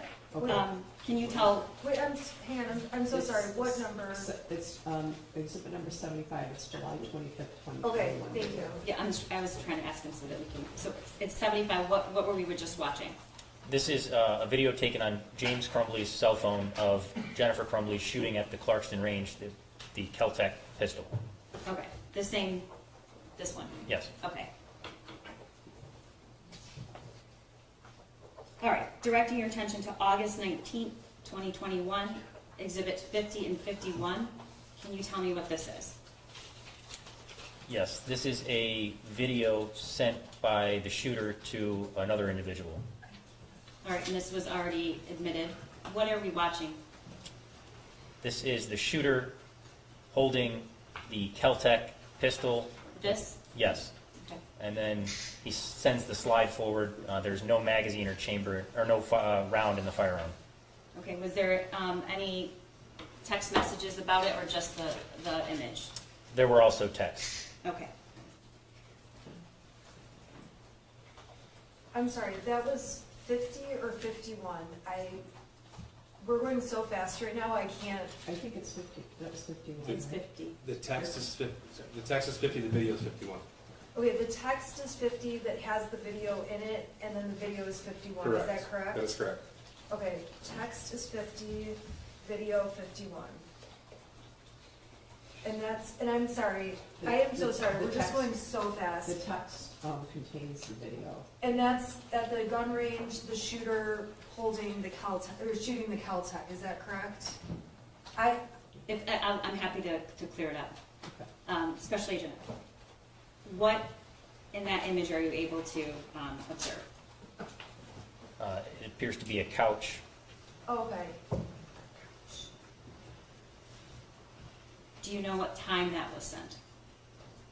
I don't recall the exact time. I'd have to look at the text message. I believe it was later in the evening. Okay, we'll go back to that.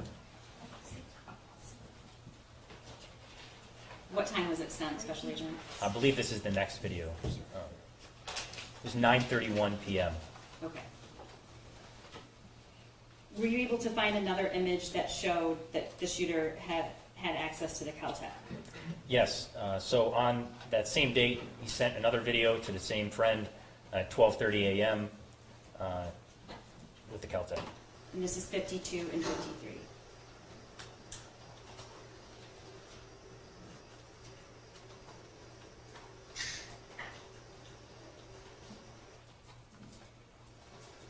All right, Special Agent, you said this was sent at what time? I believe it was 12:30 a.m. And on that same day, which was August 19th, Yeah, I believe it would be now the 20th. Okay, of I'm sorry, the August, yeah. 20th, because it was after 12. And what do you see in the background that, can you tell the jury what you observed in the background of this photo? Yes, so This video, I'm sorry. this video is taken on the dining room table in the Crumbley residence. Familiar with, after being inside and also reviewing photographs taken at the house during this investigation, that the wood grain matches on that table to the kitchen table in their dining room. In the video, the shooter loads a loaded firearm magazine into the firearm and then chambers around into the firearm.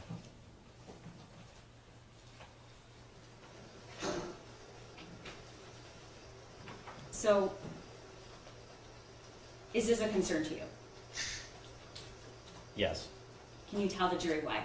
Well, as that ATF safety pamphlet states, the access to firearm by juveniles. Your Honor, I would object because access to firearms by juveniles may be against the ATF pamphlet, but there's no evidence that there's not an adult there or anything happening. Okay, yeah, he's not commenting on that. You don't know if anybody else was present. No, Your Honor, I don't. And Your Honor, I understand, but that's argument, and it can be, Right. she can use, point that out. Was there any message accompanying this video to his friend? Yes. What was the message? My dad left it out, so I thought, why not? LOL. And And that is,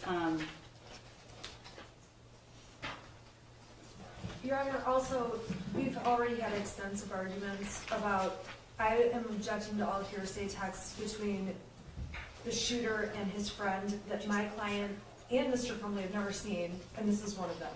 Your Honor, you've ruled on this several times, and I vote on this one. No. these are the text messages between the shooter and the other individual. You previously ruled that it was a I don't recall this one specifically. Was this amongst the ones that were ruled on? Okay, I'm happy to make it I believe that you have, but if not, I am happy to make the argument. This is, even if you haven't ruled on it, it's under the exception of a present sense impression. He's picking up a firearm, and in that moment, videoing himself holding it, and then saying, my dad left it out, so I thought, why not? Well, it's in keeping with 803 1, and yeah, it's consistent with 803 1, isn't it? Your Honor, I just want to reserve all prior objections that have already been in motions, and I can rely on that. Thank you.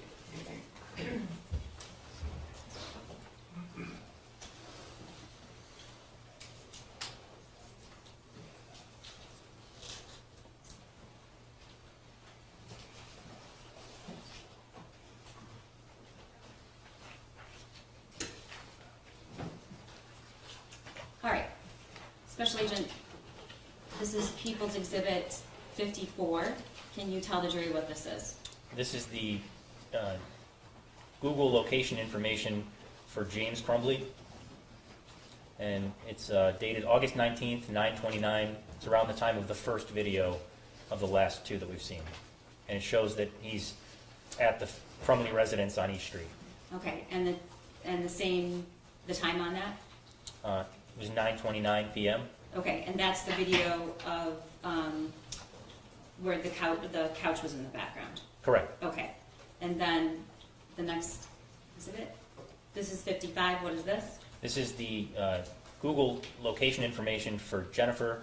It also shows that the at East Street address, the Crumbley family residence. Okay, so in other words, both Jennifer and James were home during the photo with when he was holding the Caltech, and there was the couch in the background. Yes. Okay, and then 56. This is August 20th. So it's the 12:32 where the video was taken and the text, my dad left it out?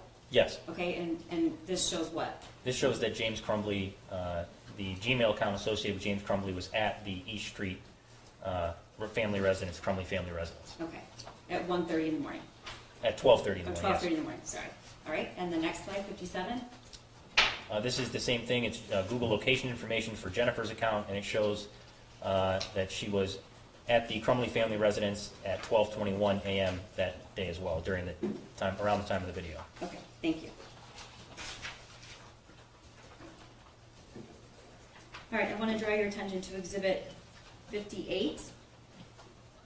September 1st, 2021. This is a message between who? This is a message between James Crumbley and Jennifer Crumbley on Facebook. Okay, and the time is 4:56 p.m.? Yes. And what does the message say? Ethan and I are headed to gun range. Okay. And what are the special agent? This is exhibits 59 and 60, but can you tell the jury what they are? Yes, so these are receipts for that day for James Crumbley. It's range time, targets, as well as renting a Ruger LCR 22 caliber revolver and paying for 22 caliber ammunition.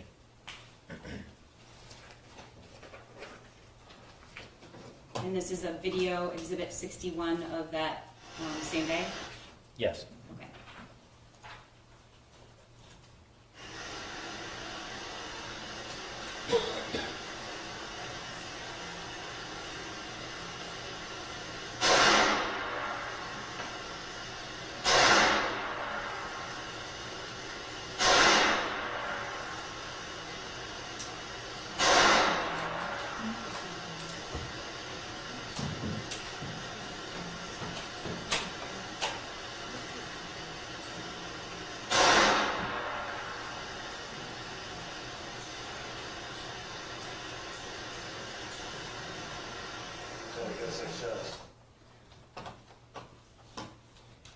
Okay, and I want to, that's People's 61, and then I want to draw your attention to September 25th. Did either defendant go to a shooting, did this defendant go to a shooting range in Clarkston? On September 25th, I believe, I don't recall for sure, I believe it was just James and Ethan that went. So it wasn't this defendant? No. Okay. Were you able to determine whether or not she was aware they were at the range? Yes. And how do you know that? I believe it was the same thing through Facebook messages. Okay, and this is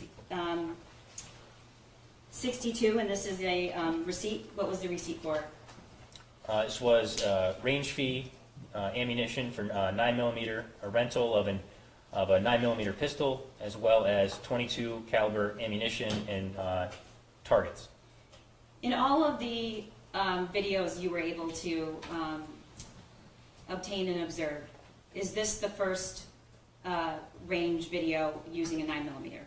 This is the first that I could find. Yes. That we know of. Yes. Okay. All right. And this is 63.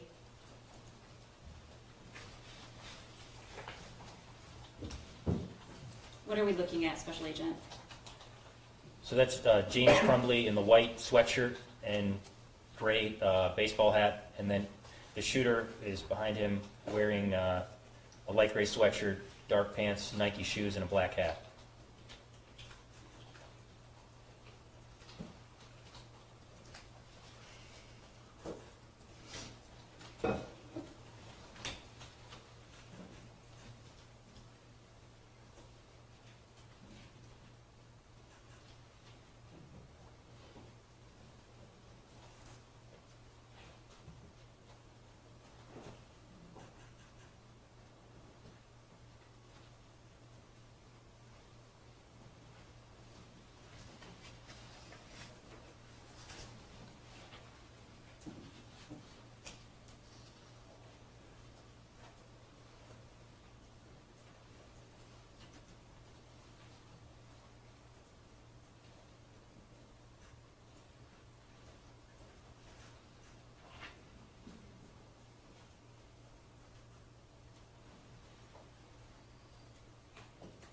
Special Agent, we see two firearms there, correct?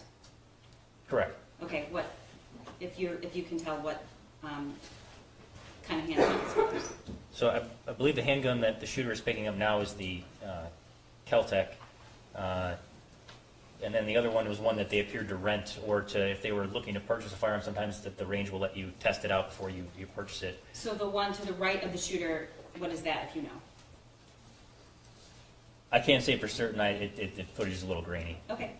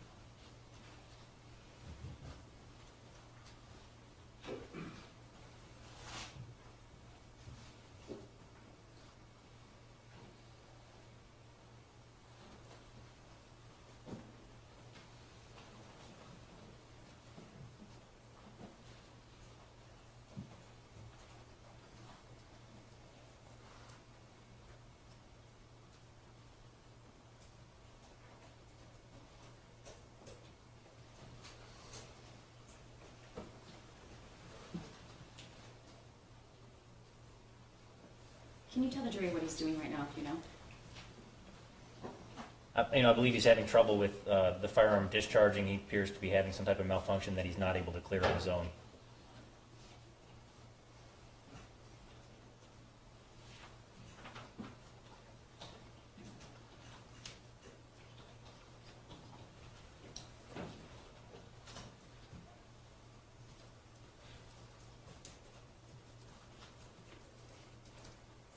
Okay, and I want to draw your attention then to Exhibit October 3rd of 2021, Exhibit 64. What is this? This is a Facebook message from James Crumbley to Jennifer Crumbley at 12:01 p.m. that says, "Cool, just got cleaning our guns, leaving for range in a few." Okay, that's 64, and then, Wait, I'm sorry, Your Honor, can we just slow down for 1 second? Because the exhibits I was given have more content. I just need to, we'll go as slow as you'd like. Okay, this is. We- this is we- okay, 64. thank We you. separated them to make it easier to read one message at a time. I understand, but this is different than what you provided me, and I just need to make sure I'm keeping up, so thank you. I'm happy to go at any pace you'd like. Thank you, Judge. Okay, so this is exhibit 64. thank you, and I'm caught up. Okay. Okay, sorry, It's okay. It's all right, it's all right. All right. It's a lot of information. it's a lot of information. 65. What is that, Special Agent? That's a receipt for the gun range in Clarkston, dated October 3rd, 2021, for range time, targets, and .22 caliber ammunition. Okay.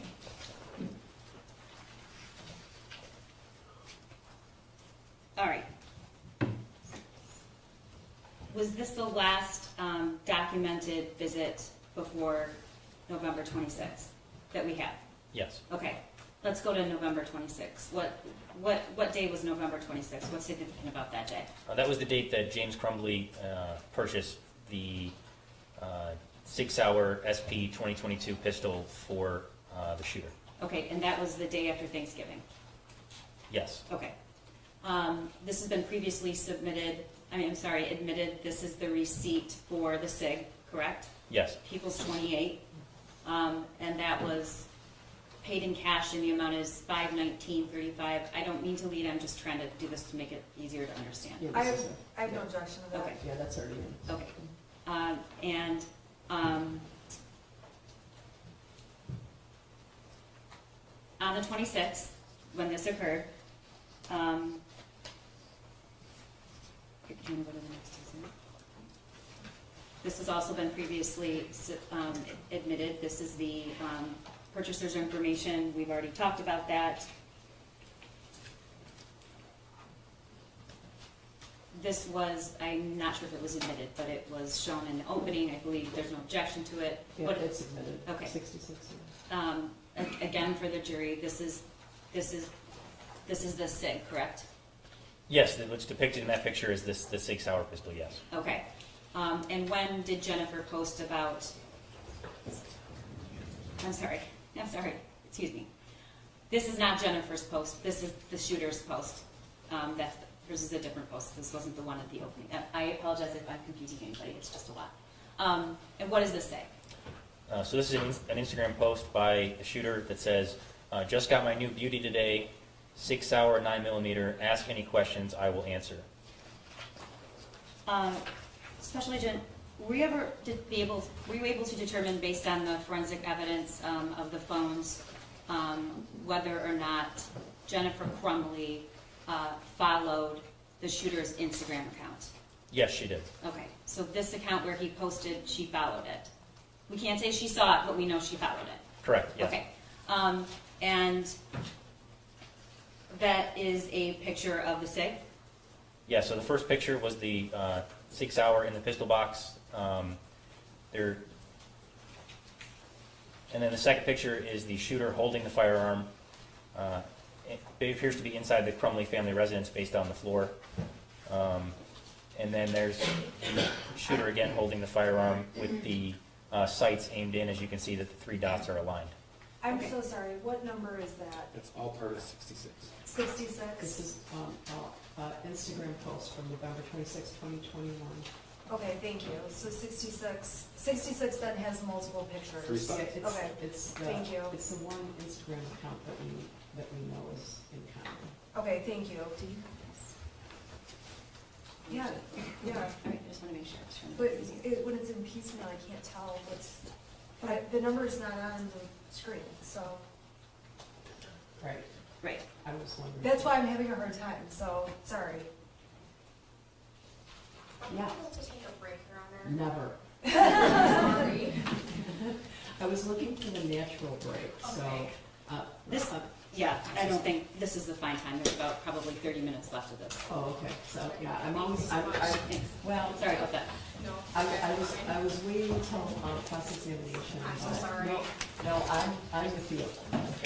All right, so, a few things. You can't discuss your testimony with anyone right now because you're still on the stand. Understood, Your Honor. But you can step out and we will come back at 3:15. How's that? All right? All rise for the jury.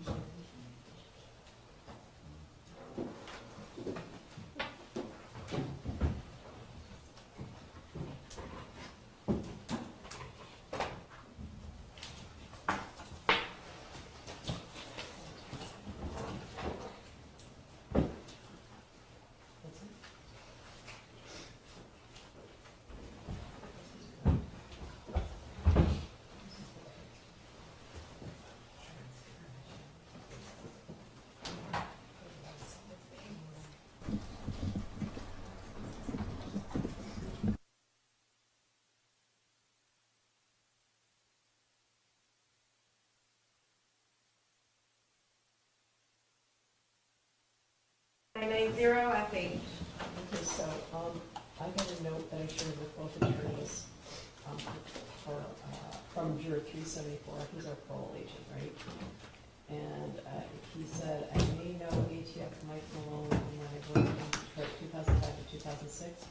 I've not talked to him since that time, I do not recall him being on the witness list, but he was mentioned in ATF Brandon testimony. I shared the note with both sides, I don't know, does anybody care? Your Honor, we've had an opportunity to review the note, and we have no objection and don't believe, if the court could just inquire of the juror if this would influence his testimony in any way. I cannot imagine it would, but I think it's important for the court just to inquire to that. Okay, do you want me to bring him in by himself? To court's discretion on that, Judge, but we agree, we don't think it's an issue, but the record should be made. Well, I guess I'm happy to just follow instructions that it's letting me know, right? That's why we have alternates, so, jurors can be brought in by themselves, they did something wrong, I think they did something wrong, but hopefully they'll understand why. Could you bring in, 374 and seat 14? Are you going Yes. That's a half an hour, that's why I'm not seeing.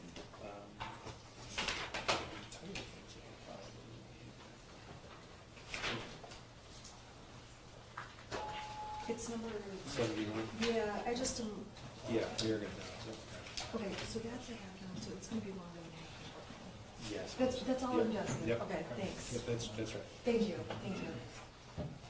You think we'll finish it today, I hope? I don't think so, Your Honor, because one of the exhibits that still has to be played is a half an hour long. Oh, really? Okay. There's a video. It's okay. Yeah.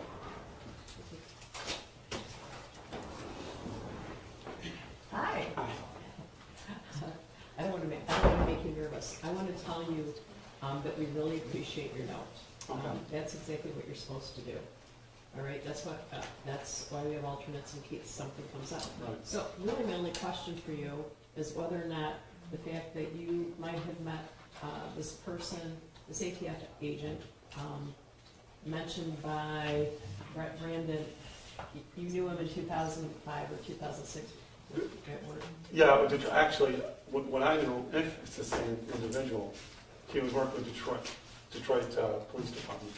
Okay. At either the 6th or 8th precinct. Okay, so did you ever have a beer together? No. Okay, and is there anything about the fact that his name was mentioned that would make you have difficulty being fair and impartial in this case? No.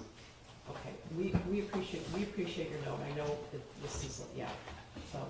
I wanted to make sure. Okay, I appreciate that. Do you have any questions for him? No, I don't, and we have Okay. no objection to him remaining. Okay. No questions, thank you. Okay, I appreciate your note. You can be seated if you want. We're gonna bring your friends in, so.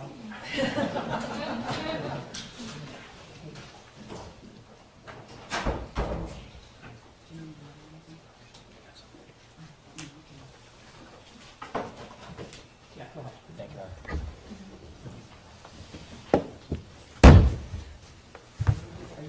Are you agent? Is it your title, agent? Special Agent. agent. Special agent. Agent's Special.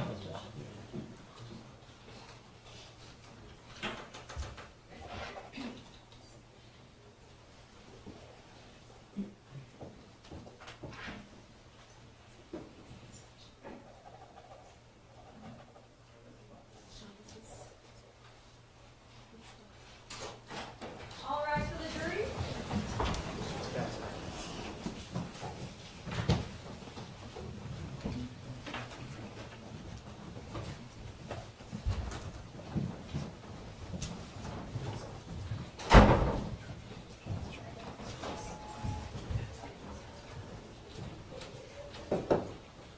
Okay, you may be seated. Agent Ray, you are still on. Yes, Your Honor. All right, go ahead. Thank you. All right. We had an opportunity, my co-counsel and I, to reorganize so that we can do this as efficiently as possible.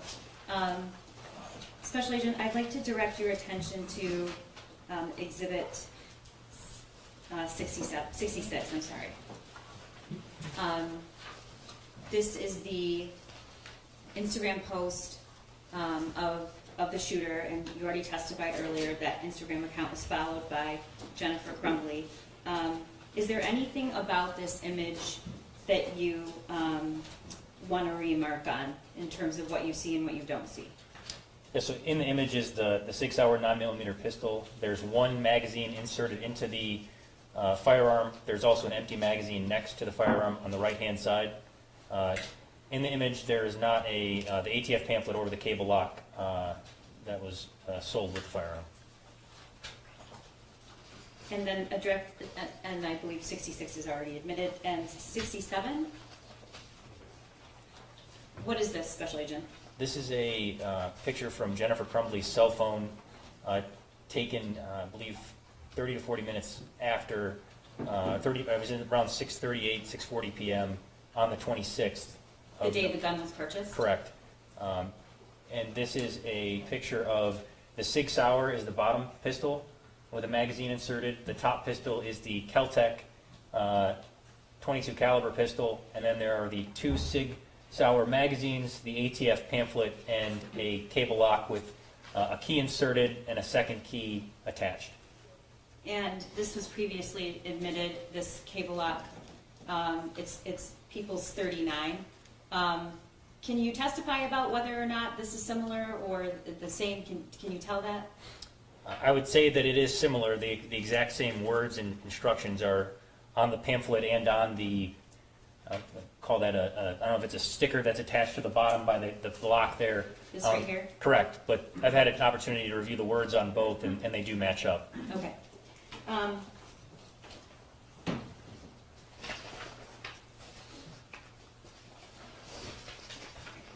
you see the pamphlet in that picture? Yes. And Jennifer Crumbley took that photo the day the gun was purchased, and you said around 6:30? It was between 6:30 and 6:40 p.m., I believe. Okay, thank you. I want to go to now the next day. That would be the Saturday. The 26th was Friday after Thanksgiving. The 27th was Saturday. Did you have the opportunity to review surveillance video from a gun range in Clarkston? Yes. And do you know about what time that surveillance began? In other words, who's the surveillance of? It shows Jennifer Crumbley and the shooter entering the gun range, paying for range time, targets, and 9mm ammunition, 100 rounds of it, and then they proceed to take turns firing the Sig Sauer pistol. Okay, so do you recall about the time they arrived there? It was approximately 1 o'clock p.m. Okay. So the receipt is for, you said 100 rounds? Yes, they bought two 50-round boxes of Patriot Defense 9mm ammunition. Okay, and so the only firearm that ammunition is for is the shooter's Christmas gift, the SIG? Yes, out of the firearms in their home, it would only be utilized in that one specific firearm, yes. Okay, and the previous receipts that we've admitted into evidence that you obtained, is there any record of any purchase of a 9mm ammunition before this day? Not that I found, no. Okay. So in terms of the evidence you obtained, this is the first time and only time you saw a purchase of 9mm ammunition? Correct. Okay. And who was at the range with the shooter? Jennifer Crumbley. Were you looking at the phone evidence and the forensic evidence from the phones able to determine where James Crumbley was that day? Yes, I believe he was door dashing during the daytime hours that day. He was a DoorDash driver, correct? Yes. Okay. And I want to draw your attention to the actual surveillance video, which is Exhibit 71. We are not going to play the entire video, Your Honor, although the entire video will be admitted into evidence and the jury can view it.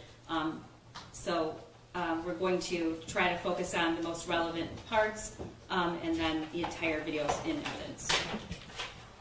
And you can play the video if you want. Got it, thank you. Okay. All right. Okay. What are we looking at, Special Agent? So that's Jennifer Crumbley had just arrived and placed the Sig Sauer pistol box on the display case there, and the shooter is standing over her shoulder.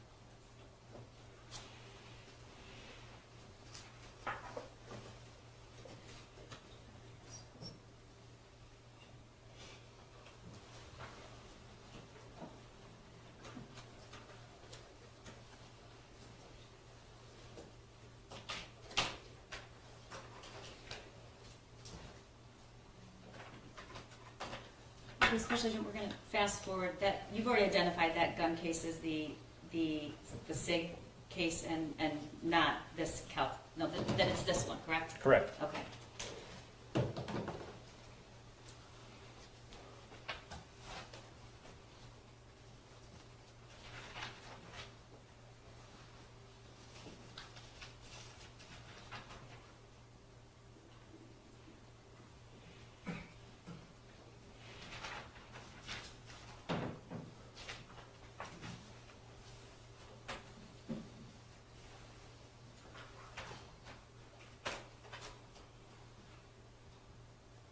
So at this point, if you know, where is the gun? So the handgun is in the 6-hour pistol case with the 2 boxes of ammunition sitting on top. Okay, and Jennifer Crumbley is handling those? Yes. Okay. And what are they doing now? They're putting on ear protection before entering the range. The previous footage shown of Jennifer Crumbley at the shooting range, do you remember, did she have ear protection on? Yes.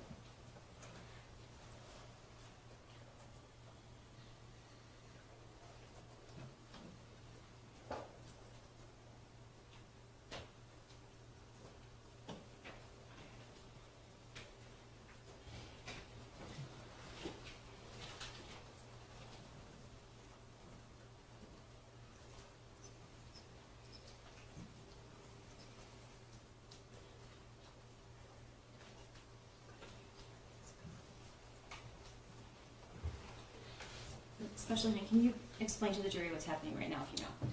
Yeah, right now, the shooter is loading ammunition into the magazines. Now, at this point, he had the gun for one day? Yes, approximately around exactly 24 hours. Okay. And do you see a lock anywhere in that case or next to the gun or the case? No.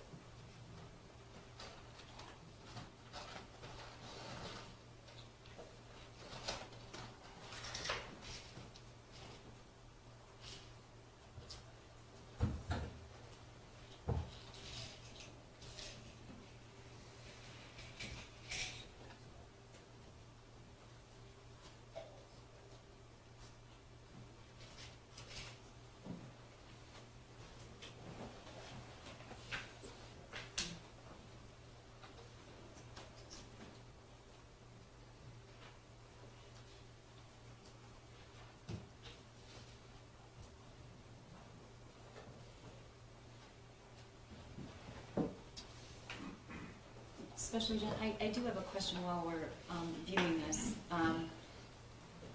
Are all of the visits and purchases stored on surveillance and ranges and licensed firearm dealers? So in this particular gun range, there is surveillance camera equipment. I don't believe went back past September 25th, which is why there wasn't surveillance video for the previous visits. Okay. So what's happening right now? So that is the 6-hour pistol. They call that the stand, as well as a loaded magazine. And now the shooter is placing a target on the cardboard before sending it back down range.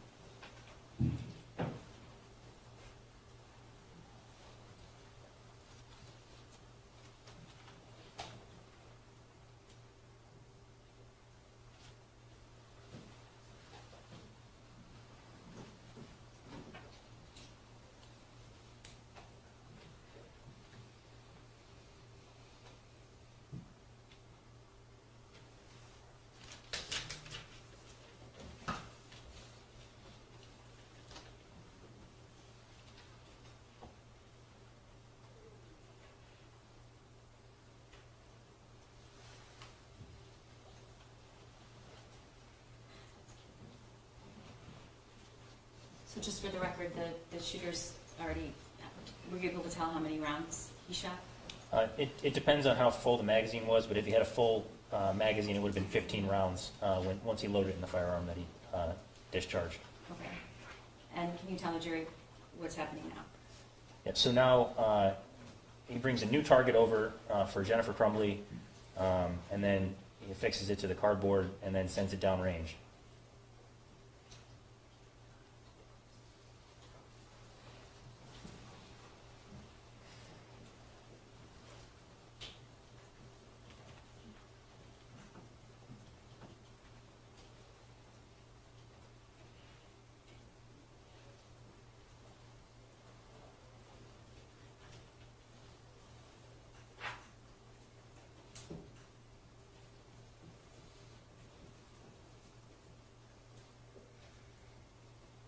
So it seems both of them are struggling at this point, as he did before. What are they trying to do? He had the same trouble. So initially he had trouble inserting the magazine. This is different. He's trying to explain to her how to send the slide forward by pressing sending the slide release and sending it forward, the chamber around from the magazine. And that's that action right there.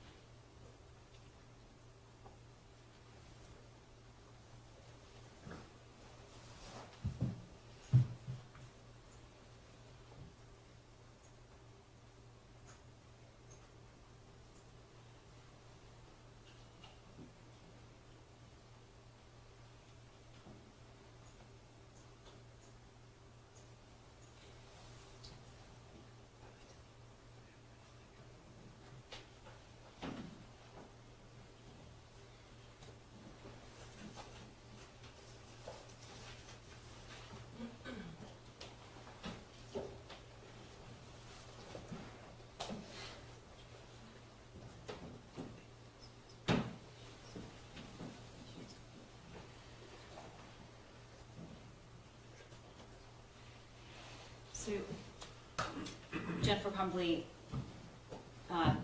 took her turn at firing the SIG, were you able to tell whether it was just, it seemed like just a few rounds? Yeah, it was just a few rounds. It was a partially loaded magazine that was inserted into the firearm. Okay. And then, I know you have viewed this several times. At this point, the shooter does another, I don't know how many Just rounds. ask that the witness answer the questions and just be asked non-leading.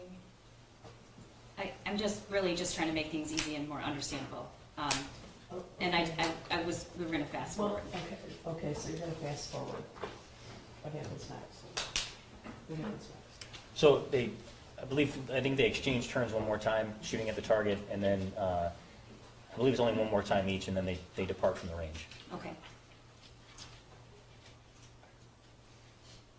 All right, you're fast forwarding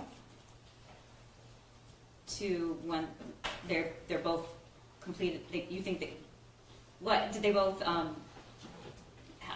shoot more rounds or just the shooter? If you know. I'm not certain if Jennifer shot more rounds or not. I know the shooter takes another turn this time around.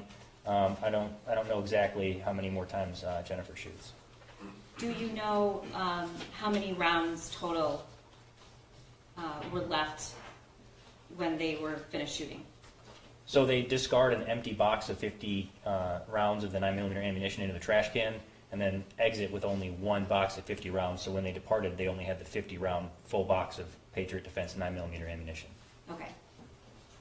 And we can fast forward to that part. Yeah. We're going to try.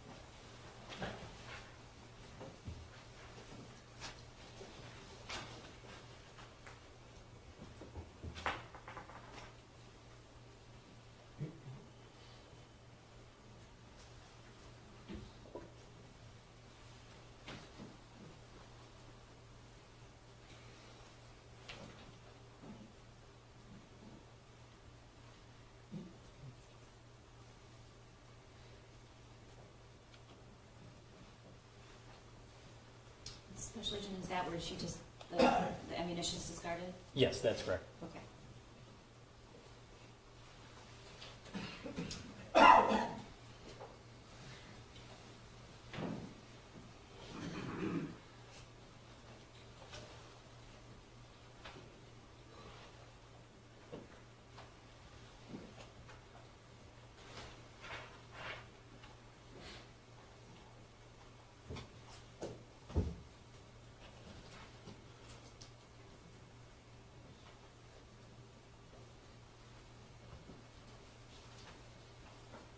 And this is the picture of the target that was posted. Do you know, was that ever recovered? Yes, there was targets in the shooter's bedroom. I don't recall exactly if it was Mrs. Crumbley's target or not. I know the shooter's target was one of them, I believe. And can you tell the jury what he's doing now? Right now, he's trying to put the 6-hour pistol and 3 pistol magazines into the case and close it. Are the magazines full or empty, or can you tell? They're empty.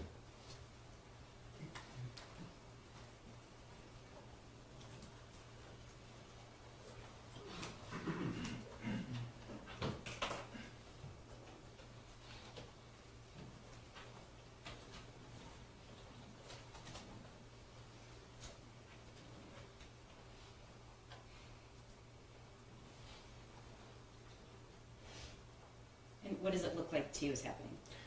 So the shooter's just trying to rearrange the pistol box so that it closes properly and can fully clamp with those that we demonstrated earlier, the opening of the clamps. The latch? The latches, yes.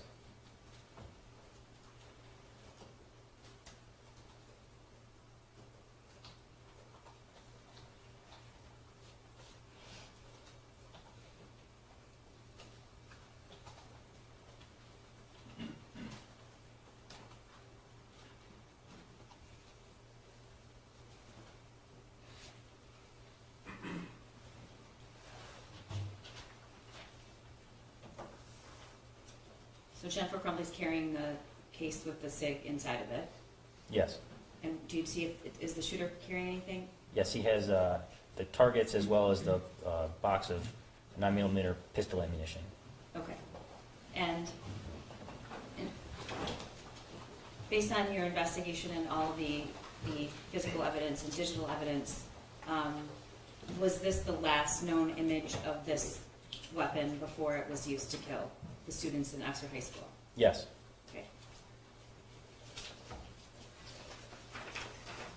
Okay. I'd like to draw your attention to Exhibit 72. Can you tell the jury what this is? This is an Instagram post by Jennifer Crumbley on the date that they went to the range later that evening. It says, "Took my new SIG out to the range I today." just want to stop you. This is actually... I'm sorry. Okay.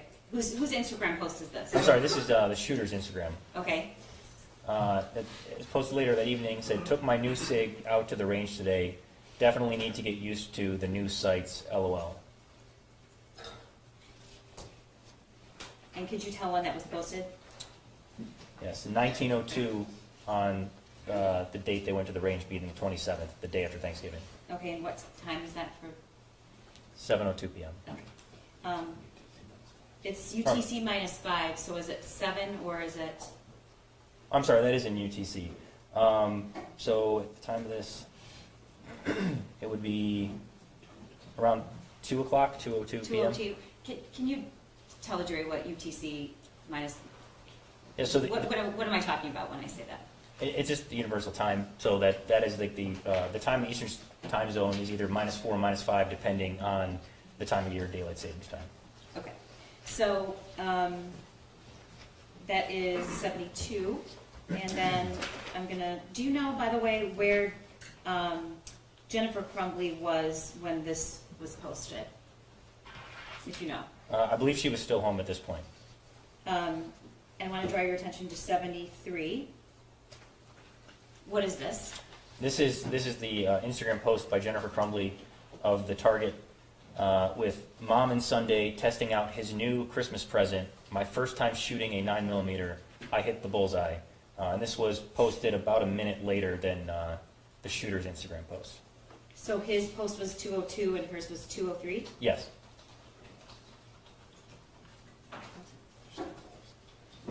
Okay, and there's more than just this post, correct? There's 3 images within the one post, yes. Okay. So it's the same text, but 3 different images? Yes. Okay. And this, what is this picture of?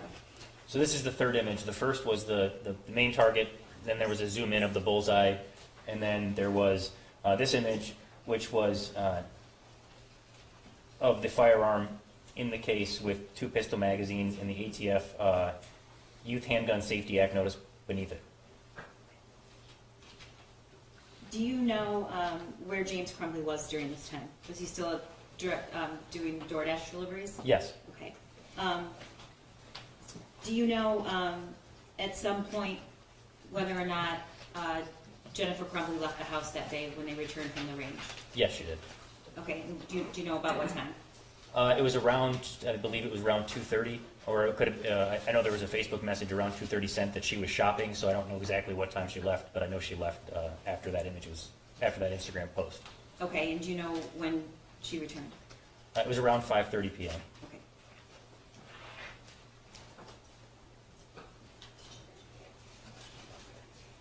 You know, I might be confusing Jennifer and James on that timing that Jennifer returned home Okay. for that. It's okay. Yeah. We have another witness that will testify about it. Just one moment, Your Honor.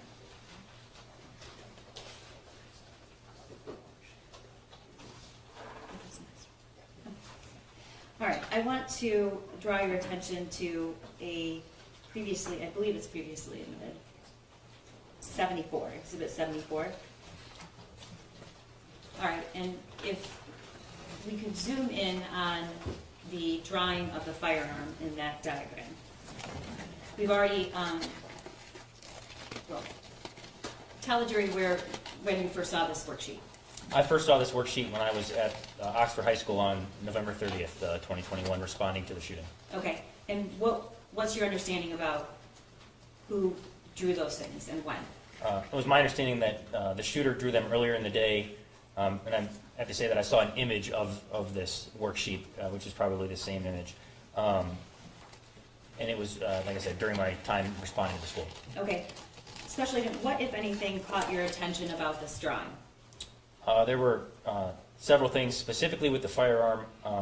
After recovering it and looking at it, inspecting it, it appeared to be the same firearm recovered from that the shooter used to commit the shooting, the Sig Sauer 9mm pistol. Okay, can you explain to the jury why you believe that? Yes. So when you look at the image, the back of the. Do you mind if I pick up the actual weapon? Go ahead. Okay.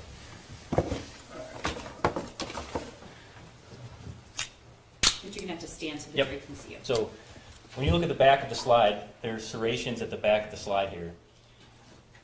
Actually, turn it this way. So there's serrations at the back of the slide in the same location that they are in the picture. The shape of the trigger guard of the picture appeared to be the same shape, as well as the magazine. The SIG magazine is unique in that it has this lip at the front.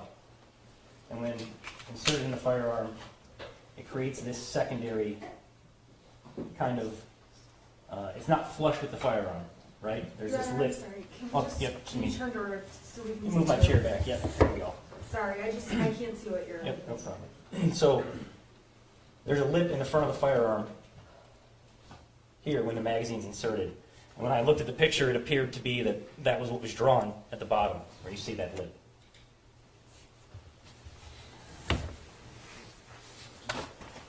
Did you see anything else about the drawing that was notable?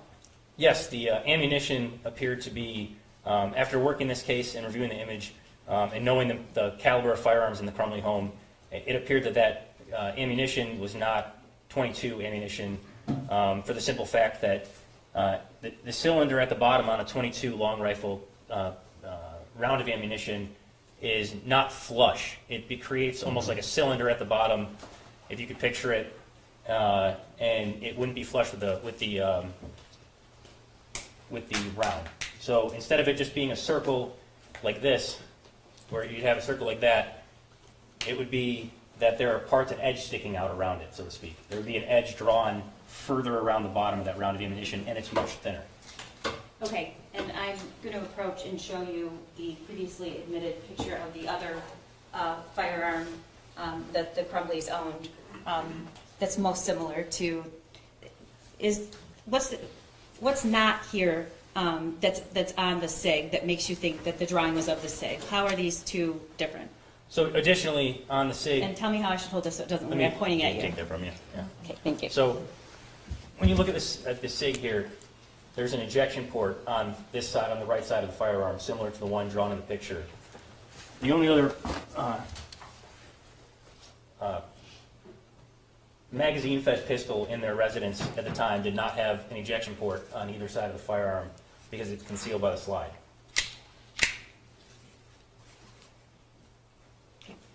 That's fine.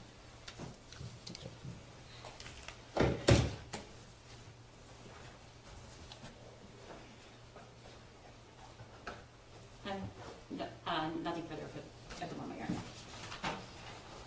Thank you.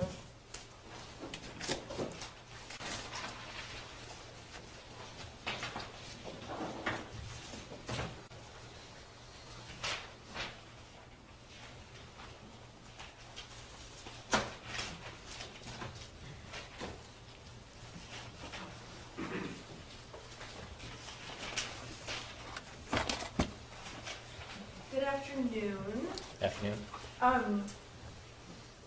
As you know, I think you've been in court, sitting back here, correct? Correct. Okay, I'm Shannon, I represent Ms. Crumbley. If I ask you any questions confusing, please let me know, please. Understood. Thank you. Special Agent Brandon, would that be the correct way? Yes. Okay, to address you, thank you. You were testifying that you are familiar with the state and federal laws regarding guns, correct? No, that's not correct. I had stated that I was familiar with the federal laws to purchase a firearm, and in some of those investigations in purchasing firearms, some of the state laws come into play. Okay. In terms of, and if you don't know the answer, please let me know. If you do know the answer, let us know, and please answer the question. Back on November 30th of 2021, it was not illegal, and it still is not illegal, for a minor to touch a gun, correct? It is not against federal law for a minor to touch a firearm in certain instances, no. Okay. It is not against the law for a minor to shoot a gun at a gun range. It wasn't then, and it's not illegal now, correct? It is not against federal law for a minor to go to a gun range to shoot a firearm, no. Okay, and as far as you know, it's not against state law either, correct? Yeah, as far as I know, especially from this investigation, I know that it's not against state law, yes. Okay. On November 30th of 2021, there also is no law, federal law, that requires certain storage requirements for guns, correct? Inside of your residence? Yes. There is not a federal law that forces anyone to store their firearms in a certain way, no. And as far as you know, on November 30th of 2021, there also is not a state law that states how a firearm must be stored, correct? It's my understanding, based on this investigation, that at the time there was not a law governing how to store a firearm in a home, no. Okay. Now, you testified and talked to this jury about how there are various ways guns can be stored safely, correct? Yes. And one of the possible ways is in a gun safe, correct? Yes. And the Kel-Tec and Derringer gun, they were in a gun safe in the Crumbley home. That's correct. Another way that a gun another way of making a gun safe is with a cable lock, correct? Yes. And a cable lock is it almost looks like a bike lock that loops through the gun to make it impossible to shoot when it's locked, correct? Yes.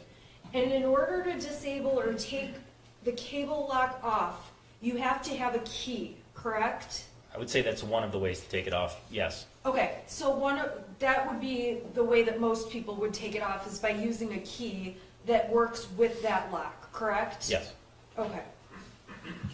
And I want to go to exhibit,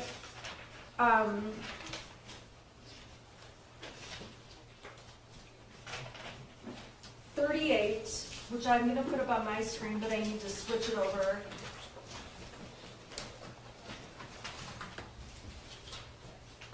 And I apologize. Mr. Godwin, can you help me, please? Oh, yes. I just am not sure I've shifted over. Okay, so I'm going to exhibit 38. It's this thing. Okay, I've got it plugged in. Oh, I did better than I thought I would. Okay, so this is exhibit 38. This has been admitted. This was admitted through the people when you testified before. This is the trigger lock statement. You recall testifying about this, correct? Yes. And when a sale of a gun is made, this form is filled out and given to the person or filled out by the person buying the gun, correct? Correct. And it's signed, in this form specifically, is signed by James Crumbley and Cammie Back being the person who sold the gun, correct? Yes. And this form is to help ensure that there is safety in this process of guns being sold, correct? I'm not sure what the congressional intent is on this, and that's not something I can testify about. Okay, thank you. You would agree with me that the sale must include a trigger lock or a gun case or storage container that can be secured, correct? No, it says a trigger lock or other device design, which in this instance would be the cable lock or a gun case or storage container. Okay, so, I'm sorry, so it could be a trigger lock, it could be a cable lock, it could be a gun case, it could be a storage container, there's options. Yes.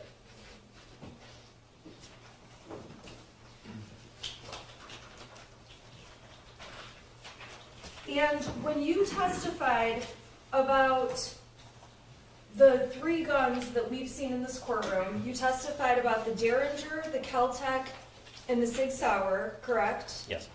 And you were testifying that the caliber on those guns, that the Sig Sauer has the biggest caliber, correct?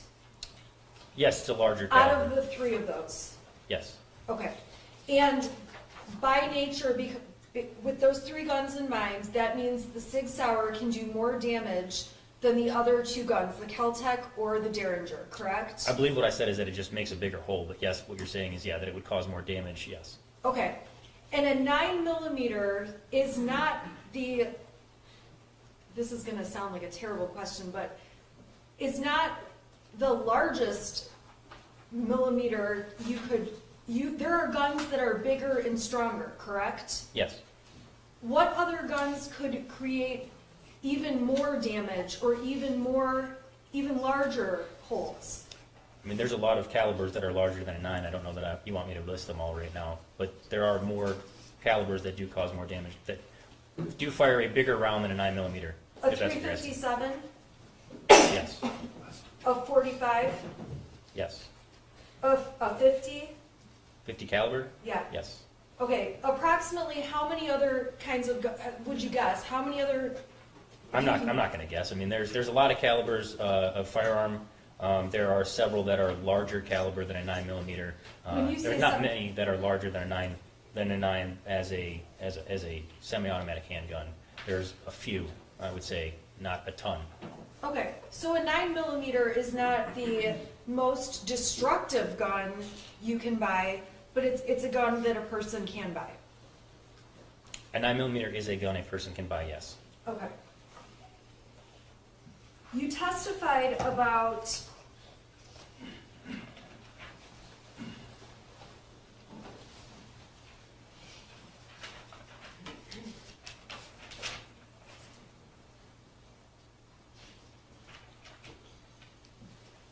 I'm going to go to exhibit 37. You testified about the this ATF pamphlet, Youth Handgun Safety Act notice, correct? Yes. You would agree with me that everyone knows guns are dangerous, correct? I would hope so, yes. It does not take getting a pamphlet to know that a gun is a weapon. That's common knowledge, correct? Yes. Whether that pamphlet is in the box, on the counter, on the floor, in the car, it's common knowledge that a gun is a serious, dangerous weapon, correct? Yes, but that's not the purpose of this pamphlet. Well, the purpose of this pamphlet is to make sure youths with handgun is especially dangerous, correct? Yes. And that also is fairly common sense, correct? I don't know how to answer that question, being that it's like the number one cause of death for children, that firearms are the number one cause of death for kids. So I don't know how to answer that question. Well, my point is, we know guns are dangerous. We know they're dangerous when youths handle guns. It doesn't change whether it's a youth or an adult, correct? I think that if they wanted to have a pamphlet that said the Person Safety Act notice, they would have. It says youth for a reason. I think that there's a special category for that. But any person would know that a youth handling a gun, it would be dangerous. I would hope so. Okay.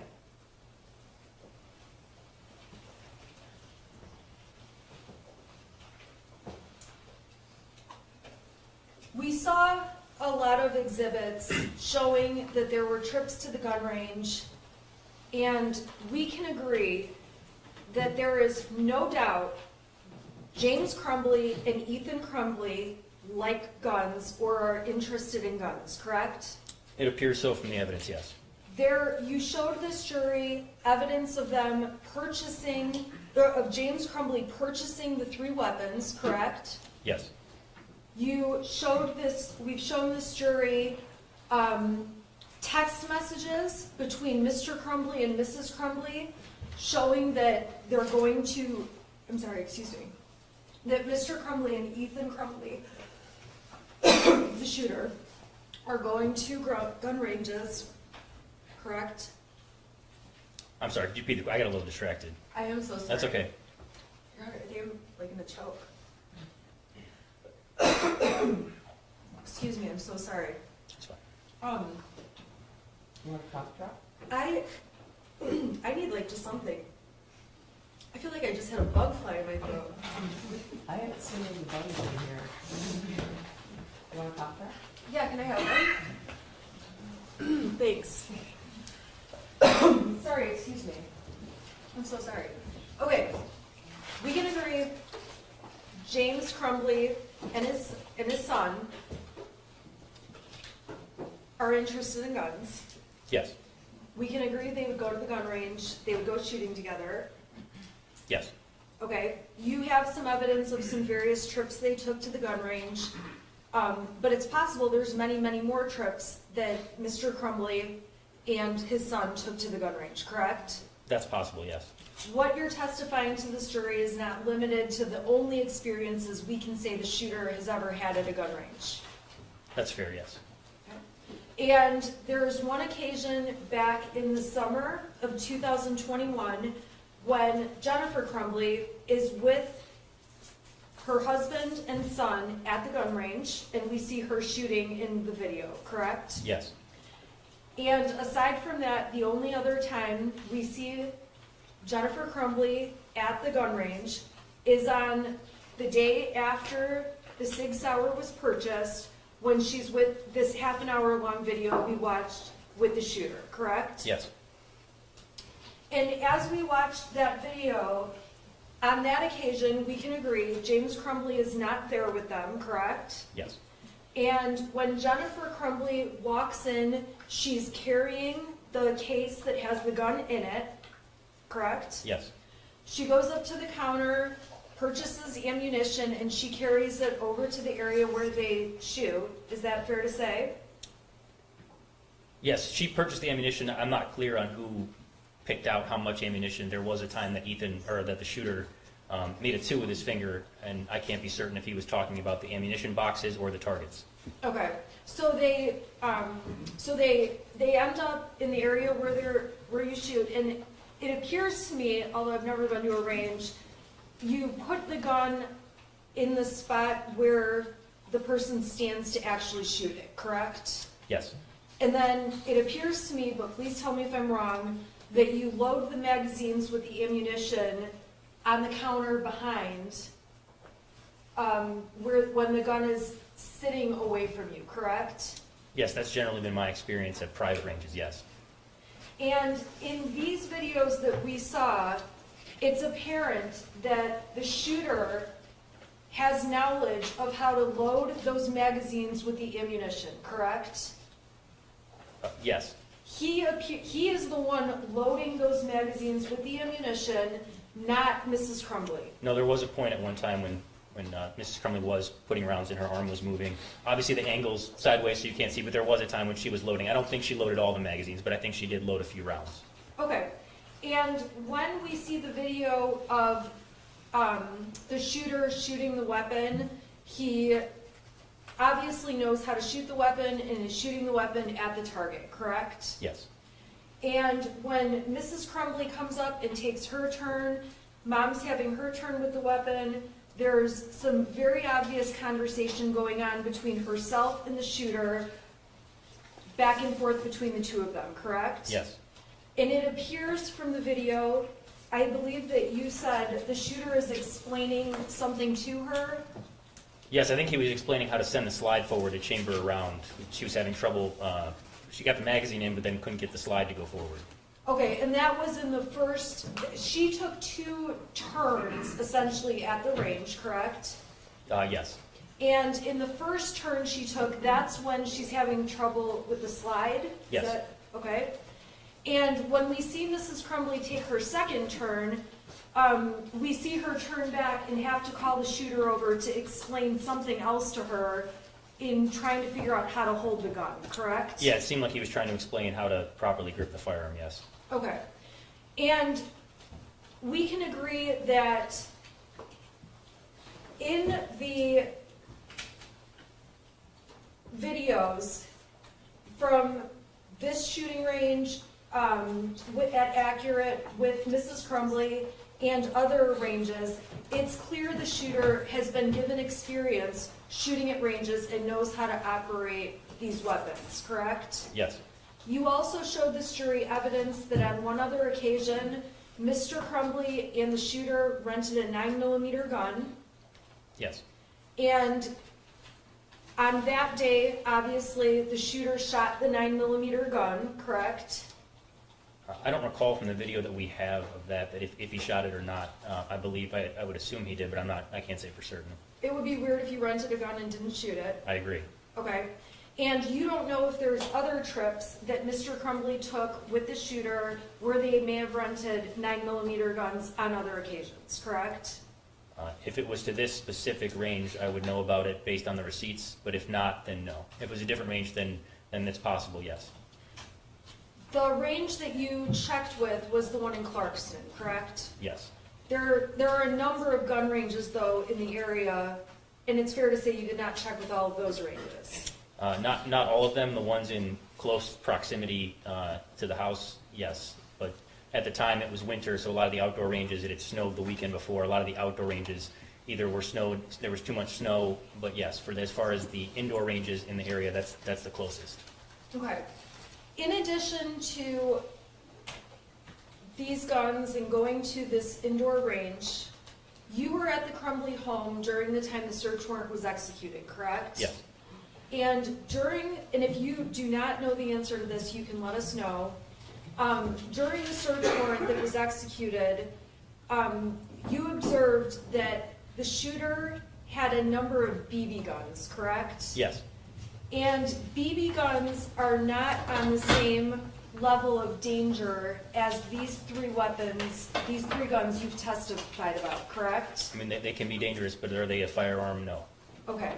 So, and you also, I'm sure, observed that in the backyard at the Crumbley's home, they had targets set up where BB guns could be shot in the backyard, correct? Yes. So it's a very fair assumption to say that the shooter was interested in BB guns, target practice, these guns, going to the shooting range. Yes.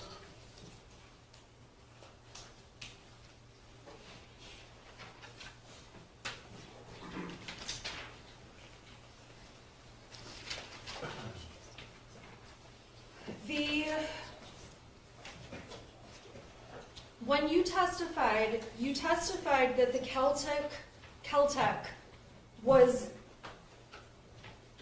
in a gun safe at the time law enforcement did the search warrant, correct? Yes. And the Derringer.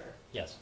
And there was a cable lock that was not on the Caltech gun, correct?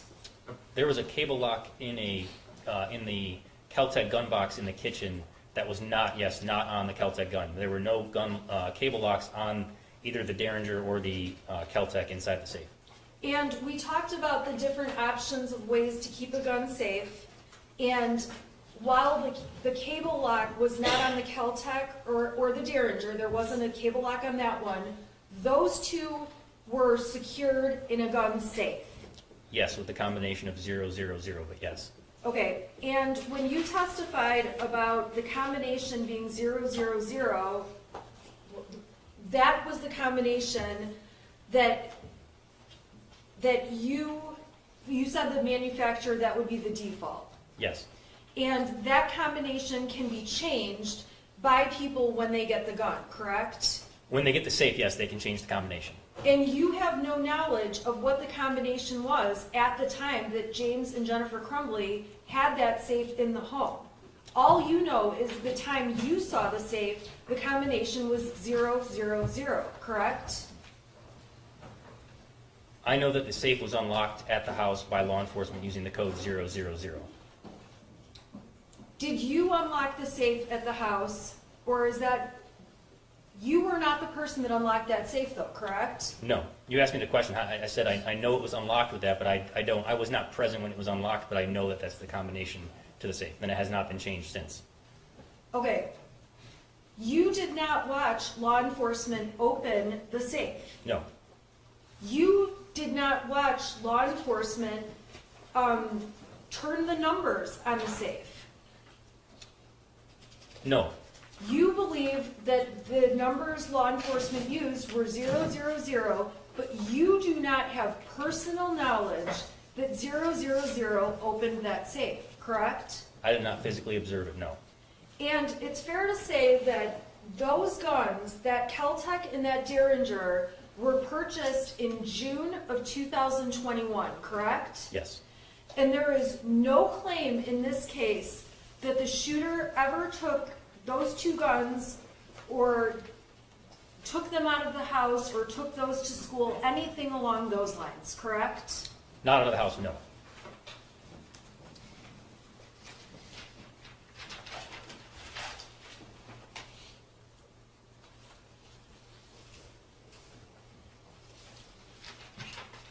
In terms of,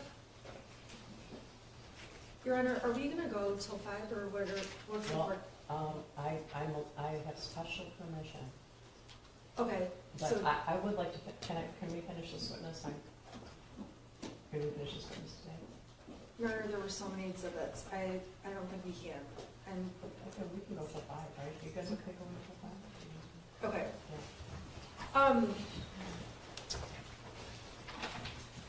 Yeah. You testified, okay, so let's go to some of the exhibits if we can. Okay. I'm gonna go to exhibit 52.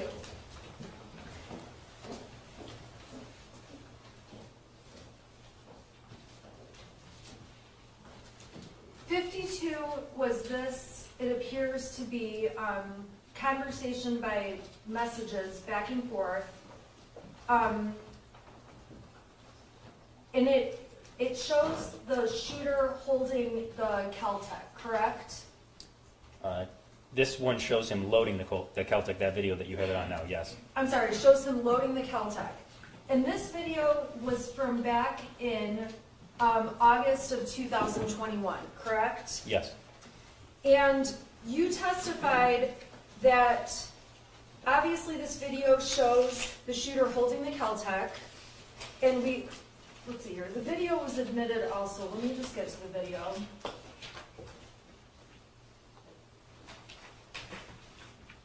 Okay, so this is the video. I'm just gonna play it, it's 12 seconds.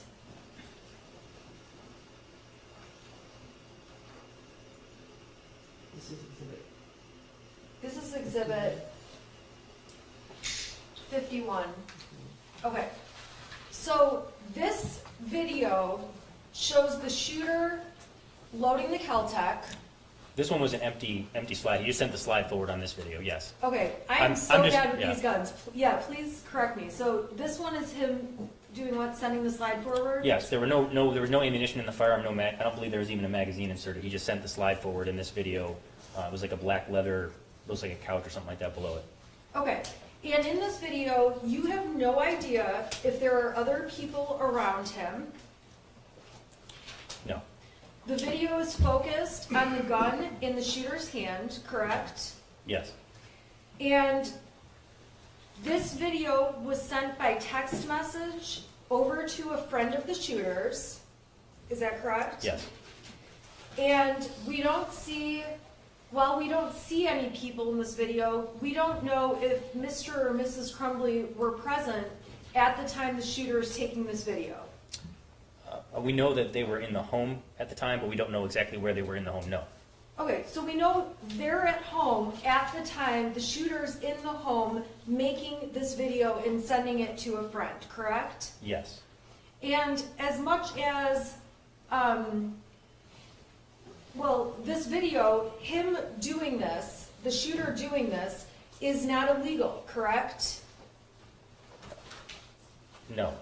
It's not, It's not illegal, I can't say, I'm not gonna You say know, it's a it good does. idea. right, I don't mean, under federal law, it wouldn't be illegal. You're in your own home and, I don't know where his parents are at the time either though, so I can't really comment whether it was legal or not on what he's doing with the firearm.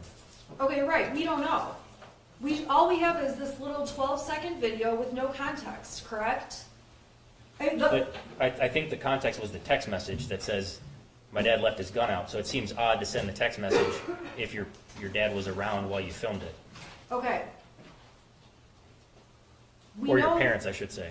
We know dad is in the home at the time this video is made, correct? Yes, both Jennifer and James, yes. We know mom is in the home at the time this video is made, correct? Yes. This home we're talking about, there will be other, sure. I'm sorry.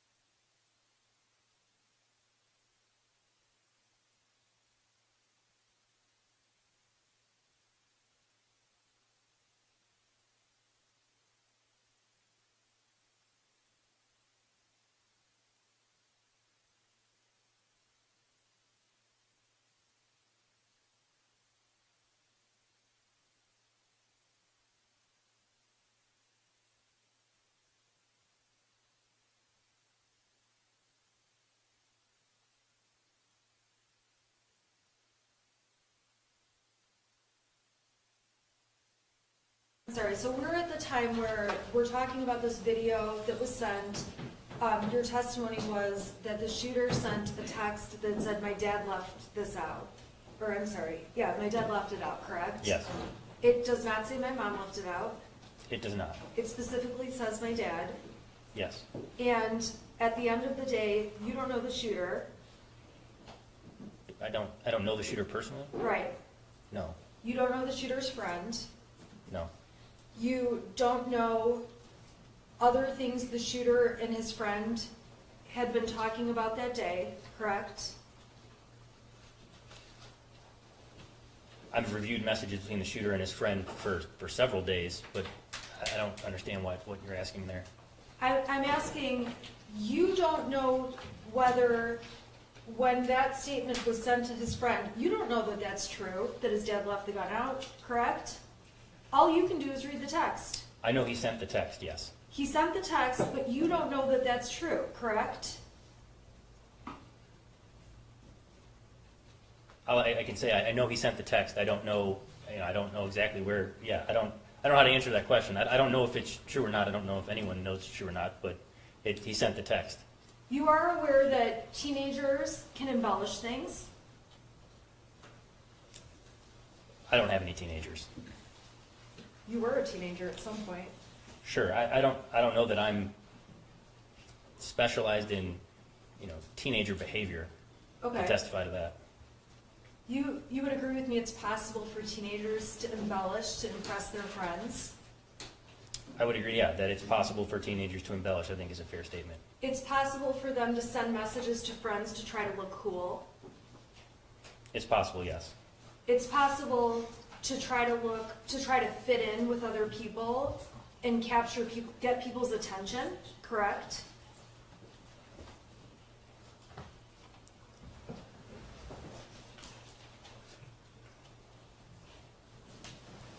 I think we're getting into an area that I'm not authorized to testify about as a federal agent right now, honestly. And Yeah, Your Honor, Special Agent Brandon has very defined parameters about what he can testify to. He has Assistant United States Attorney in the courtroom because he can only testify to certain things. So I would just ask that. I guess I'm not sure what that means, but. It means he can't testify about teenage behavior. He can't testify about. Well, some of that is also argumentative, right? I guess I take judicial notice that teenagers embellish things, just from my own, right? Yeah, they talked about that during jury selection, so he doesn't know. I don't think he was a teenager not long ago. I think so. Police officers are looking younger and younger teenagers. Okay, so the bottom line is, in terms of what's going on in this shooter's mind, and at this time, the Crumbley son's mind, we just don't know. We're not mind readers, correct? yes,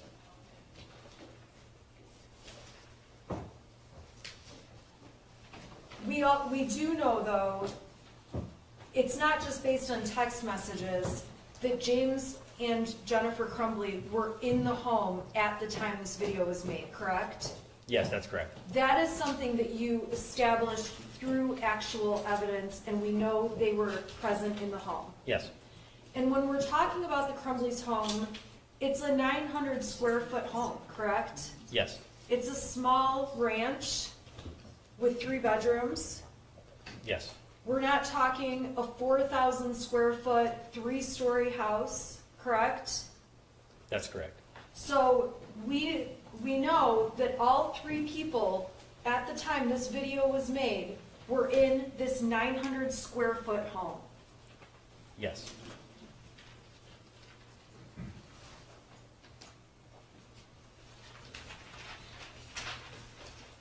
Same thing with the video that was you testified about a video where you can see the dining room table and you recognize the wood grain as being from their dining room, correct? yes.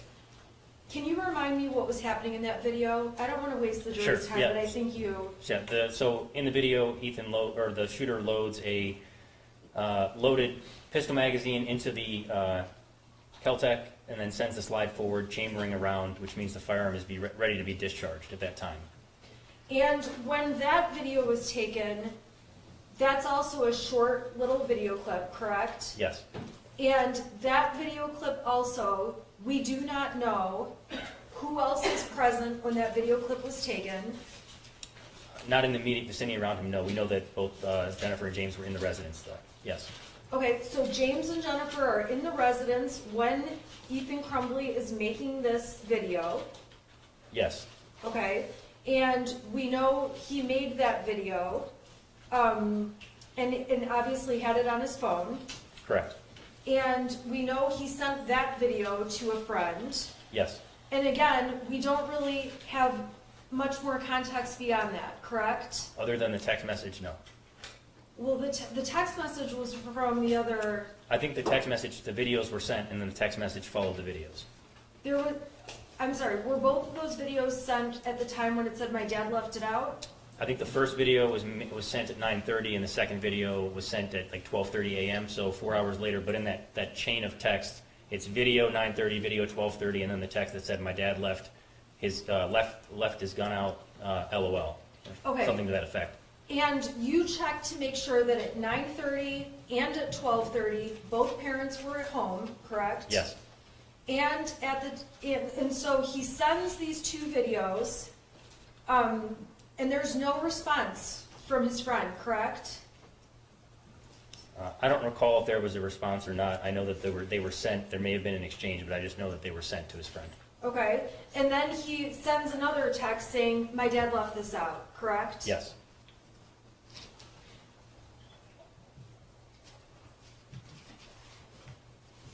Now, we can agree in the text message, or I'm sorry, in the Instagram post, there's reference that this gun was a gift to the shooter, correct? Yes. You are not a member of the Crumbley family, correct? No. You don't know what the terms of that gift are in terms of whether the shooter was allowed to just possess it and have it at all times, or if there were conditions around and rules around that gift, correct? No, I just know that it was a gift. Okay. And you don't know if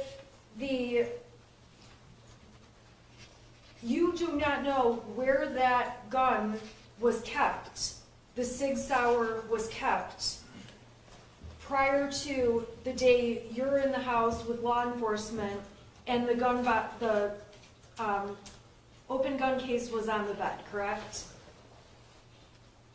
I'm sorry, it's late in the day, so my Sure. questions are getting terrible. Let me back up. When you saw the weapon, the actual weapon, the Sig Sauer, you saw it at the school, correct? Yes. And when you went to the parents' home, the gun case was out on the bed, correct? I believe when I got there, it had been moved to the kitchen at that point. I'm sorry, it was Yes. in the kitchen Sure, at but that yeah, point? yes. Okay. And prior to you getting there, you don't know where the gun case had been, where it was moved to, who had moved it, and things like that, correct? I know based on reviewing the search warrant photographs from the scene that are done prior to searching a residence, that it was on the bed and with the empty box of pistol ammunition next to it when those photographs were taken. That's what I know. You don't know prior to that day or the night before where that gun was stored in the Crumbley's home, correct? I don't know myself. I don't have knowledge of that. I know that there's been. I don't know how to answer that question, honestly. Okay, well, you don't know the answer to that. As someone that's been involved in this investigation, as one of the officers in charge, I have reviewed multiple different statements and texts about where it was stored. So I don't know how to quite answer that question because there were various texts and statements about where it was stored from the defendant's messages and statements and things like that. So I don't know how to answer that question. But do I know for certain where it was stored? The answer to that is no. Okay. You also don't know whether when the gun, the Sig Sauer, was in the Crumbley home, if they had the cable lock on the Sig Sauer gun. I'm sorry, can you repeat the question? When the gun was in the Crumbley's home, in the days following James buying the gun, you don't know if the cable lock was on that gun. I don't know, other than the 26th, the date that they purchased the firearm, I believe they took photos of it around 1 o'clock p.m. I know that the shooter took a video around shortly after 6 o'clock p.m. with the firearm, with the cable lock still in the bag, not inserted in the gun. So I know that at least when they got home from the firearm store after the purchase, there were photographs taken, there was no cable lock inserted. I know later that night at 6 p.m., so we're shortly thereafter, between 6 and 6:40, both the shooter and Mrs. Crumbley took photographs on their phone or photos and videos, and the cable lock wasn't inserted, it was still in the bag.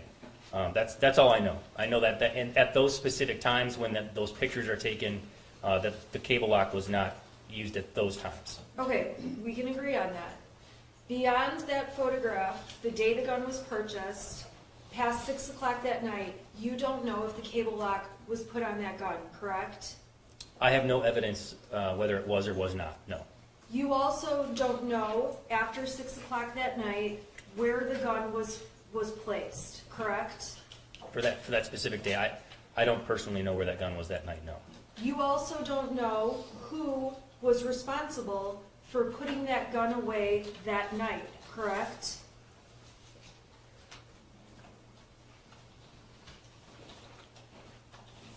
I don't know how to answer that question. I guess it's, if Mrs. Crumbley is taking a picture of the firearm and she's the only one home, it would be her responsibility to put the firearm away. And if it's Mr. Crumbley, so I don't know how to answer your question. If you want me to answer that, I don't know their conversations about who's responsible for locking it up at night, then, Right, so your then answer yes. is I don't know. You don't know. Right. Okay.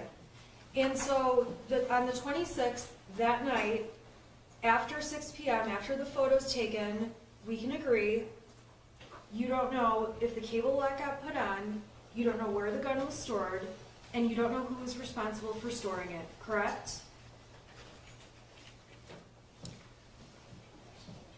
I don't know how to answer your question because I feel like that Because you don't know. I don't- I think believe it's- asked and answered. I don't know if whose responsibility. It could be a parent, both parents' responsibility. I don't know how to answer that question. You weren't there. Correct, I wasn't there. I don't know who's. Okay. But Your Honor, I just want to make record, he does have knowledge of all the other evidence, so I think the struggle here is He knows what was happening at 6 p.m., but. No, he's reviewed different statements about, Always. so that's where the struggle is here. He doesn't personally know if those statements are true, but I think that's why, I don't want to put words in his mouth, but He has other information. I'm asking him about his personal knowledge, though. I'm not asking him about things Okay. other people said, things, okay? Mhm. All right, so then we go to the 27th. This is the day after the gun was purchased by Mr. Crumbley, correct? Yes. Okay, we've obviously talked about Mrs. Crumbley being at the range with the shooter that day, correct? Yes. Okay, that night, after Mrs. Crumbley was home, you do know that Mrs. Crumbley and her son went back home, correct? Yes. Okay, you don't have personal knowledge of who took the gun from the car they drove into the home, correct? That's correct. You don't know if the gun was even brought into the home when Mrs. Crumbley and the shooter arrived back home after the gun range. That's correct. You don't know if after coming home from the gun range, the cable lock was put on the gun. By who? I don't know that the cable lock was placed on the firearm, but if you're saying it appeared the way that Mrs. Crumbley operated the firearm, it would be very difficult for her to lock the slide to the rear to put the cable lock on. She appears like she doesn't know what she's doing with the gun, right? Yes. Okay. There's no doubt the shooter has a lot more knowledge about this gun than Mrs. Crumbley does. Yes, that's fair. Okay. And when Mrs. Crumbley is posting, she's posting that it's her first time shooting a 9mm, correct? Yes, that's what she wrote. And she's calling it a Mother's Sunday, correct? Yes. And you don't know much about this family, but Mother-Son Day implies this is a mother and son spending time together, correct? That's what the text said, yes. It's obvious Mrs. Crumbley's doing something with her son he enjoys, correct? Yes, he was definitely smiling when he was shooting the firearm, yes. Okay? And then both Mrs. Crumbley and her son are, comparing targets and talking and interacting with one another, correct? That's what occurred on the surveillance video, yes. And once they got home that night, you have no idea if the cable lock was put on the gun. I do not know, no. You don't even know if the gun was brought in the house. No, You don't know where the gun was kept that night. no. And you don't know where the gun was kept in the following day or day after. You don't have personal knowledge of that, correct? Yes. And at the end of the day,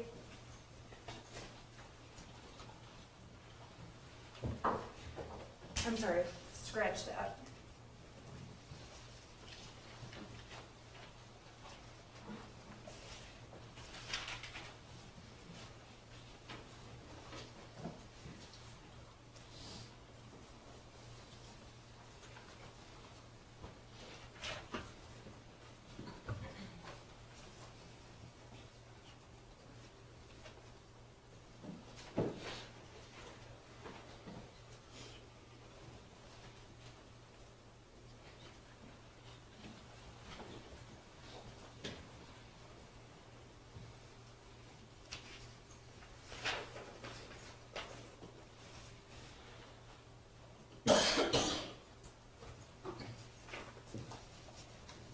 In terms of the shooter, you have no awareness of whether the shooter has ever had any kind of safety course.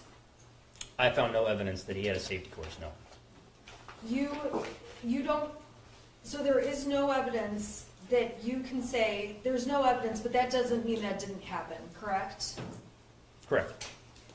And you have no evidence about James, whether or not he's ever had a safety course, correct? I found no evidence of that, no. But I Okay. don't, yeah, correct. So you wouldn't know either way. It's possible he had a safety course. I personally found no evidence of that.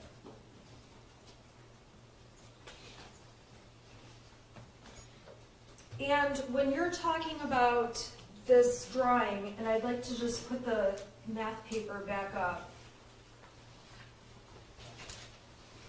And I apologize, I believe it was exhibit, It's 75? No. That was 74. thank you. Okay, so your testimony was, by looking at this math paper, you believe the gun in exhibit 75 looks like the Sig Sauer weapon, correct? Yes, And this math paper was drawn after the shooter had already picked out and had his dad purchase the Sig Sauer, and the family already owned that gun, correct? yes, And that bullet, you believe, looks like a bullet that would be unique to the Sig Sauer gun. no, that's not what I said. I just said out of the firearms they own in their home, out of the two calibers, it resembles more of a 9mm than a .22. Okay, but it's just a bullet, right? We can agree. You listed off a lot of calibers earlier. If you ever look at all those rounds, they look vastly different. All right, so that's a 9mm caliber. I'm saying it resembles, or could resemble a 9mm caliber. It is definitely a round of pistol ammunition that does not look like a .22. Okay, these are just drawings that we know the shooter drew at school, correct? They are drawings that the shooter drew at school, yes. I don't know if I would say just. They're drawings we know he drew at the school. Yes, And you have never discussed these drawings with the shooter, correct? no, You were not present when the shooter met with the school counselor about this drawing, correct? no, I was not. You were not present when the school shooter met with the principal from the school and talked about this drawing, correct? I was not present. You were not present when Mrs. Crumbley and her husband met with the shooter at the school about this drawing. Correct. I did not get to the school that day until after the shooting occurred. You did not hear the shooter explain why he put these things on this drawing, correct? Yes, I did not respond until after the shooting occurred. Okay. So you've never had a conversation with him where he explained or talked about what he was doing in this drawing, and you've never seen a video of those conversations, correct? Yes, I believe I said before, I haven't met the shooter before.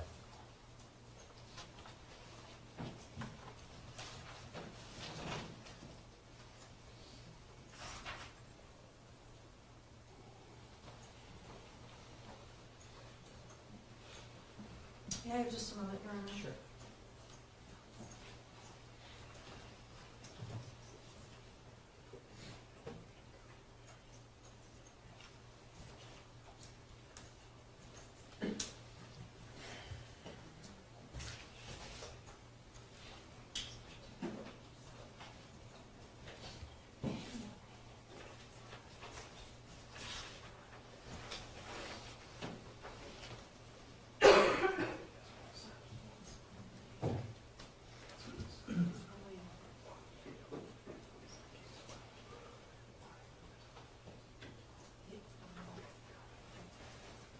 I have nothing further, Your Honor.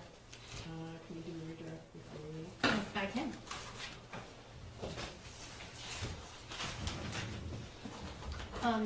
Special Agent Brandon, you were asked some questions about the 9mm and that it isn't the most powerful gun, that there are other guns that could do more damage.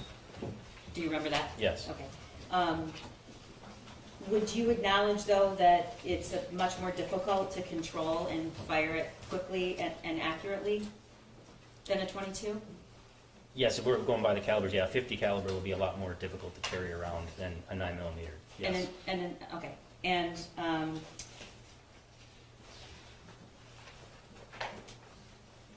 you were asked a lot about whether or not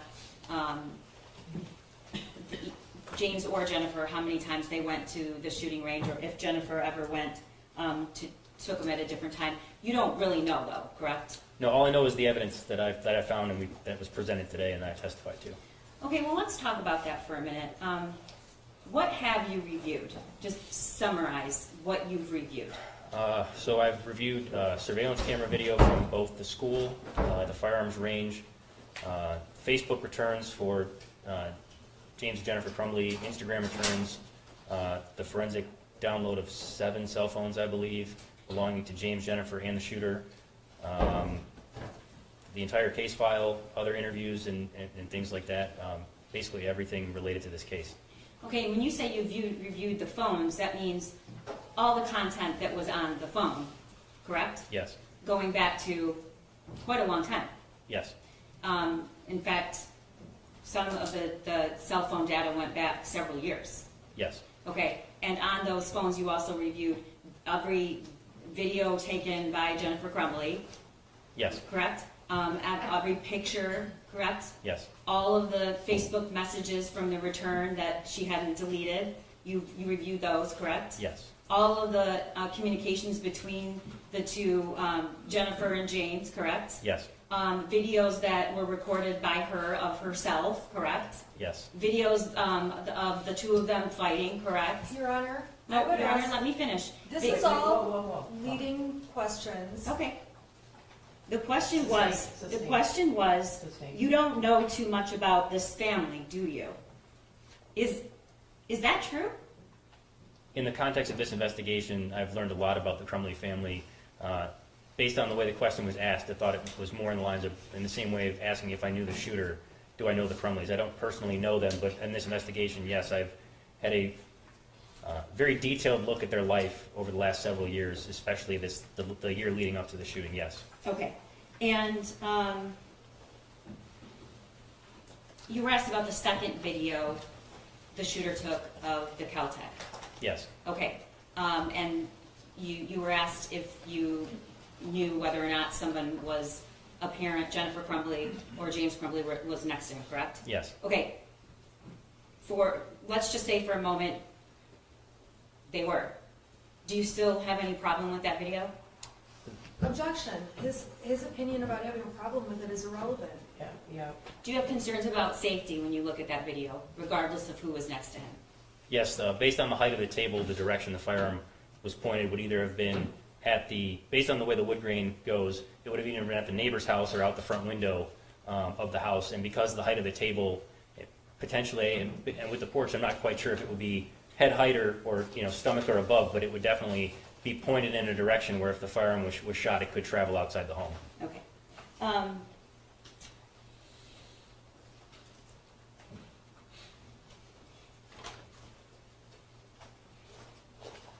You were asked about whose responsibility it was, or did you know, to lock up the weapon, correct? Yes. Okay. Whose responsibility is it when a firearm, a 9mm, is in your home? Whose responsibility is when you know there's a minor there? Based on my understanding of the pamphlet that was handed out, I can say that it would not be on the juvenile. You were asked about that meeting in the counselor's office, correct? Yes. Okay. And the worksheet that you viewed, Yes. correct? Okay. And you were asked if you don't know what the counselor said about it, correct? And your answer was no, you don't. Correct. I said I wasn't personally there for what he said about it. Okay, but you know that the worksheet was shown to Jennifer Crumbley, correct? Yes. And you know that the worksheet had the words "help me," correct? Yes. Okay, and the worksheet had the words "blood everywhere," correct? Yes, it did. Okay, and you know that that worksheet Your was Honor, both texted. objection to leading. This is all leading. Do you know whether or not Jennifer Crumbley saw that worksheet? Yes. All right, and how do you know that? It was on her cell phone, and she sent it to several people after she received it. Okay, and do you know that if the worksheet that she was shown had the words "help me," blood everywhere? It did. Okay, thank you. You can set that up in the next year. All right. Okay. So I know it's been a long day, but I'm intent on using the time as well as possible. I think we made some good headway today. I'm going to ask you to return at 8:30 in the morning. Do you guys have any questions about the schedule? Did you fill out your lunch? Was the lunch good? I made it myself. I'm going to have you return at 8:30 in the morning. Any questions about the schedule? I'm supposed to tell you, during the trial, do not read, listen to, or watch any news reports about the case. Under the law, the evidence you consider to decide the case must meet certain standards. For example, witnesses must swear to tell the truth, and lawyers must be able to cross-examine them. News reports do not have to meet these standards. They could give you incorrect or misleading information. So to be fair to both sides, you must follow this instruction. Do not go on social media. Don't post. Don't do research. Don't watch the news. And please do not discuss the case with anyone. If anyone attempts to discuss the case with you, please let me know. All right? All right, we appreciate you. Any questions about the schedule? I think we're moving along, okay? All rise for the jury.